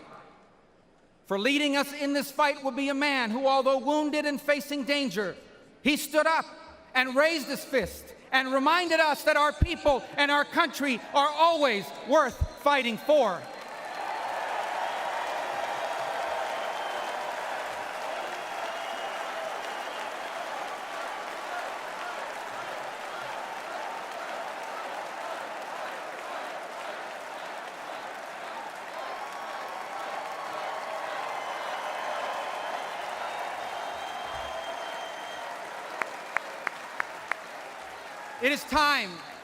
It is time to put our country and our people first again.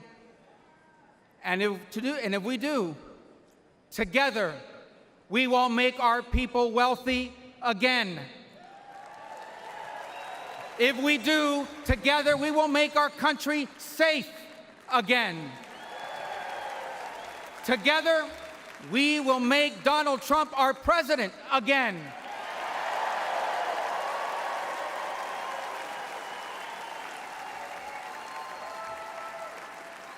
And together, we will not just make America great again. We will make America greater than it has ever been. Thank you. God bless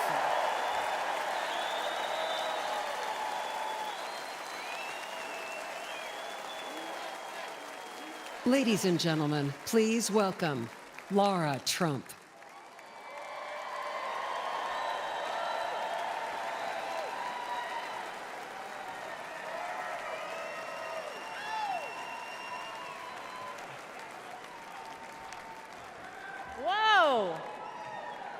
I don't feel like I actually have to ask this question, but is anybody in this room ready to send Donald Trump back to 1600 Pennsylvania Avenue?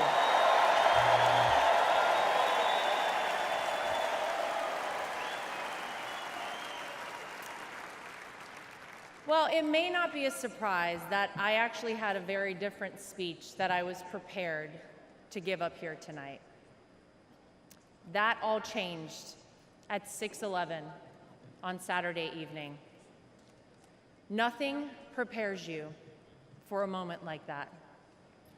Our family has faced our fair share of death threats, mysterious powders sent to our homes, tasteless and violent comments directed towards us on social media, but none of that prepares you as a daughter-in-law to watch in real time someone try to kill a person you love. None of that prepares you as a mother to quickly reach for the remote and turn your young children away from the screen so that they're not witness to something that scars the memory of their grandpa for the rest of their lives. The prayers and well wishes we've received over the last 72 hours have been overwhelming, to say the least.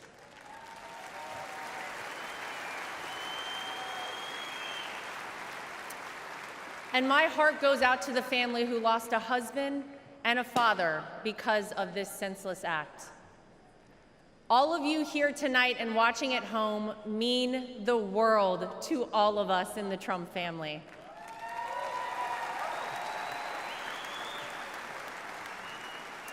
If Donald Trump has shown us anything, it's that when it feels impossible to keep going, those are the times we must keep going.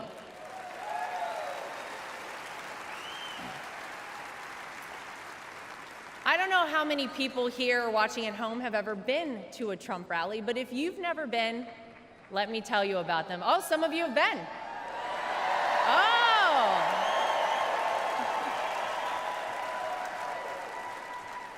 Regardless of how the media have painted these rallies, you would be hard-pressed to find and to join a happier group of people coming together over their love for the greatest country on earth, the United States of America.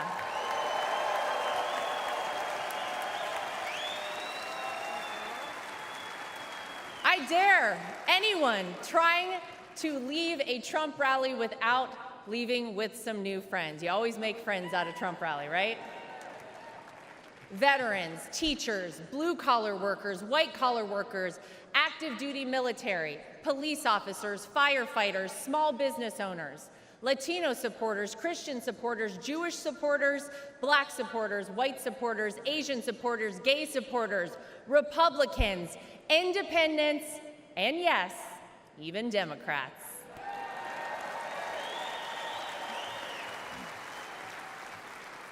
At a Trump rally, you're not viewed as your profession, your religion, or the color of your skin.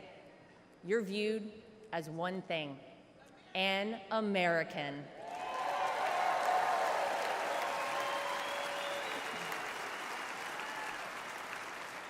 Last Saturday was a jarring reminder that we, as Americans, must always remember there is more that unites us than divides us.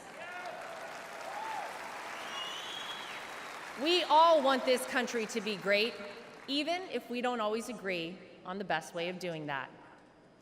And with every bone in my body, I can tell you that all Donald Trump wants to do and has ever wanted to do is make this country great again for all of us.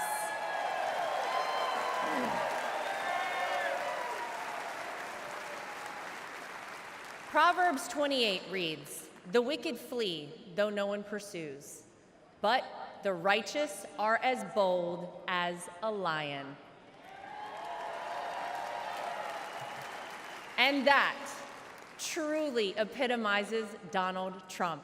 He is a lion.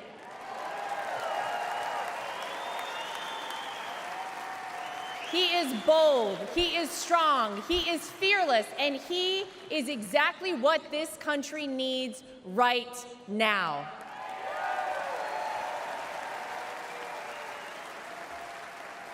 Let's not forget what life actually looked like under President Donald Trump. Trade deals across the world that benefited our economy, allied countries paying their fair share, a safe and secure southern border, record low unemployment rates for African Americans, Hispanic Americans, Asian Americans, and women, record investment in historically black colleges and universities, the creation of the United States Space Force, the most comprehensive prison reform in decades. How about the peace agreements in the Middle East that they said would never happen?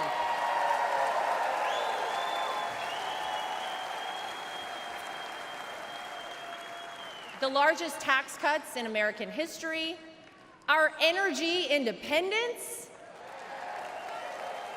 massive amounts of red tape cut, and no new wars when Donald J. Trump was president.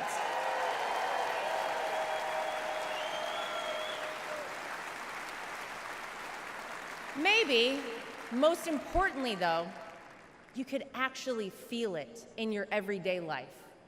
Now, you didn't have to love everything that he tweeted, but you cannot deny you were better off when Donald Trump was in office. Americans were finally able to start saving money. Home prices were affordable, and gas hit a low of $1.87 a gallon.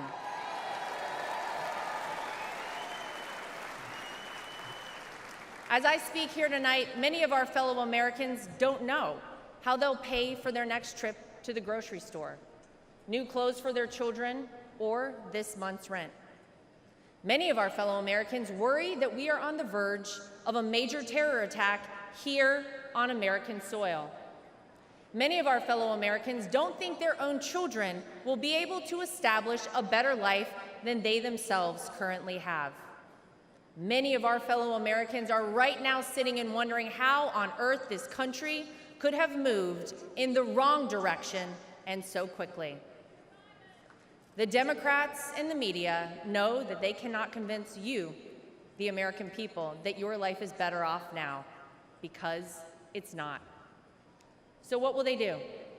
They'll try to sell you on some outrageous narrative about the terrible things that Donald Trump will do if he becomes president.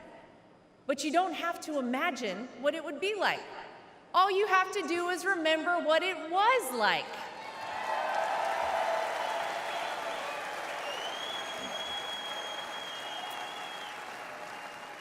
I know. Oh, yeah.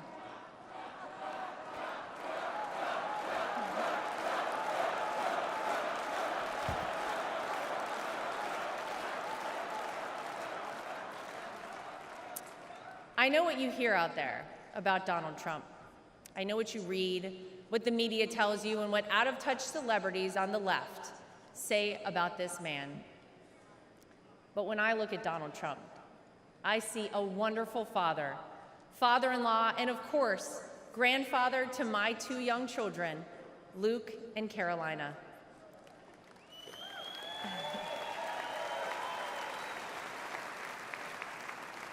I know that I'm lucky enough to get to call him my father-in-law and see him a little differently than all of you. But it's through that lens that I sometimes wish more people could see him. This is a man who has sacrificed for his family and a man who has truly sacrificed for his country.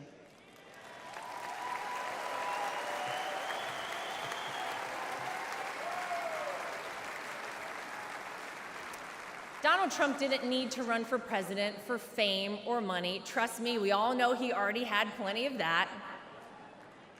I'll tell you why he did it and why he continues on, even in the face of the unthinkable. Because he loves this country.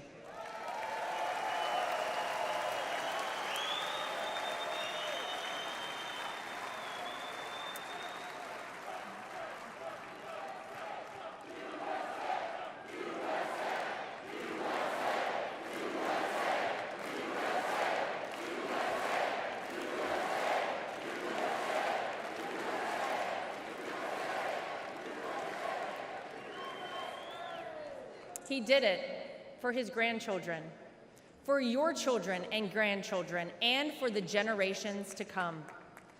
I have seen this man dragged through hell and back, in and out of courtrooms, indictments, impeachments, mugshots, and even an assassination attempt. And yet, he has never backed down.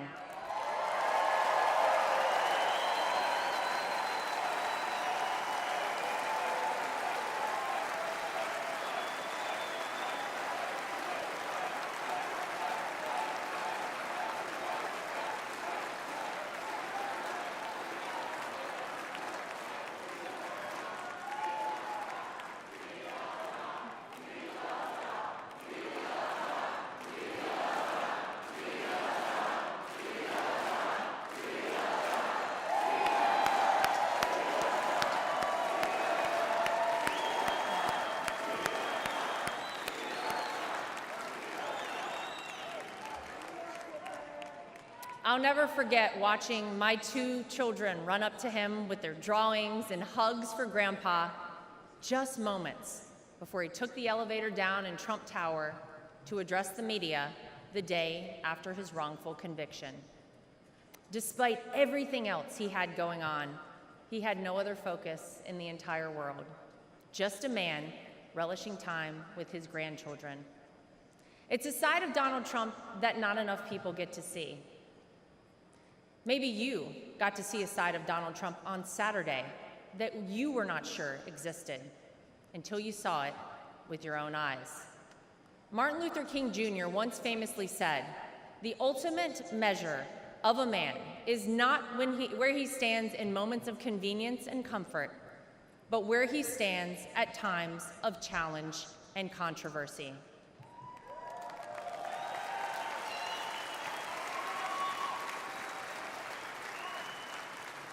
There's no doubt that Saturday was one of the most frightening moments of my father-in-law's life. Millimeters separated him from life and certain death. And yet, it was in the midst of it all, as he was jostled off stage by Secret Service, that he knew how defining that moment would be for our country, and he hoisted his fist in the air.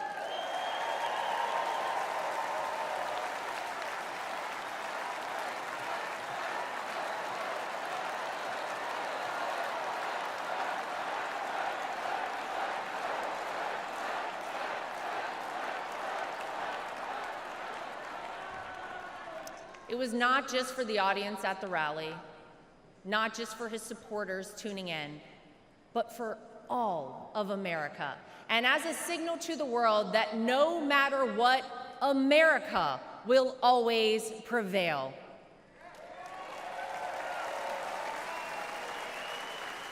Though it's been strained and attacked, no enemy, no force, not even a bullet is strong enough to break our American grit and our American soul. We are the country whose founders gave their fortunes, freedom, and lives to pursue the dream of a free society. We are the country of Thomas Edison, Susan B. Anthony, Henry Ford, and Harriet Tubman. We are the country who fought and won 2 world wars. And we are the country who always rises to meet the moment, no matter how insurmountable the task. And in that split second, on Saturday, Donald Trump reminded us all of that very history and who we are at our core as a nation. That is the Donald Trump that I know.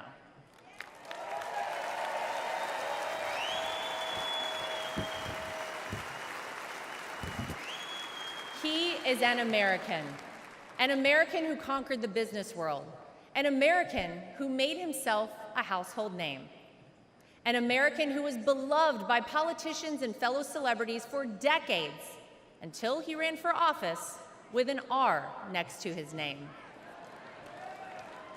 An American whom even Barack Obama admits people consider the American dream. And instead of sailing off into the sunset after an illustrious real estate and television career, he decided to give back. He decided to bring some of the things that had made him so successful in life to all of you, in order to improve the lives of all Americans. Black, white, brown, gay, straight, all Americans, because that's the man that Donald Trump is.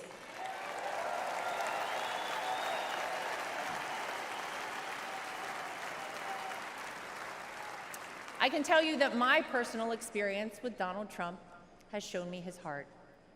There wasn't a second that he made this small-town girl who was way out of her element in New York City feel anything but welcomed and part of the family. And if not for the support and encouragement of my father-in-law, I wouldn't be where I am today. It's been said by many that Donald Trump sees things in people that they don't even recognize in themselves. In 2016, when he asked me to help him win my home state of North Carolina, I'll be honest, I was terrified. I had no idea how I would make it happen, but he knew I would, and I did.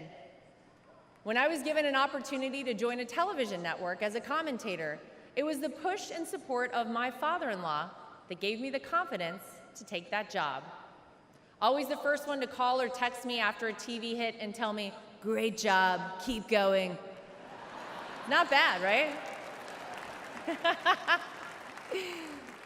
Or even a few months ago, when he called and asked me to be the co-chair of our party.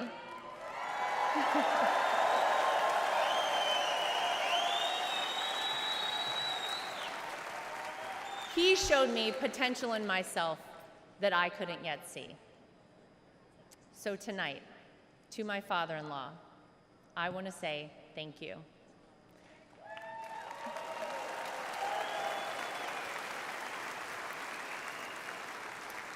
Thank you for your resilience. Thank you for continuing on. Thank you for raising wonderful kids. Thank you for being an amazing grandfather.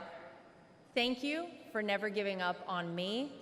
And thank you for never giving up on our country.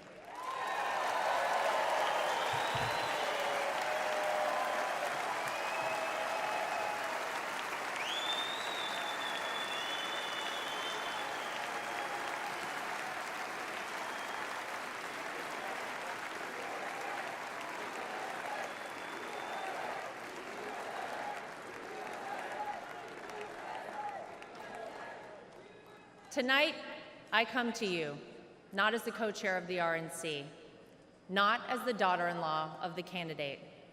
Tonight, I come to you as a mom and as a citizen of this country. For those of you watching who have never voted for Donald Trump, I know what the media and his political opponents have tried to tell you about this man.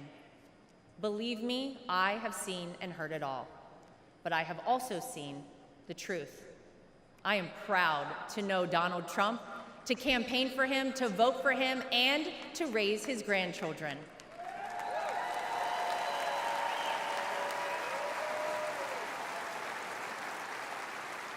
He will do what is necessary to protect you, protect your family, and protect this country. Because Donald Trump wants us all to be successful, to be safe, to be happy, to be strong, and to be great again.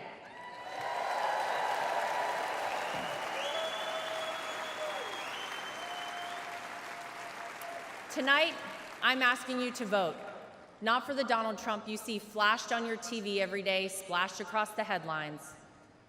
Tonight, I'm asking you to vote for the Donald Trump that Luke and Carolina call Grandpa. I'm asking you to vote for the Donald Trump that my husband Eric calls Dad. I'm asking you to vote for the Donald Trump that I call my father-in-law. I'm asking you to vote for the Donald Trump who can and will make America great once again for all of us. Thank you. God bless you. God bless the United States of America. We love you. Thank you, guys.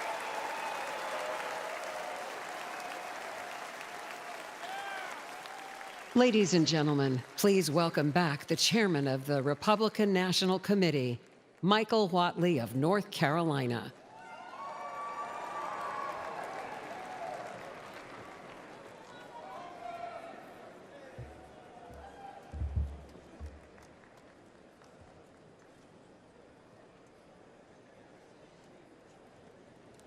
For tonight's benediction, please welcome Pastor Corey Brooks, senior pastor of the New Beginnings Church in Chicago and founder of Project Hood, an organization committed to fighting violence and poverty.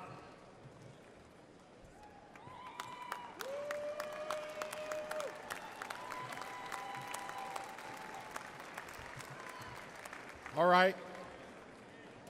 If you wanted to end on a boring note tonight, with no emotion on a benediction or a powerless benediction, then you probably shouldn't have invited a black pastor from the south side of Chicago.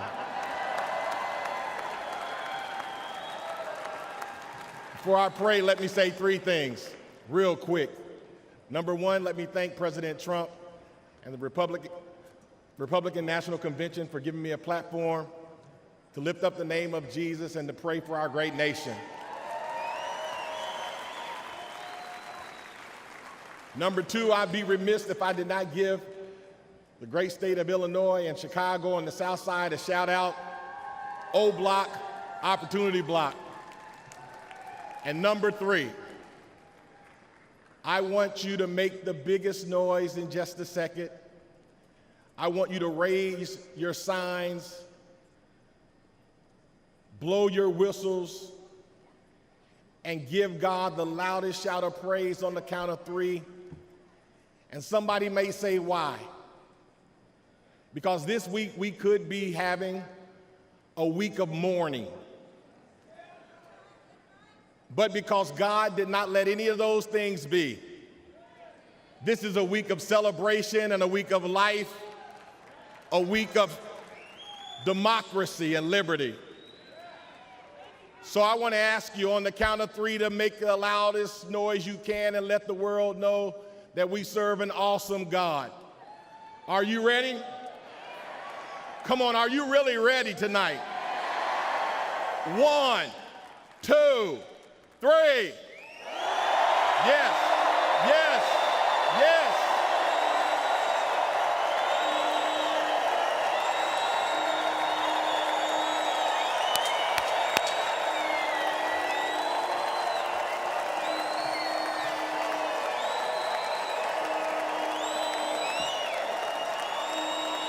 Are you ready to call on God tonight?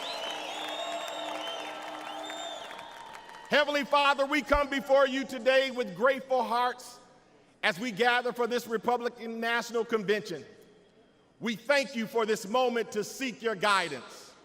As I stand before you, many believe America is in trying, divisive times and has not been her best. We know this to be true. We have not been steady, firm, resolute. Too many of us have forgotten how to be Americans.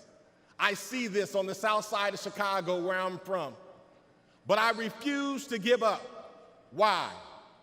Because I still see the yearning fire within us to be better Americans. Lord, we ask for your divine presence to bless every heart and mind. Grant us wisdom and courage and discernment as we chart the path of our beloved country. May our deeds reflect your will and bring glory to your name. We pray for strength to better our individual selves so that we may bless those around us.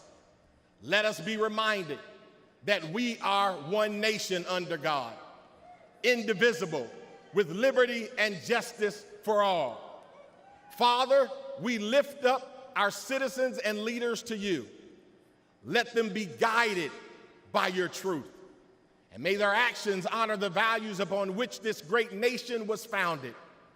Let us remember the words of Isaiah chapter 40, verse 31. But those who hope in the Lord will renew their strength. They will soar on wings like eagles.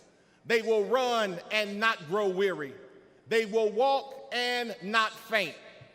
Empower us to rise, persevere, and to pursue excellence.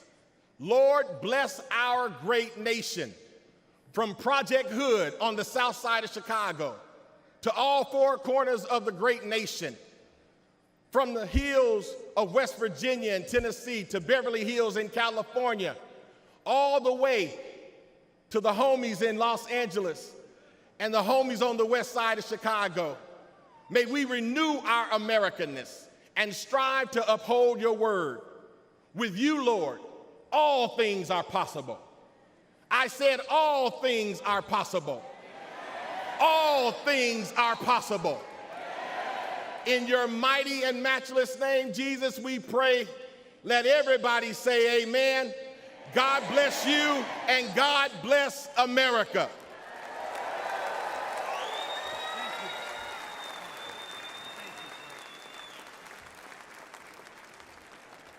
Delegates and alternates, ladies and gentlemen, Senator Vance, President Trump, what a night. We have heard from the best of the Republican Party, members of the House, members of the Senate, governors, and candidates. But more importantly, we have heard from real Americans who understand that America needs to do better and will do better when Donald J. Trump is our 47th President of the United States. I would like to ask every single one of you to please raise your voice in thanks to all of those real Americans who spoke tonight about their families and their world and their vision for a better America.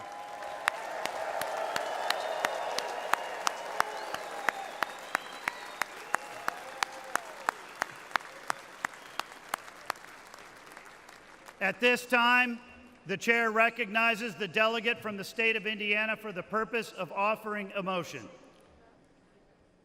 Mr. Chairman, my name is Victor Smith from the great state of Indiana. And I make the motion that the convention now adjourns. The question now occurs on the motion to adjourn. All those in favor signify by saying aye. Aye. All those opposed signify by saying no. In the opinion of the chair, the ayes have it, and the motion is adopted. Accordingly, this convention stands adjourned until 5:30 p.m. tomorrow.